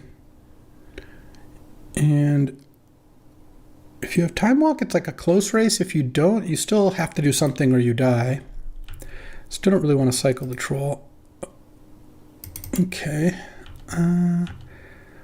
Let's send in everything and I guess see what you got. It has to be something. Looks like killing my Blood Tithe Harvester. Well, Infernal Grasp doesn't do it. Oh, Bitter Triumph, discarding your last card. All right, and then it's Atraxa time. So now you need to have a solution to Atraxa. Land enchantment, instant creature, sorcery. All right, it doesn't really matter. Oh, just scooping them up. All right.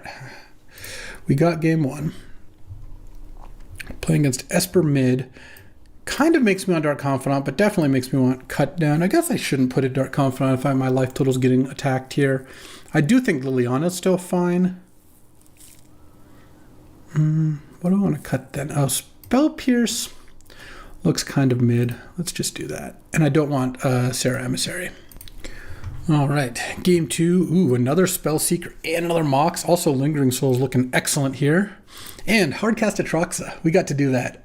So I'm happy with that play. So which land do I play is kind of interesting. It's going to be one of the tap lands. I guess I actually play the Raugrin Triumph. And I'm going to play the Mox. I haven't seen something that punishes me for playing it. Like, and my teammate has Prismatic Ending.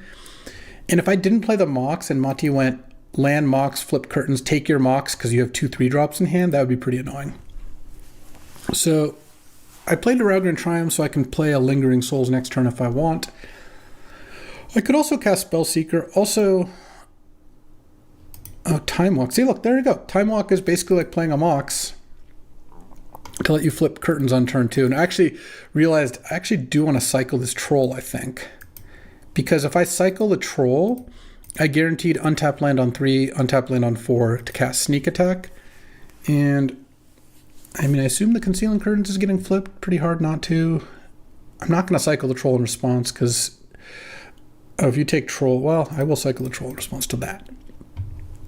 Okay, let's get Swamp here. I don't need Watery Grave.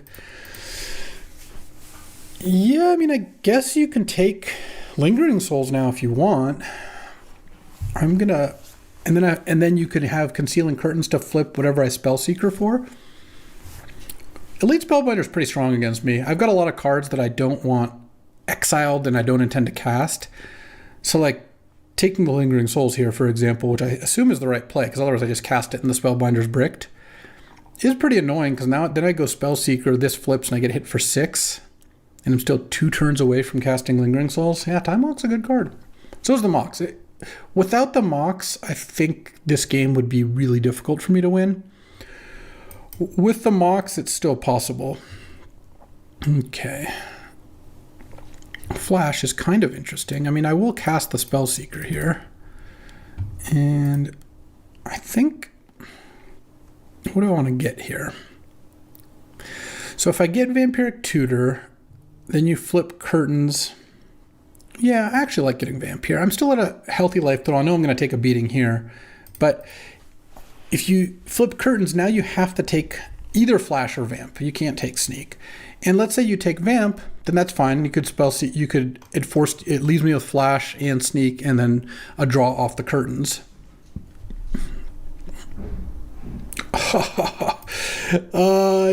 You didn't get the Flash or the Vamp. That is awesome. So upkeep, I'm gonna Vamp. What do I want to flash into play? The problem is Turok has pro white, which makes flashing in Atraxa a lot less appealing. And I can't even Ashen Rider to the Turok. Turok's pretty good. So if I get Torsten, what happens? Turok also kind of gets around that. The Sneak being gone is... I'm not complaining because I kept the 2 cards I wanted to the most. Obviously, if the 2 lands went, that would have been awesome. I kind of think here's where I get Atraxa. I'm at 17. I have some chump blockers. If I get dazed here, I'm going to lose my mind, though. Okay, good. And then Atraxa, sorcery, creature, planeswalker, instant land. Nice. So I definitely want, from the Catacombs, I definitely want Goryo's Vengeance. I guess I take Liliana over Dak, yeah. Blood Tithe, and I think I just take Swamp. I don't want Mana Confluence. And then I play Lava Claw and pass the turn. From the Catacombs, plays around the Concealing Curtains flip. Goryo's Vengeance is obviously nice either way. And then next turn I can go like Blood Tithe plus Liliana, or from the Catacombs.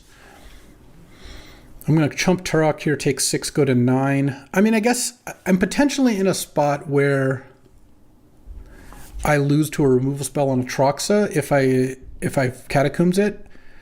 But this is kind of assuming you take that Madi has to take Goryo's Vengeance with Concealing Curtains. This is going to be close. The other thing I could do next turn, honestly, is just cast Lingering Souls. It's expensive. It costs 5. But by casting Lingering Souls, what I'll end up doing is having a great block on Spellbinder. And, I can't chump either of those. Yeah, so no, that's not good. I could also go Liana, make you sack. Oh, wow. Okay. I'm definitely going to chump here. Didn't flip Concealing Curtains. Oh, we have Fallen Shinobi.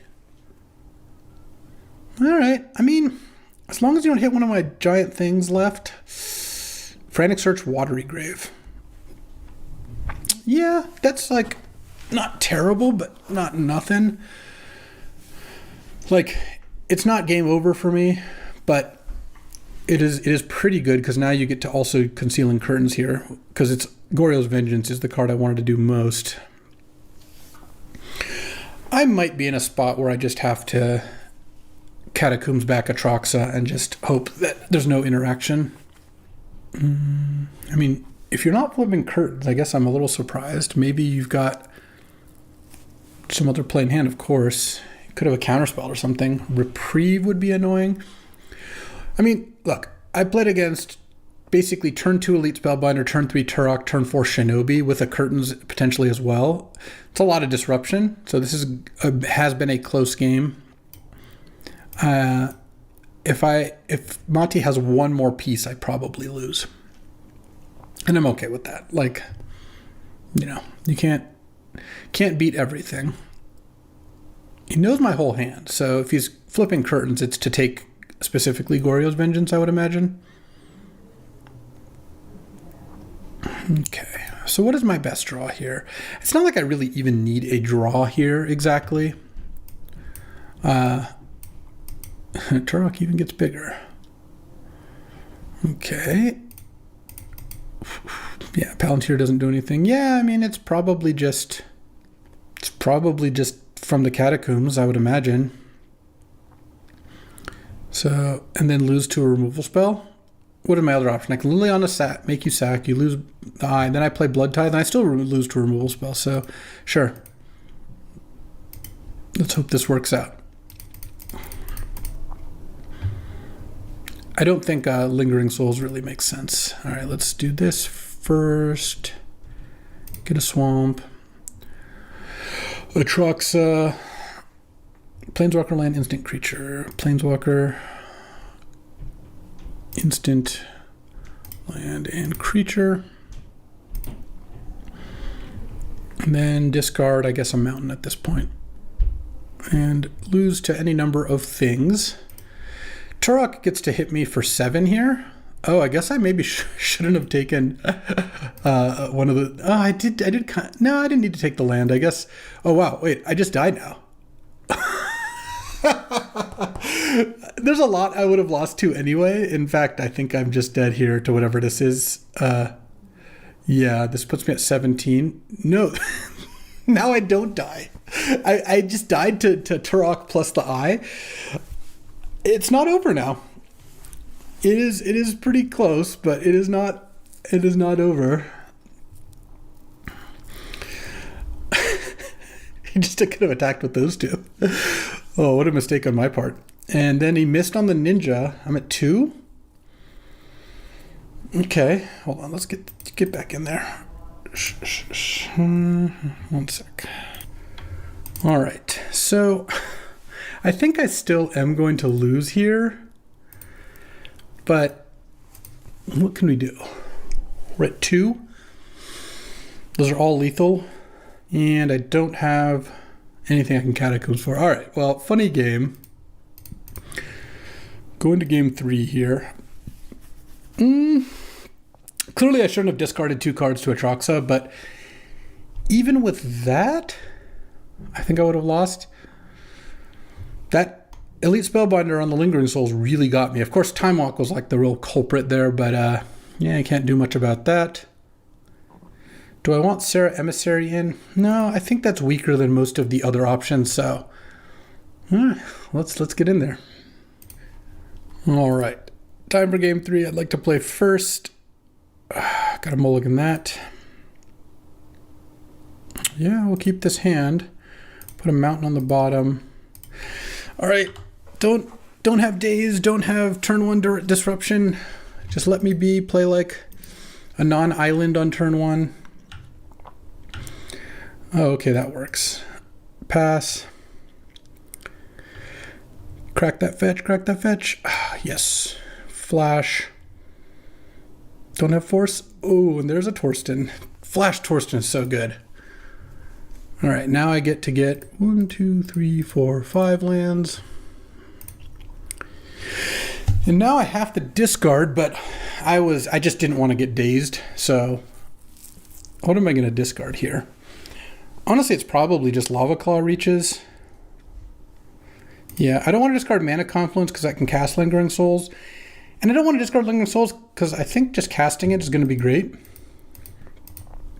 It's going to be pretty hard for Mati to win this game. Flash is a little bit like Time Vault in that, like, it doesn't always work, but it just is a 2-mana win the game card sometimes. Like, yes, if he's got like a Balance or a Toxic Deluge, it's not the case.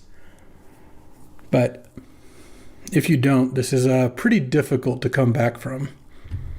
Certainly unmulligan. Deep Cavern Bat. Sure. You can take Animate Dead, and then I can't cast it next turn. You can take Cut Down, or it's going to go after the bat soon. What I'm probably going to do here is attack for 7 and just cast Lingering Souls. The thing is, I don't even care about the Animate Dead yet because I would have to discard so many cards if I animated Torsten. So I'd rather just do this. Mana Confluence, cast Lingering Souls. And then next turn, I've got Dothy Voidwalker or Cut Down plus Animate Dead to kind of refill with Torsten. Torsten, Founder Benelli. Torsten von Ursus is a legend from Legends. I think is like 4 green white for a 5/5, something along those lines. No, it's 3 like green white or something wacky. But this was brought back, not retconned exactly, but the story fleshed out, and is now apparently the founder of Benalia. Sure. There are times when Time Walk is unbeatable and incredibly good, and here it's still very good. 0 mana, put a land into play, but you need a Wrath or something. Archangel Elspeth is just not going to do it. I guess you can make the bat big enough that I can't cut down. Sure. That's pretty good. Yeah, that's not bad at all. Let's go land, Dauthi Voidwalker, attack. Let's see. Elspeth, and then all of these. I guess and then attack you. The reason I'm attacking this way is I need to send 3 things at Elspeth to kill it. Elspeth. And I want to send the tokens at Elspeth because it doesn't. If he wants to block a token, he has to take an extra damage. So, worth killing Elspeth. It would be a disaster to let that thing remain alive. Now you can kill a soldier token and gain 3, and then really only take 2. I mean, actually putting 2+1/+1 counters on the bat, given that it has lifelink, has been pretty effective here. But I can still cast Dauthi Voidwalker, or use Dauthi Voidwalker to cast Elspeth next turn, and I'm going to be hard casting Troll, most likely at some point here, plus flashing back Lingering Souls. And at some point, I might draw another animate effect, like a Goryo's Vengeance or something. So we'll see. All right, and then blocks a soldier attacking you, yeah. So that all makes sense, and I guess I passed the turn. I don't think it makes much sense to cycle the Troll. Deep Cavern Bat could attack, but I'm at 1,000,000 life. If Monty has Solitude here to kill the Voidwalker, that's like a little bit annoying. But I also get to cut down the Solitude if I want. And let's see. So what happens if I attack with everything? I have 6. So you block a Spirit. You take 7 down to 3, then gain 3, go up to 6. So I'm basically throwing away a creature for 4 damage. That's probably worth it given how many creatures I have. And the fact that I'm going to get 2 more next turn. Like my next turn is likely to be cut down, flashback Lingering Souls, played tapped Jetmir's Garden, unless I draw something better.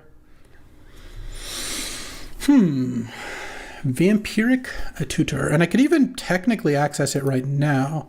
Oh, I could get Fatal Push right now. The problem with getting Fatal Push is I would get Dazed, which I've not actually really given him an opportunity to play. Let's cut down. Let's just not do that. How about instead we don't? Let's attack with everything. I just don't think there's a reason to run into Daze. I think this is already pretty good. Let's flashback Lingering Souls. And actually, I just do it like this because I've decided that I'm likely not to play the Troll next turn. I'm probably just going to vamp for something. So I have 6/9 attackers, block 1, take 8 attackers. So actually, Deep Cavern Bat is really doing the Lord's work here.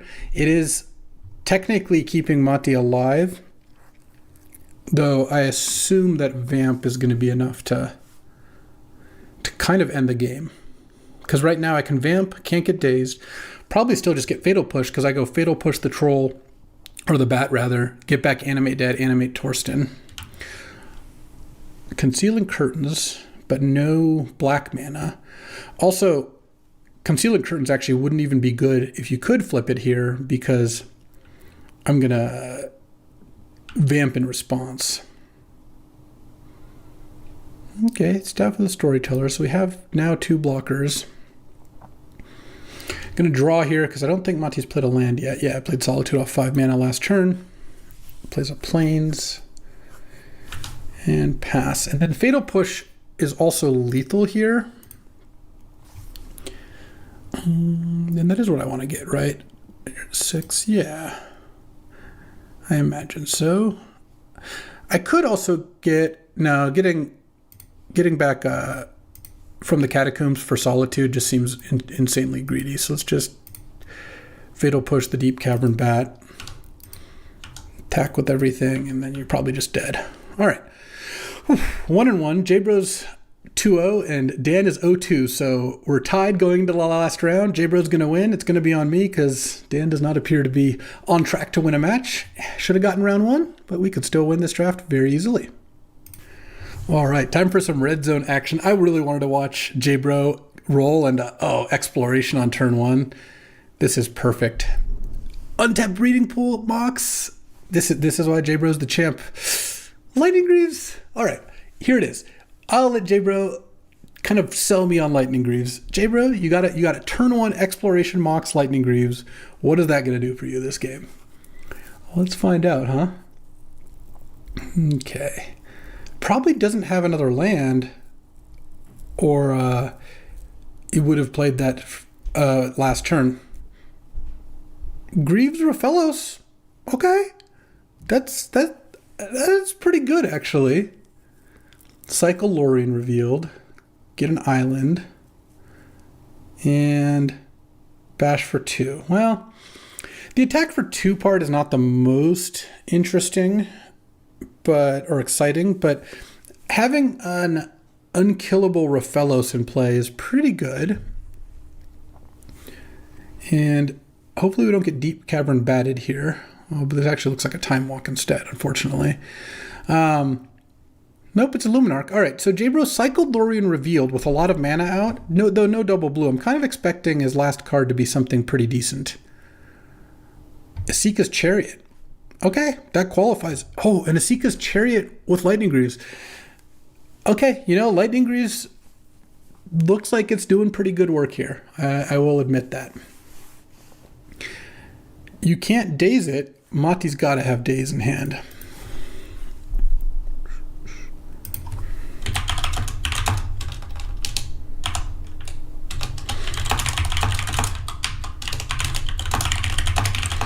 I just told J-Bro that Mati likely has days. He was thinking about that one. All right, here comes the Chariot. Let's equip the Greaves. Oh, this is so sweet. Okay, so now he's going to equip the Greaves. If Mati does have Solitude here, he does get the Esika's Chariot. But honestly, that's just not the end of the world. He pitched 2 cards to kill the Chariot, and you still have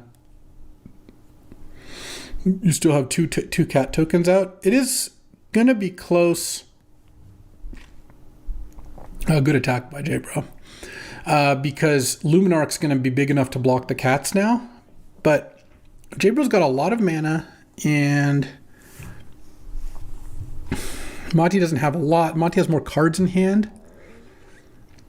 Okay, let's see how this goes. Also, any forest J-Bro draws is basically like 2 mana. Oh, I love that we're starting to tap by tapping Raphaelos. Questing Beast. Well, that doesn't need the boots so much. Spell Queller. That's pretty good against blue-green. All right. I mean, the boots were decent this game, but this game is not looking good. So we'll see how this goes. Solitude is a good card. So is Luminarch Aspirant. Okay, so he's going to pump the Spell Queller, which at least means probably doesn't have Fallen Shinobi, though. Attacking Luminarch into the cats, I mean, you just go for the double block here. You know it's not going to work, but you're trading 2 cats for a removal spell. That's acceptable. I assume Monty's going to have like a Bitter Reunion or Bitter Triumph or something like that. No, Dismember, sure. All right. Some random person joined my game. Nope. Get out of here. Into Time Walk. Oh, no. Oh, no, J-Bro. All right. And Staff. Well, here's the good news. J-Bro has Time Twister in his deck. So if he just draws Time Twister, I think he's got great comeback potential with Raphaelos Exploration Greaves. Otherwise, though, he's going to be in a lot of trouble. And Monty's draw is really good. So is J-Bro's. I mean, J-Bro had a lot of mana early, Mox and Exploration and all that. But Solitude, Dismember, Time Walk, Luminarch, Spellqueller is a pretty sick squadron as well. Time Walk is a good card. And oh, what did you draw?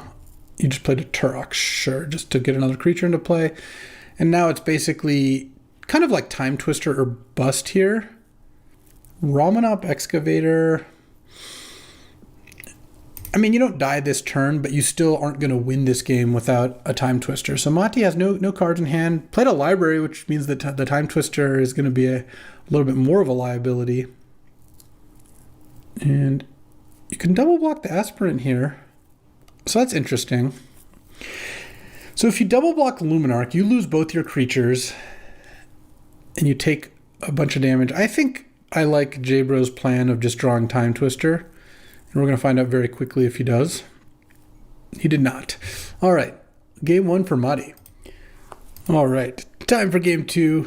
J-Bro with a double mock start. Plus, I love watching J-Bro because he also just plays super fast, which I enjoy. So this, another good start. Let's see if J-Bro can convert this time. He's had, I mean, that's always the struggle with Mana Ramp, Exploration, Raphellos type decks is you gotta, sometimes you have a lot of mana but nowhere to go with it, and sometimes you don't have enough mana and your cards don't do anything, so it's a little different. Whereas, you know, Mati's Esper deck here is you play a land every turn and your spells cost between 1 and 4 mana mostly. Some are free and you're not really in this struggle of like, do I have enough ramp to play my 6 drops? So turn 1 Raphellos matched by a turn 1 Giver.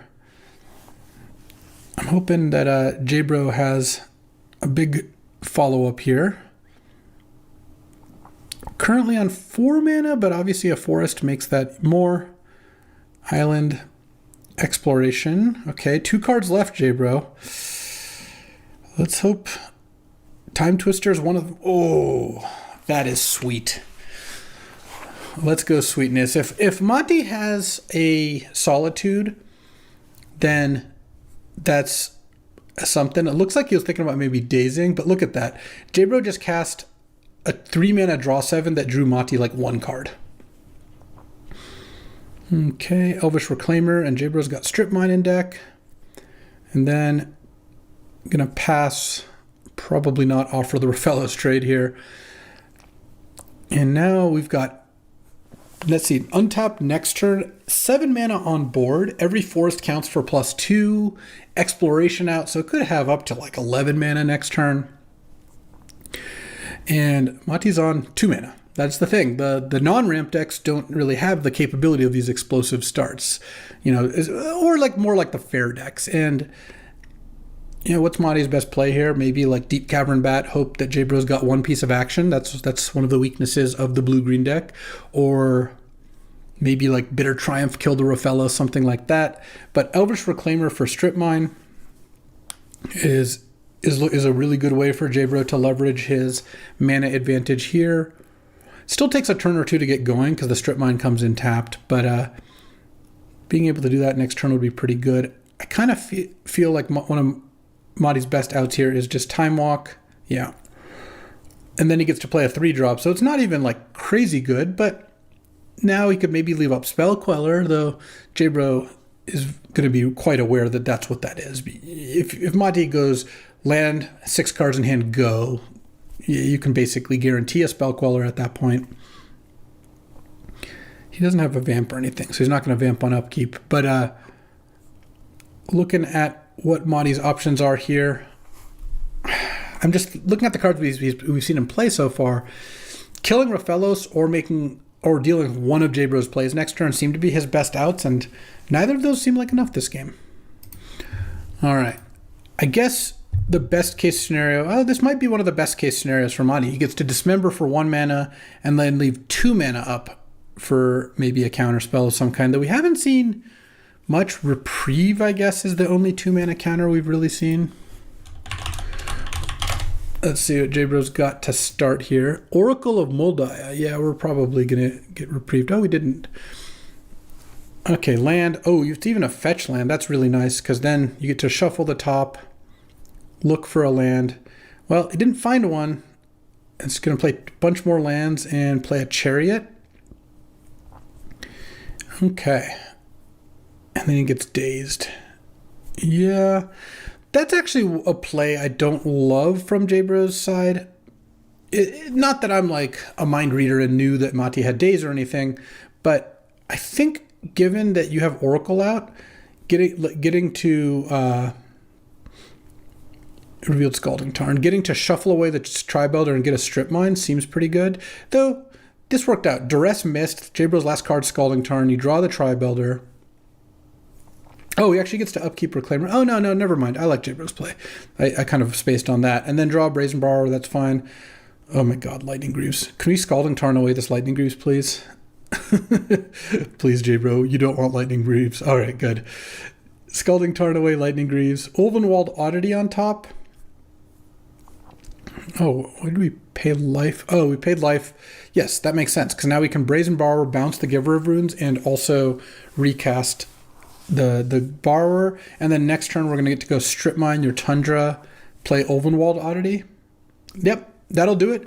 J-Bro, 4 lands. All right, well, yeah, that explains that. All right, that was our live look-in, and we got to see J-Bro's deck do its thing. Now it's time to battle the Alpha Frog. All right, time for Alpha Froggerto. I'm on the draw. Yeah, I will keep this because here I have...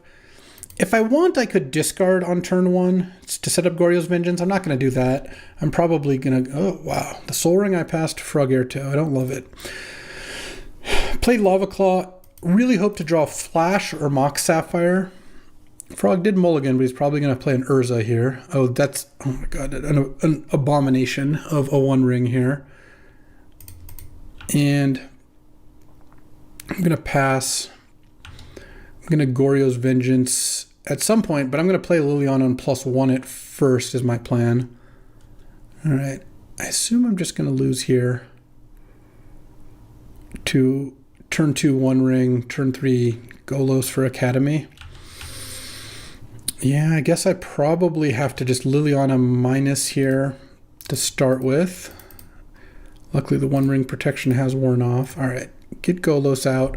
Next turn, I mean, I do have a good play next turn. +1, Goryo's Vengeance, the Torsten. That's something, but this is just this combination of highly offensive 1 ring art and a Soul Ring into an Academy. 9 cards in hand. I'm not going to win here. Displacer Kitten. Oh. Okay. Black Lotus? Yeah, Prague has that one too. All right, whatever. We're done here. We don't need to draw this out. Like, he's just going to get to do all the things. Yeah, Cut Down kills Urza and Displacer Kitten, so I do want that one in. I don't think I want Sarah's Emissary. Teferi, no. Spell Pierce seems fine. Fatal Push seems fine. I guess I might cut Lingering Souls. Then I can probably cut Seachrome Coast for an island as well. I still have white from a couple sources for Atroxa or maybe Torsten casting. But I just don't think Lingering Souls seems that good against the stuff Frog's doing. I kind of want Dark Confidant, though. Is that a bad idea? Yeah, I could probably pass on the Dark Confidant. All right. J-Bro needs to 3-0, and I need to win, or Dan needs to win. Okay, well, this is definitely... You know, Frog had turn 2 1 ring. I'm going to get to play turn 2 Flash here. I'm going to play Lava Claw on 1, and then Flash Atroxa on 2, with a Vamp ready to roll if Atroxa somehow doesn't get me there. Okay, let's see how this goes.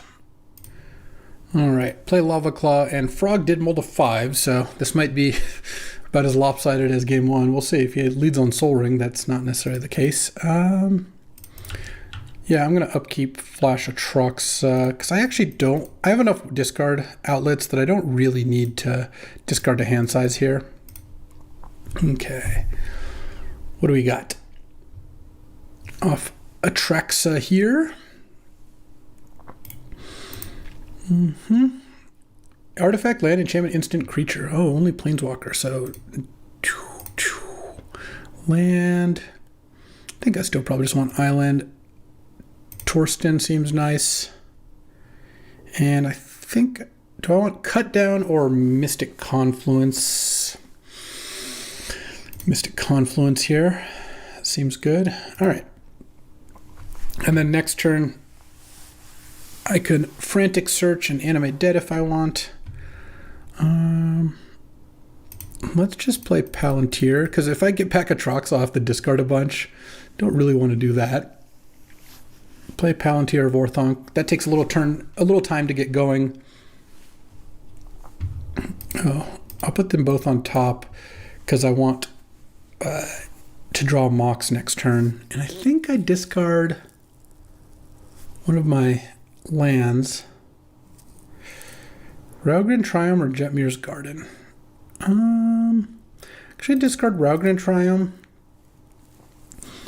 I guess it doesn't matter too much because I'm not casting any of my idiots regardless. And it looks like I may have burned a really good draw on a pretty poor one from Gavin's side, but that's okay. He's got one turn to cast stuff. Yeah, that's fine. Let's Animate Dead Atroxa.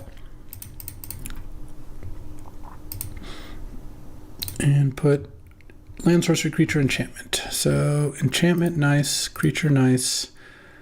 Sorcery, collective brutality, or no, I want From the Catacombs. I just want Swamp, I think. Actually, no. Pluto Delta is just going to be better. Unlike the game where it killed me, I think I like Pluto Delta here because of From the Catacombs equity. And I can just play the Jetmir's Garden and play the Mox, so I discard fewer cards. Pass the turn.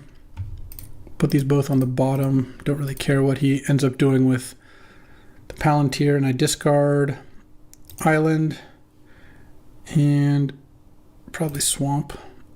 Oh, and I actually think I I'll just discard From the Catacombs. I could discard Frantic Search, but that also fills the graveyard for ye old Catacombs. And I think we're going to be going to game 3 here because next turn I'm going to get to sneak in an Ashen Rider, and that ought to wrap things up as if they weren't already kind of gift wrapped as things stand. All right, and won game 2. Let's get to game 3.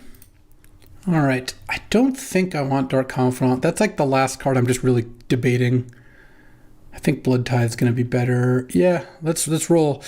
All right, well, J-Bro won his match. He beat Madi in game 3. So it's kind of all on me. Dan is down a game and speed running to 06. So, all right, I got to keep this. Any, no Soul Ring. Okay. Any animate? Any animates? That's not an animate. Let's go Swamp Go, because I think I'm just going to Entomb Atroxa end of turn. And hope to draw an Animate Dead. All right. Or Goryo's Vengeance. Either one would be fine. Let's just play Island. I don't want to play the Raugrin Triumph because actually I'm going to cycle that. And I could play Watery Grave tapped, but I kind of want to keep the ability to cast or to represent a counterspell up. Okay, Urza. Well, we got the cut down, so that was a good bit of sideboard technology. So now you get a 3/3, 3 cards in hand. Animate. No. Let's pay the iron price here and cast Frantic Search. So good if we draw an animate. No. I already played a land. Island. Raugrin Triumph. Untap these 3 Mox. All right, this is going to be a close game because now here's a Palantir. Pass the turn. Bottom. Top. All right. Yeah, he got nugged. All right. Gavin's got one turn to make a big play, or otherwise I'll have Mystic Confluence up, and finding the Palantir was pretty nice because that gives me a win condition. So this is a big turn. All right. Don't play a One Ring this turn, please. I also don't really want to look at it. No, he's going to play the One Ring. He's deciding which land to leave up after. Okay. Well, it's going to be a close game then. Is this target opponent? Oh my god. So One Ring even shuts down Palantir. Yeah, I believe so. I really, really hope that's not what that is, but it kind of feels like he's not sure which land to tap because he's deciding which he's going to draw a card afterwards and doesn't know which land he wants to have up. All right. Oh, this is a Displacer Kitten. Okay, that could also be bad. Into Lotus, okay. You had one turn, but Soul Ring and Lotus are just great cards. He's got 2 cards left in hand. What's the last play? This is going to be a close one. Prismari Command, destroy that. Okay. Yeah, so that's not great, but it's not the end of the world. I really hope that he doesn't draw into something good. I kind of want to see 2 bad cards discarded because that means maybe he doesn't have something great. Oh my god. Thundermaw, Hellkite. Okay. It's got no cards in hand. I'm taking 8, but next turn I have Mystic Confluence that can like kill, bounce 2, do some stuff. Liliana. All right, let's pass the turn. Gavin doesn't have a lot of counters. If he draws I was hoping he'd draw like a cheap artifact. I guess he would just play that and flicker the Soul Ring anyway. I'm going to go bounce the construct, bounce the Thundermaw, draw a card. Then I can Liliana -2 to kill Kitten or Thundermaw, depending on whether he replays Thundermaw and all that stuff. Oh, is he just attacking with the Thundermaw because he's worried about Flash Torsten? Yes, just attack with Thundermaw. It's not even necessarily a bad play, though my last 2 cards being Flash Torsten, when you have lethal out, you should just attack with all 3, I think. I understand where Gavin's coming from, but are you beating Flash Torsten with this attack? Yeah, you might, because it only hits creatures and lands. Basically, it's like, how likely are you to beat Flash Torsten if you attack with everything? Well, a lot less likely because I get to kill those 2, but your outs are kind of the same. It's Thundermaw hitting twice versus me having nothing and just dying, or me having like 1 removal spell and taking a bunch of damage. This is going to be a really close one. Also, we should have already won this draft because I really should have beat Jesse round 1. So this match is a redemption match, and we'll see how it goes. Really close play on Gavin's part. Well, kind of. It's close in the sense that, like, you can definitely see why you'd want to not do it. I think this is the right play. So let's go return target creature and then draw a card. Okay. I'm obviously operating under assumption he has nothing. That does not help me. All right, I'm at 8. I hope he goes land go, but he's probably going to play the Thundermaw. Okay, well, Liliana means I'm not dead next turn. Magda, no plays. Okay, well, oh, come on. Let's Liliana +1. Discard Mana Confluence. You discard Thundermaw. Pass the turn. Okay, I'm getting hit for 4, or Liliana's dying. Probably Liliana dying if you have nothing else. Gavin's got a bunch of mana, but I've got 2 turns, plus I get to draw and then cycle Jetmir's Garden. I need him to not draw anything here. Oh, what is this? Teferi Time Raveler. No! Oh! And then he gets to draw his whole deck because he gets to bounce the Soul Ring. Oh my god. Max pain. Yeah. He drew Teferi after drawing Magda to make the treasure because he wouldn't have been able to cast the Teferi otherwise. Shambles. All right. Let's see. We're going to draw Vamp, which wouldn't have actually done anything. Cycle Jetmir Garden. Yeah, I might have lost anyway. All right, it's on Dan. He's down a game. 0-2 down a game. Let's see if Dan can take it home, and we'll see.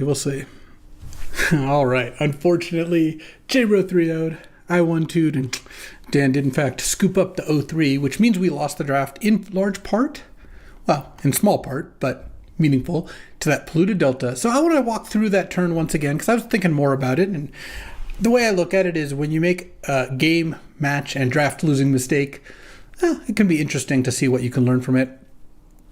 So the main thing to think about is which of these three creatures, because the emissary was in play, should I have cast from the catacombs on? And after thinking about it more, definitely not Ashen Rider. Ashen Rider, I don't think was a good idea because it both didn't win the game very quickly and didn't draw me a bunch of cards and still lost badly to Phyrexian Metamorph.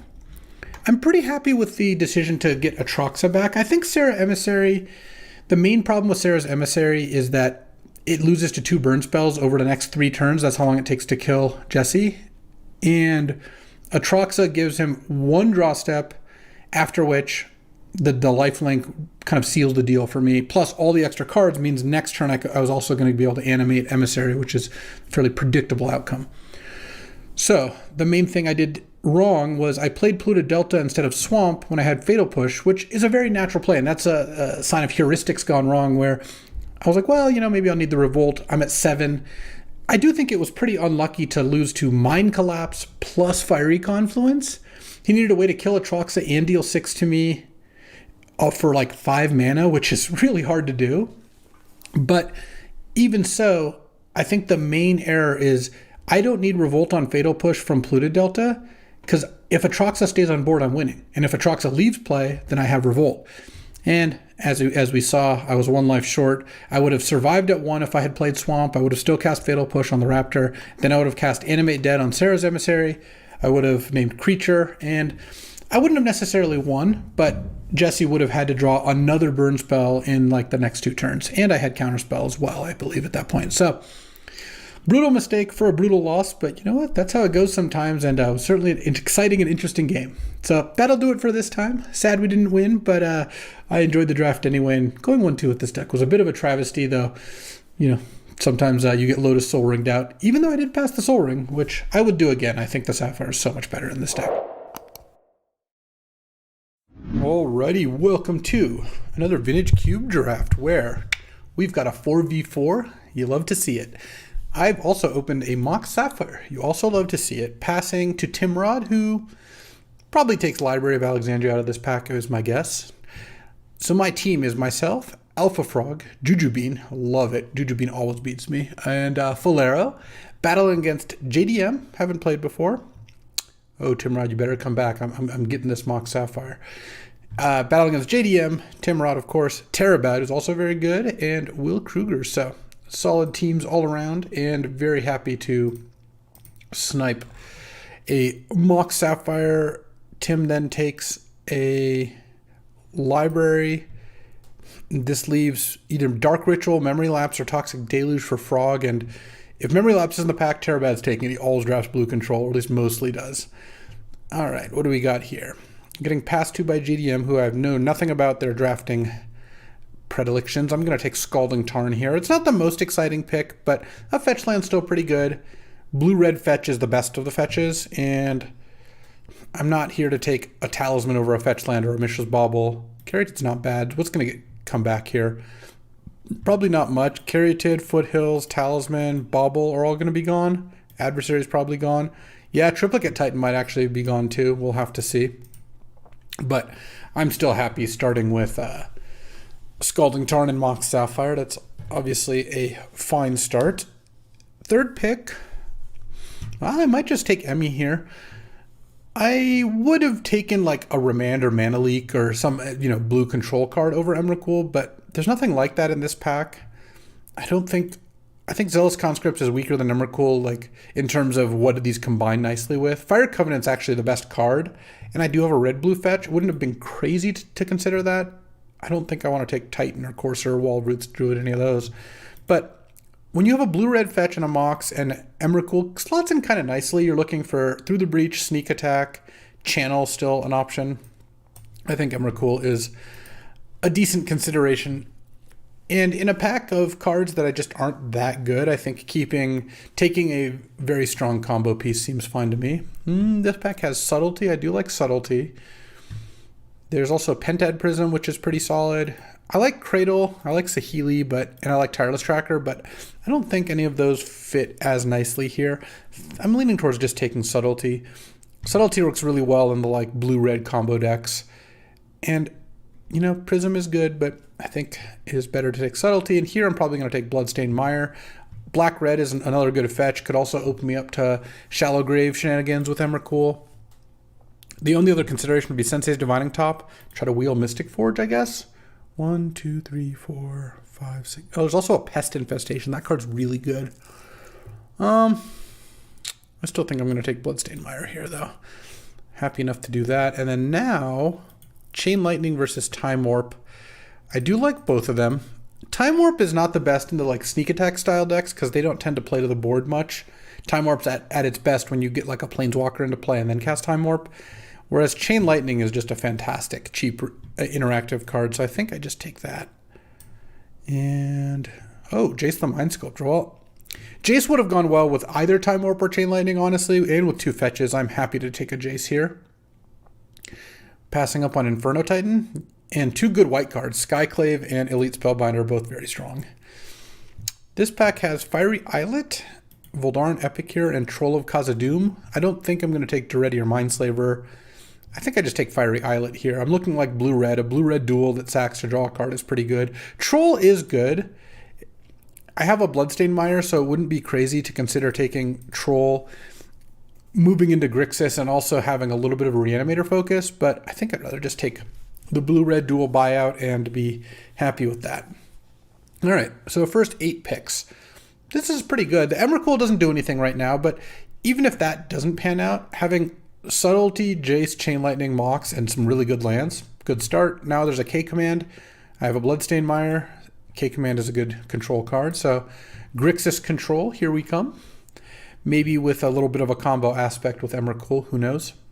But I think this is a good start. If I didn't have the Mox, I obviously would feel a little less bad about the start, but part of it is that these Grixis control decks are a little slow and don't have access to normal like green acceleration really. So having a Mox Sapphire is just so perfect. Whereas you can just turn 2 K-Command and a turn 3 Jace, that sort of thing. All right, this pack has an Ulamog and a Sylvan Caryatator, the 2 best cards. I don't really want Waterlogged Grove or Bolas' Citadel. I'm going to take Ulamog because I'm already on the lookout for an Eldrazi enabler, so like Sneak Attack or Through the Breach, so having a backup Eldrazi is solid. I'm passing a Sylvan Caryatid to Tim, who, if he took the Pest Infestation, could end up in a solid green deck, but I think this is fine. This pack has all the green cards in it. I guess I'm the most likely to play Wall of Roots here, and I think it's also just the best card, so I'll take that, though I'm not very excited about the prospect of playing it. Okay. Looking for Sneaker Breach to turn on these 2 Eldrazi. Also have the potential out of picking up Shallow Grave or Corpse Dance and then a discard outlet. I do have a discard outlet right now. K-Command myself, discarding a card. That's a little bit dicey, but it is possible. And really haven't bricked at very many picks. I mean, the wall is probably not going to get played, and there is a possibility that neither of these Eldrazi's make the cut, but otherwise I like it. Haven't gotten past a ton of blue, but got a late Jace, and Subtlety is pretty good. This pack, oh man, Cradle's a really strong card, but Corpse Dance with these 2 things are really good, and I don't think I'm a Saheeli deck. I think I do that, especially since I'm passing 2 green cards there, and they're both pretty good. So, all right, now I'm not going to pass the Nissa, though. That's too much for me. And I don't really care about passing Beaumont Courier, so let's do that. And Ephemerate. All right, Ephemerate and Geddon are getting over here. So are Nissa and Walrus, honestly. I'm not going that direction. All right, Time Walk time? No. But there's a Comet Stellar Pup, a Mystic Confluence, a Volcanic Island, a Lorien Revealed, and a Xander's Lounge, and a Flooded Strand. So 1, 2, 3, 4 good blue lands. Mystic Confluence, Comet Stellar Pup, and then cards I don't really want. Comet is, I think, the best card, but I don't think JDM is likely to be playing white. We got past a really late Geddon. We saw that pack with Skyclave and Elite Spellbinder. Doesn't mean you can't splash Comet, but I think it's a little less likely. I think JDM's more likely playing blue, and maybe there was just multiple good blue cards in those packs, or playing black. Haven't seen very much in the way of black. I think I'm going to take Mystic Confluence. It's the best card for my deck. Volcanic would be really tempting, but there's 2 blue-red lands in the same pack, and they're both worse than Flooded Strand. So, assuming someone takes Comet, someone takes Noble, and someone takes Lauren Revealed, that's 3. Flooded Strand is 4. Wait, 1, 2, 3, 4. I just need a couple people to take other things before I get a land. Oh, wow, look at this pack. This pack is nuts. Ragavan, Vamp, Time Spiral, and Sneak Attack, as well as Coveted Jewel, Retrofitter, Foundry, Bone Crusher, all great cards. I gotta just take the Sneak, I think. I don't think I can get greedy here. Obviously, there's a temptation to just take Ragavan. Let's see. Let's do a count. 1, 2, 3, 4, 5, 6. So someone would need to take Renin 6, Nurturing Peatland, Mana Confluence, Heartbeat of Spring, or Ichor Wellspring over Sneak Attack. And that's counting Thirst for Discovery also. I think I'm supposed to just take Sneak here. It's just so good in this deck. All right. Painful, but I'll do it. And then I'll happily take Mana Leak here. This is the perfect card for this deck. Faithless Looting would also be interesting, and Watery Grave to get these Corpse Dance shenanigans going, but I think Mana Leak is too strong of a card to pass. It's just such a good card. All right. Well, took the Discipline pick, took the Sneak Attack. I think that's the right pick. Oh, wow. Look at this pack. This pack has Archon of Cruelty and Preordain. I love Preordain so unbelievably much, but Archon is so busted to Sneak or Corpse Dance. I think I've got to take Archon. I think it's just too strong. And passing up on LED, Goldspan Dragon. Blood Tithe would also be a potential card to wheel. Yeah, that's a tough pick, Archon versus Preordain. Also, there's a chance that JDM is playing black and has a reanimation theme, in which case taking Archon is good, though they passed a pretty late Corpse Dance, so that seems a little less likely. But yeah, I feel like I've got Jace, I've got Mystic Confluence. I'm going to pick up more cantrip type stuff. Archon is really hard to replace. Emrakul's the best thing to sneak into play, but Archon is not far behind, and there's some games you honestly rather sneak Archon in, whereas Ulamog, of course, is just third by a lot. The difference in Annihilator 4 and 6 is pretty big, as it turns out. Okay. Still, this has been a really good pack for us. Getting Sneak Attack into Archon is pretty strong. Obviously, opening Mystic Confluence isn't like the dream. Oh, here I'm going to take Shelldock. Shelldock with all these things is also just fantastic. A lot better than Brazen Borrower. Passing a late Parallax Wave the other direction. Timrod does like playing white, but passing the Parallax Wave makes me feel he's a little less likely to be playing those colors. I didn't pass a ton of white. I passed the pack in the middle of the pack that had some really good white cards, but I don't recall passing a ton of great white cards, so it'd be kind of interesting to see where he ends up. There's also a Tree Speaker and a Questing Druid here for green, so you never know. The nice thing about these fetches I have is even if I don't get duels that go with them, Mire and Scalding Tarn actually still work well in Grixis. It's not like I have a Misty Rainforest that I'm trying to enable, so it would be awesome if Volcanic or Xander's Lounge wheels, but it's not necessary. I think I'd rather have Xander's Lounge because these lands already work. I guess it makes Scalding Tarn not get black, but that's okay. Oh, wow. So this pack has Shallow Grave, Persist, Entomb. I think I'm going to take Entomb because it sets up Corpse Dance really well, and there's a chance I wheel Shallow Grave. 1, 2, 3, 4, 5, 6. Someone would have to want Vampire Hexmage or Rabbit Battery. Okay, so not the biggest chance, but I'm still going to take the Entomb. And I would like to find a little more black fixing now. But having Entomb and Corpse Dance, and then we haven't seen any of the really good animates, and now that I've picked up Archon, I have the out to use a good animate as well. Like Reanimate, Animate Dead, Necromancy that don't work with the Eldrazi, because they shuffle themselves back in. Okay, this pack is definitely going to be Brainstorm. I like Brainstorm with double fetches and Entomb for shuffling. Also because if I draw like Archon, I want to be able to Brainstorm it back to Entomb it. I don't mind passing a Dothi Voidwalker. Upheaval is a good card, but this is not an Upheaval deck. Ooh, this is a Show and Tell deck, though.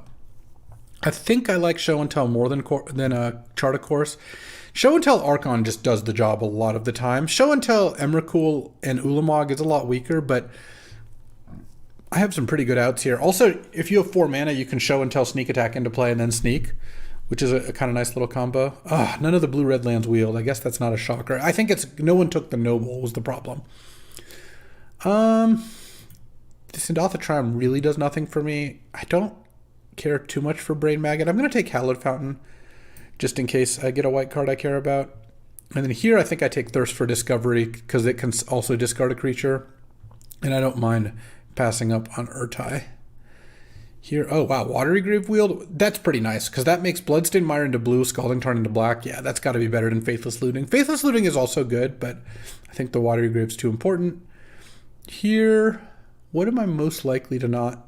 I'm trying to think what I'm most likely to want to hate because none of these cards are... I think the Virtue is slightly the most likely. Oh, Sarah's Emissary. This doesn't work with the 1-turn reanimate stuff, but if I get an animate, it could work. I guess I'll take Sarah's Emissary. I don't really care about Archangel Elspeth. I don't think that card is all that hot. Okay, well, Wheel and Watery Grave kind of fix my mana already. And what am I looking for? Well, I guess Persist. Persist can get back Archon. Okay, that's a nice wheel. So, wow. The Shallow Grave didn't wheel, the Persist did, and the Wall, which is kind of funny. So someone wanted the Rabbit Battery, I guess. All right, what is this pack?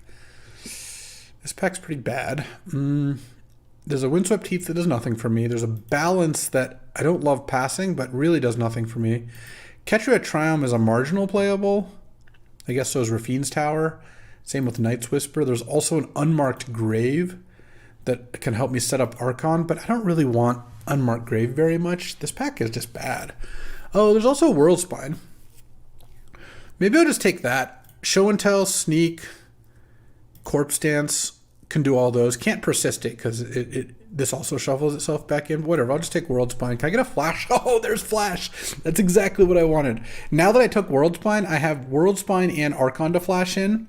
Not that flashing in Archon is the best. You just get the one trigger, but it's a good way to get it into the graveyard and get paid off while doing so. Yeah, slamming Flash over Miscalculation, Mystical Tutor, Fire Ice, but oh, we're definitely this deck is just going to be really good at cheesing the opponents here. We just have a ton of these like 2-card combos and good mana. This pack's a bit of a brick though. We have Trinket Mage for 1 artifact. There's Arc Trail, which is just fine. Honestly, I might just take Containment Priest because this card hoses me, and there's nothing I wanted to play in that pack. Oh, Atroxa? That's a good one to flash, Sneak, or Corpse Dance. All right. Slamming Atroxa over Lava Claw reaches? Sure. All right, well, now I actually think this deck is in incredibly good shape. I'm a little short on playables, which is not a problem I normally have, but no, I'm not even that short. Honestly, right now I'm playing 21 lands, so I need 3 more playables and I'll be fine. We have a sick combo deck going here. Every card in my deck is either Disruption like Subtlety, Chain Lightning, Mana Leak, card draw like Brainstorm or Thirst for Discovery, Mystic Confluence is both, Jace is kind of both, or combo enablers like Sneak, Show and Tell, Flash, Entomb, Persist, Corpse Dance, like all of the stuff that works, and 5 giant creatures. This pack is all green cards. I don't like that. I'm not playing any of these cards. I don't need another thing to cheat into play. I think I'll just hate the Endurance because that's another card that could mess me up. So let's do that. Here, more green cards. There's Ledger Shredder, which is a cheap creature that can help discard cards. Yeah, that's probably better than Deadly Dispute. We're not a good Deadly Dispute deck, and I think Mind Collapse is just whatever. So these last couple picks have been kind of weak, but honestly, the previous ones have been so good that I don't mind too much. I've also managed to hate Containment Priest and Endurance, 2 cards that are very good against me, so that is totally fine. Okay, here, do we want a Braid, Baleful Strix, or Dark Slick Shores? I think Shieldred's Edict is a little weaker than both a Braid and Strix. I feel like my mana's pretty good. There's also Glorybringer, but I don't want a cheap card. I think I actually just want Baleful Strix as Disruption. Oh, and then there's Through the Breach, slamming it. 8th pick Through the Breach. I was going to be happy with Vendilion Click. There's also, I guess, a Life Death, but Breach with 5 different creatures to breach into play. This deck kind of has it all. It has Show and Tell, Sneak, Breach, Emrakul, Archon Atroxa, World Spine Worm, also Flash. It just has every combo piece of this type. And now we're at 17 lands plus a Mox Sapphire, so it's not like we need any more playables. We even have Chain Lightning, Mana Leak, Mystic Confluence, and Subtlety, so we even have some counters. This deck's pretty much ideal. Do I want Unmarked Grave or Night's Whisper or to hate Andorol or Ignoble Hierarch? I don't think I want to hate Ignoble because Tim passed me a Noble really late.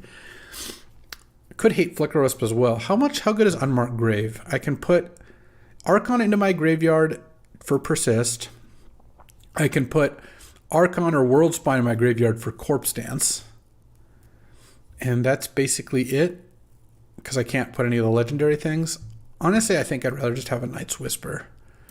I think that is going to be better. Oh, Oliphant. Oh, I don't have a red-blue land. So Oliphant's just a red fixer, but I can Persist it on turn 2, and it's a shuffle. I think that's a little better than Firebolt. And then this pack has Fallen Shinobi that I'm not great at with Ledger Shredder and Baleful Strix. That's it. I guess I could sneak it into play. Fire Blast I don't care about. Underdog I'm not going to play. Bonfire, which is a decent sideboard card, and I have a Jace to put it back on top. Or Bloodthirsty Adversary, which gets back Thirst for Discovery, Corpse Dance, K-Command, Night's Whisper, Persist, Entomb. I think I'll take the Adversary. It's pretty close. Oh wow, now there's Turok, which I don't think I'm going to have the mana for. Grave Titan, which could be fine with some of this stuff. Or Chandra. I think I'd rather have Grave Titan. I think there's a chance I would want to use that. And then I guess I'll take Green Suns because it's the best card. Same with Rafellos. All right. Well, this deck basically got there. I guess one red-blue land would have been nice. But honestly, this deck is pretty sick. And I even have a couple cards to cut here. All right. Let's see how this goes. Alrighty, time for round 1. Pretty easy deck build. I just ended up cutting K-Command because this deck's mostly blue-black as it turns out. And I wanted to play 18 lands, or well, 16 lands, a Mox, and a Oliphant. Playing against Terabad round 1 here, and ooh, that was a nice draw. Alright, I'll just play the Baleful Strix. I was going to leave up Mana Leak, but if there's ever a turn to play Baleful Strix and not leave up Mana Leak, I think turn 1 going into their turn 2 is pretty decent. Now I just need to draw a reanimation spell or a big creature. That doesn't sound too difficult. Play against Mardu, huh? Okay. Interessante. I think that, yeah, Brain Maggot, that's fine. Basically, Terabad Carl here is going to have to decide, do I gamble against me drawing a reanimation spell?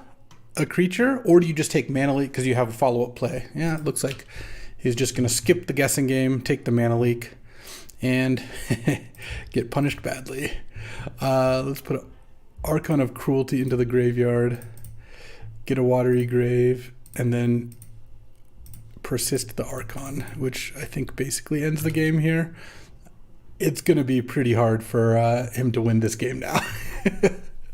Because he's discarding a card, he's losing the Brain Maggot, so I'm getting back the Mana Leak. I'm drawing a card, and now if you don't kill Archon, you straight up lose. And if you do kill Archon, you've used a Brain Maggot, the card you discarded, but plus the card you have to kill it.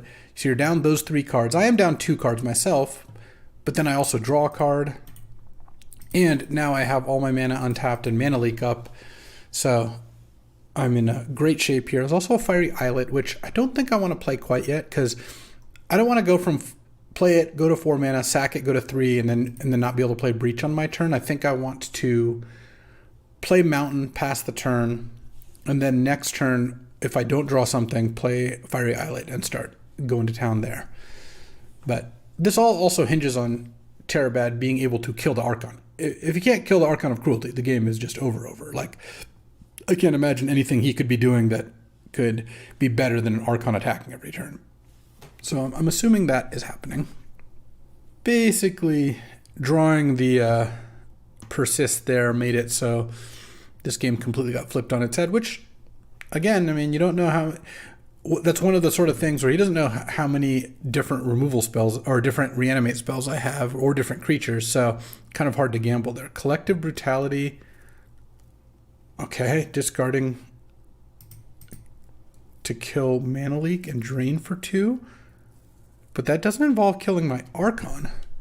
Sounds not like a great path to victory to me. Gets to play a Xander's Lounge, I guess. I'll do Sneak. All right, let's go Mountain. Just play Sneak and pass.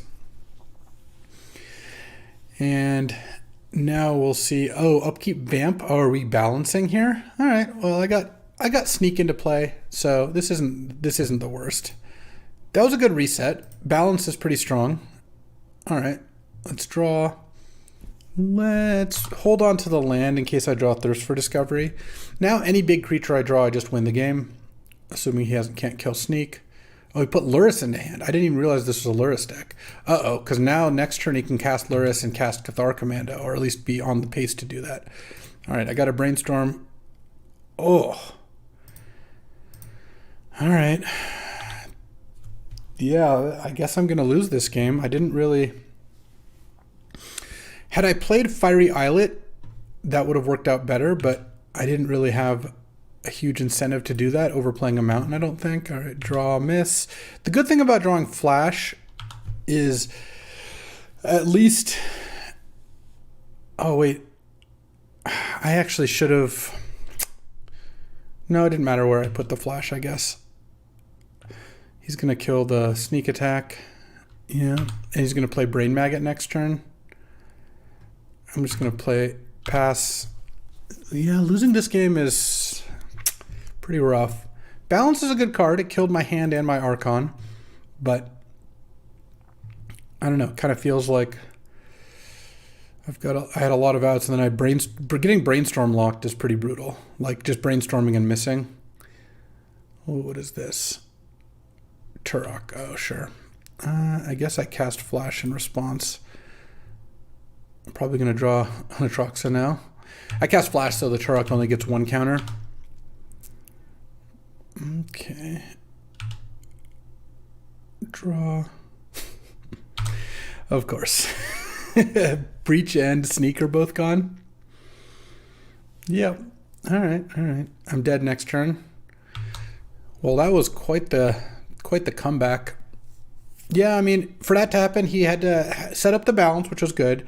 But then I had to miss on drawing anything for like 4 turns with Sneak in play because I brainstormed, so I saw the next 4 cards. Of course, Emerald Cool's card number 5, and that would have worked. All right. We're dead here. All right. Playing against Luris. That makes me want Bloodthirsty Adversary because it's just a good value card. Chain Lightning I still think is fine. What do I want to cut? I guess I kind of want to cut a land. Oh, I guess I don't have enough red to get double red that easily. Maybe I just put in K command. Yeah, I'll do that, I think. All right, let's try this again. So I guess the main thing I could have done differently, I didn't really consider balance. I mean, I didn't know about it. Was the main thing was the turn I played Sneak, played Fiery Islet instead of playing Mountain, and then I would have had 1 extra draw in play, and I actually would have won the game because what I would have done is cracked Fiery Islet to draw a card and then drawn Brainstorm. Oh, I guess if I had drawn Brainstorm a turn earlier, I probably would have missed on that because then I still cast Brainstorm and run into the same problem. So maybe not. In any case, I would like to play first. Yeah, I totally missed that he had Companion Luris.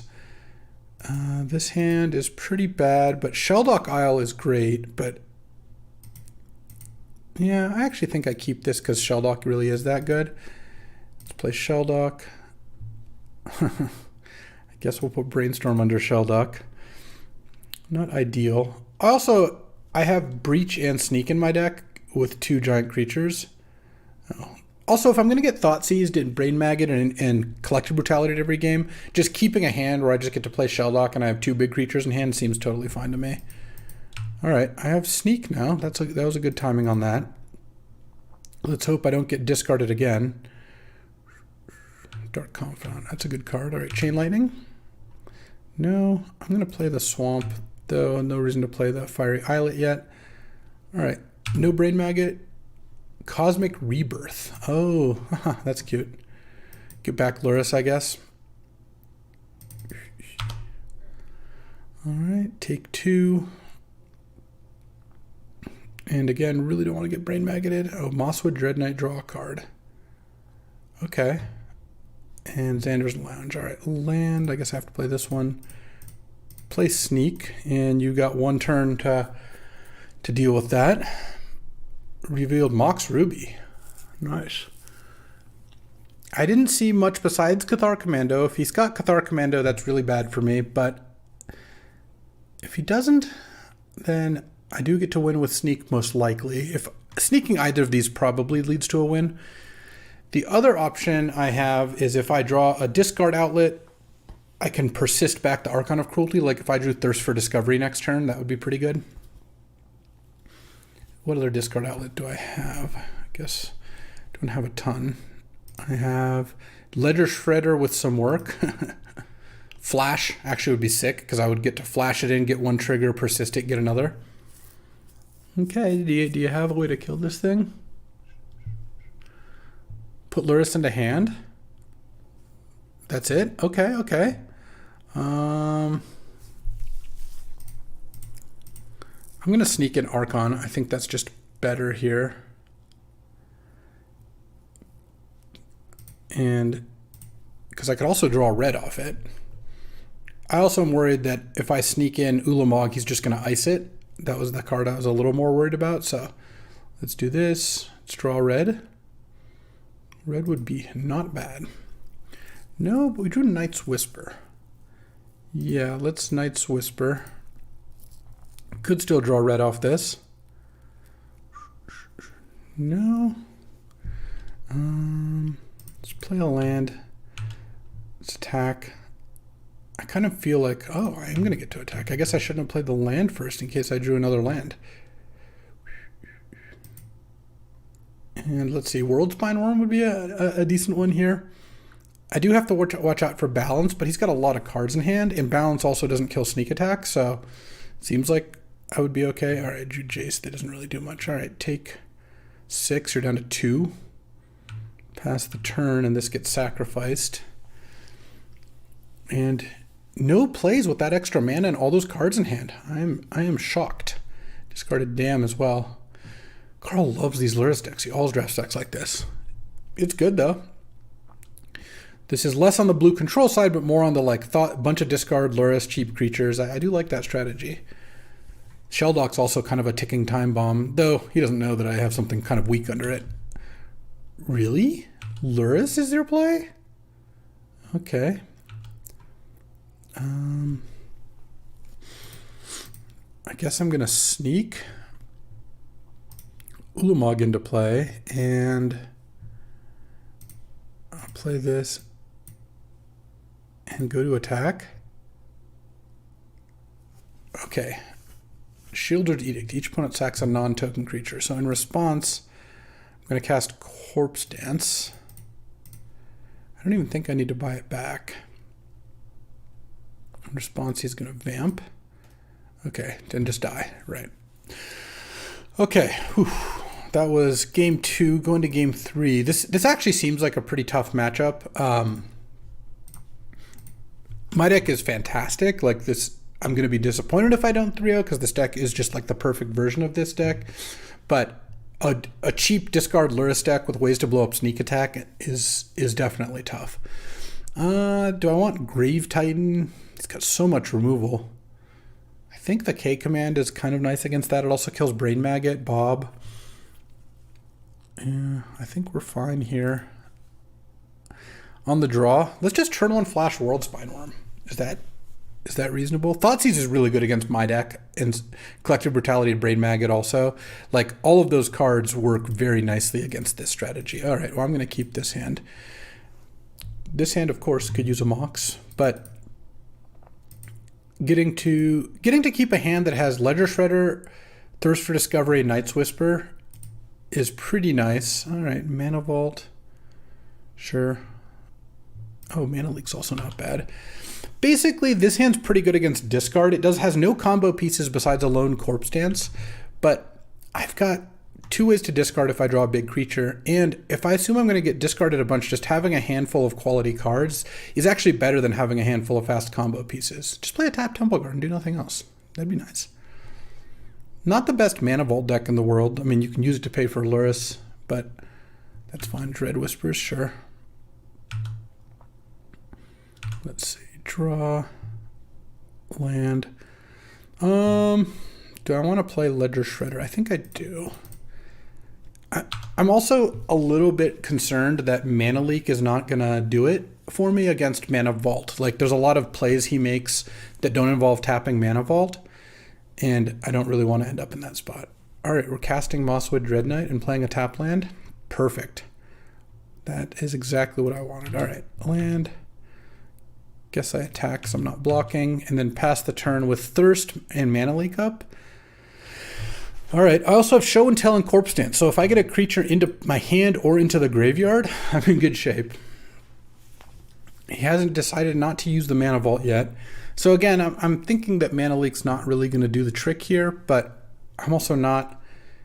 This isn't that much pressure, and if he's got a bunch of removal spells in hand, it's just not that bad. All right, no plays. I guess I'll cast Thirst. You gonna kill my Ledger Shredder?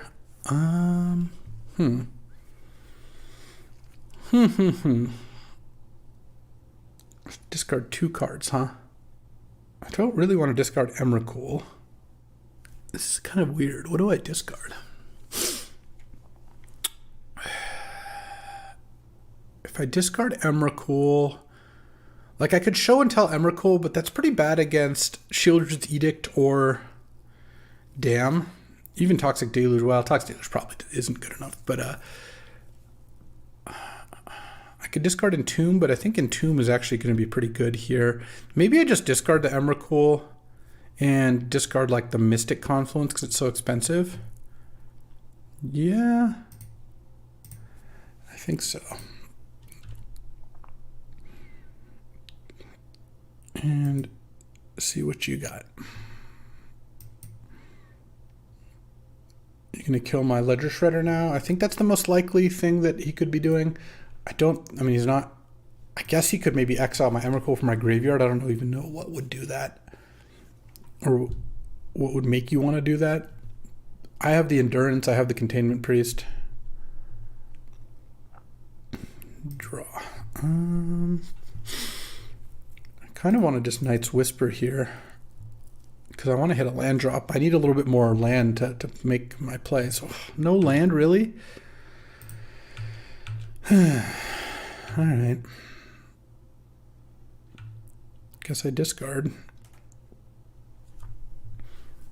Cathar Commando. Oh, I guess better than discarding, I'm going to subtlety that. I think binning Show and Tell. Oh, and I get to Ledger Shredder. Nice. That's a pretty nice little bonus. I don't even think getting a mountain, because this only gets a mountain, helps me, so I actually think I'm going to discard the Oliphant. Now I can subtlety the Cathar Commando. Another black is what I'm looking for, because then I can make the Entomb Corpse Dance play. Basically, I'm looking to Entomb the Archon and then Corpse Dance. All right, we're going to get Xander's Lounge because we want to leave the Cathar Commando on top. All right.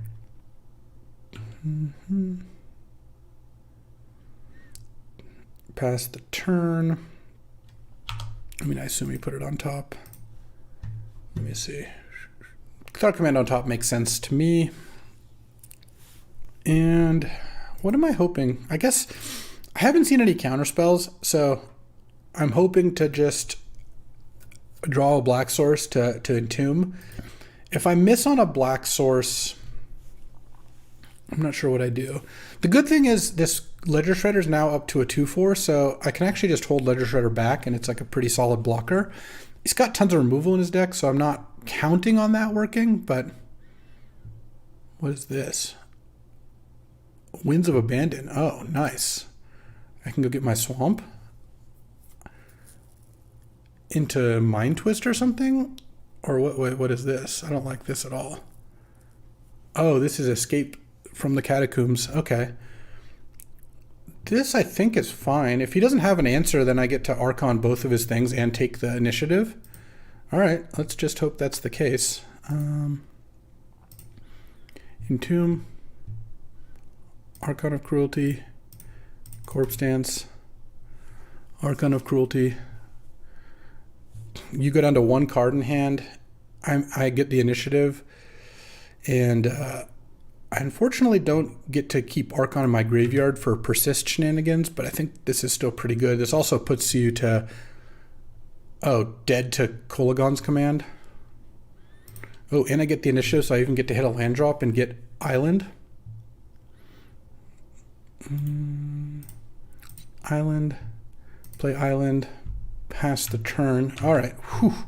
I think we're going to be okay here. His last card in hand is Cathar Commando. Doesn't even have anything like a Balance. And honestly, Balance wouldn't do it because I have Brainstorm up now.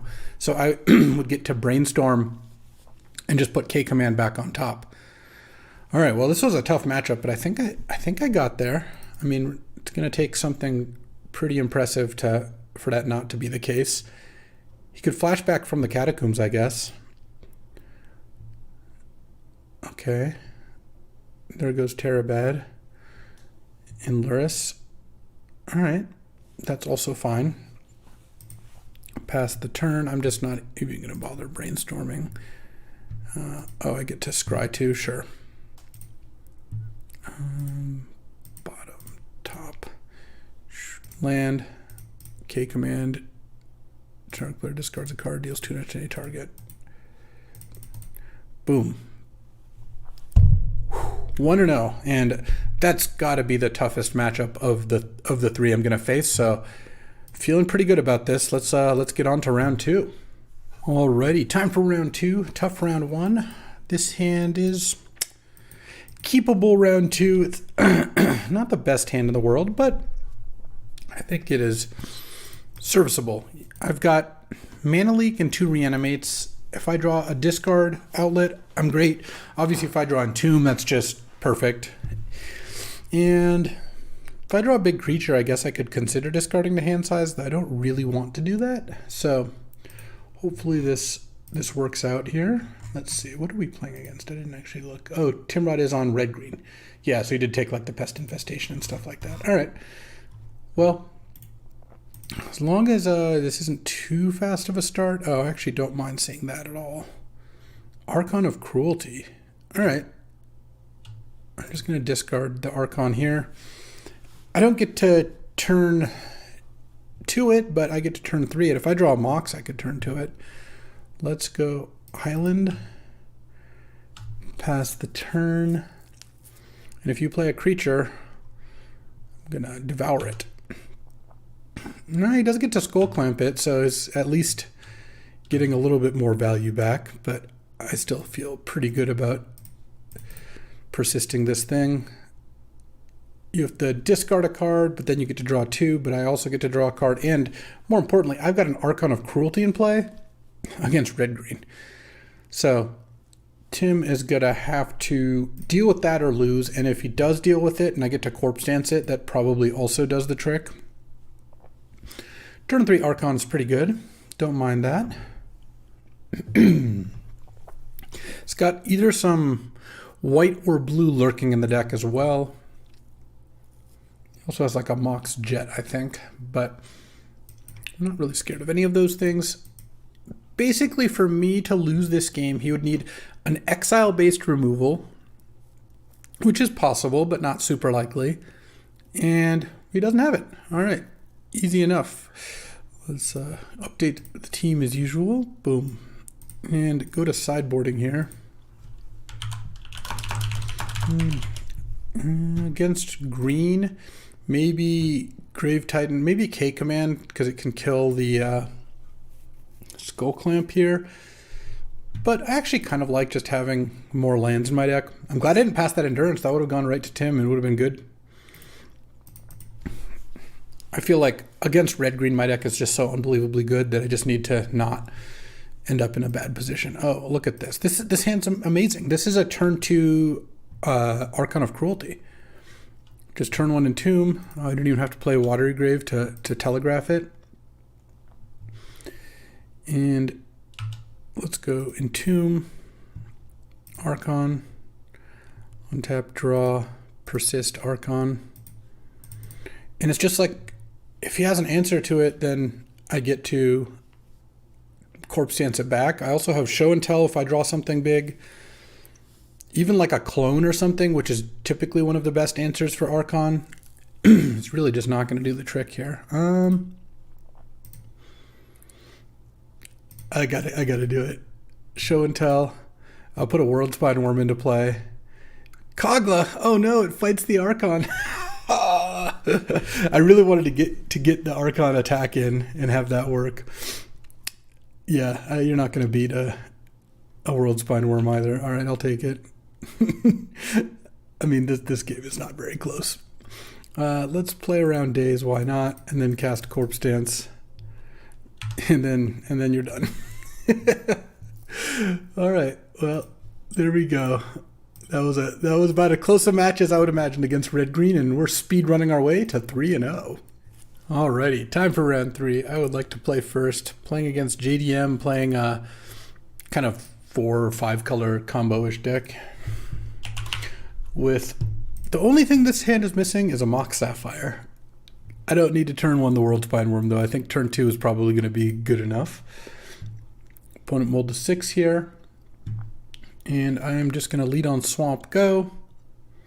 And turn 2, Fiery Islet Go. End of turn. Put 3 5/5s into play. And go from there. Oh, turn 1 Fast Bond. Okay. Turn 1 Fast Bond is definitely a thing. Into an Indatha Triome. Oh man, it's too bad I can't also Corpse Dance the Worm. But I think this will be good enough if I had to guess. Devoted Druid, you got it. All right, end of turn. Flash in World Spine. Make 3 5/5s. Untap, draw. If I draw a Mana Leak, that basically ends the game. Not that this game is... Oh, that is weird. Very close anyway. And I think I play Baleful Strix here, just to draw the card immediately. Oh, I drew Mox? Sure. I'll play Ledger Shredder too, why not? I feel like it's not that likely that I get Wrathed here, so just playing all my cards seems totally fine. All right. Up a game. Like I said, we're speed running our way to 3-0. Seriously, the first round... it was the round where I could have imagined losing. I almost did. These other rounds haven't been particularly close. Just this deck is perfect. Honestly, you really couldn't make this deck much better. It's got Breach, Sneak, Entomb, and then Persist, Corpse Dance, plus all the good targets. Like, what are you missing? So we'll see. But I don't think the kinds of decks I've played against in the second and third round are very likely to kill me. Yeah, this hand's keepable. This hand has a couple things going for it. One is Subtlety. So I could Subtlety like a turn 2 Devoted Druid. The other is I have all 3 colors of my mana. And I have a big creature, which I don't mind starting in my hand. And then I can discard it with Thirst. Or if I draw Show and Tell, I can do that. Or Sneak. So feels like this hand has a lot of what I'm looking for. Obviously, it's not a turn 2 Flash or turn 2 Persist Archon. But, Atraxa hasn't had a chance to really shine yet. So I got to give Atraxa her due. So far, it's actually just been all the Archon of Cruelty show, because Archon of Cruelty is just the best. Overall best of all the Reanimate Sneak targets, I think. Atraxa is also really good. Atraxa is, I think, a better early pick in when you don't know which direction you're going because of the natural order stuff. But let's go island. I'm just going to cycle the Oliphant here. I don't think saving it to shuffle with Jace is worth it, especially since I don't have a third land drop yet. Ren and 6, okay. Let's mountain cycle that. Get a mountain. Draw. And Emrakul, Aeon's Torn. Alright, well, I'm going to cast Night's Whisper, and it's actually going to be a discard outlet. Because I'm going to now discard Atraxa. So now if I draw Corpse Dance, then I can get Atraxa into play. I have Emrakul for breach sort of things. And I have Thirst coming up here in a second. Alright, hopefully I can Subtlety whatever the first big play is here. Because there's a lot of mana on the other side. There's Sneak. Okay. So let's just play Mountain, say go. And now I think in response to something I would want to Subtlety, I'm going to cast Thirst for Discovery. Hopefully this is subtletyable. Oh, it is. All right, let's go Thirst. I'll discard a basic land, discard an island. And I think I'm going to Subtlety exiling Mana Leak here. Mana Leak doesn't look very good. Subtlety, the Oracle. Especially with a Ren and 6 in play, I really don't want Oracle to reveal like Strip Mine or Wasteland. That would be pretty brutal. And they put Oracle on top, so that's their play next turn, which means we are in good shape here. Mox would have been nice. I would have gotten to Sneak this turn. I still can Sneak, though. You're at 20, you have 8. How risky is this? It's like a little bit risky, but I think this is still worth it. And then sneak in Emrakul. And I think I attack. You're at 15. I think I attack you. Yeah, you can sack 6 permanents. I don't really care that you can Ren and 6 back lands. If you want to keep Ren and 6, the problem is attacking Ren and 6 lets you also sack it, so you only have to sack 5 permanents. And oh, he wants to keep Oracle, so he has to keep the Restless Cottage. In fact, you have to sack everything. If you want to cast Oracle next turn, you actually have to sack Ren and 6. So, oh, we're doing it this way. Sure. Okay, now I get to reshuffle. Now I have Jace coming up with Sneak. So I'm going to play my island, and then I'm going to Jace, leaving a mountain untapped, and hope that I get to do some good sneaking next turn. Any creature is lethal. Oh, well, in that case, I'll just wait on that, because I have a mountain left in my deck, and now I can Jace and shuffle here. Draw 3. Put back these 2. Play Mire. Crack this, get mountain. Sneak Ulamog, and that is game. Oh, the perfect 3-0. Lost a game. Lost game 1, actually, but otherwise, perfect score, and that actually is a win for the team. So there we go. It doesn't usually come together this well. Let's take a look at this deck. This deck is really a thing of beauty. It had the best overall Sneak Breach target. Atraxa also very good. It also, because it had Archon, got to play Persist. And then had Worldspine Worm, Atraxa, Archon all work with Flash. So Flash, I just won a game by just casting Flash Worldspine very easily. And then it also had Sneak Breach for Ulamog, Emrakul, plus all the other creatures are great to Sneak or Breach.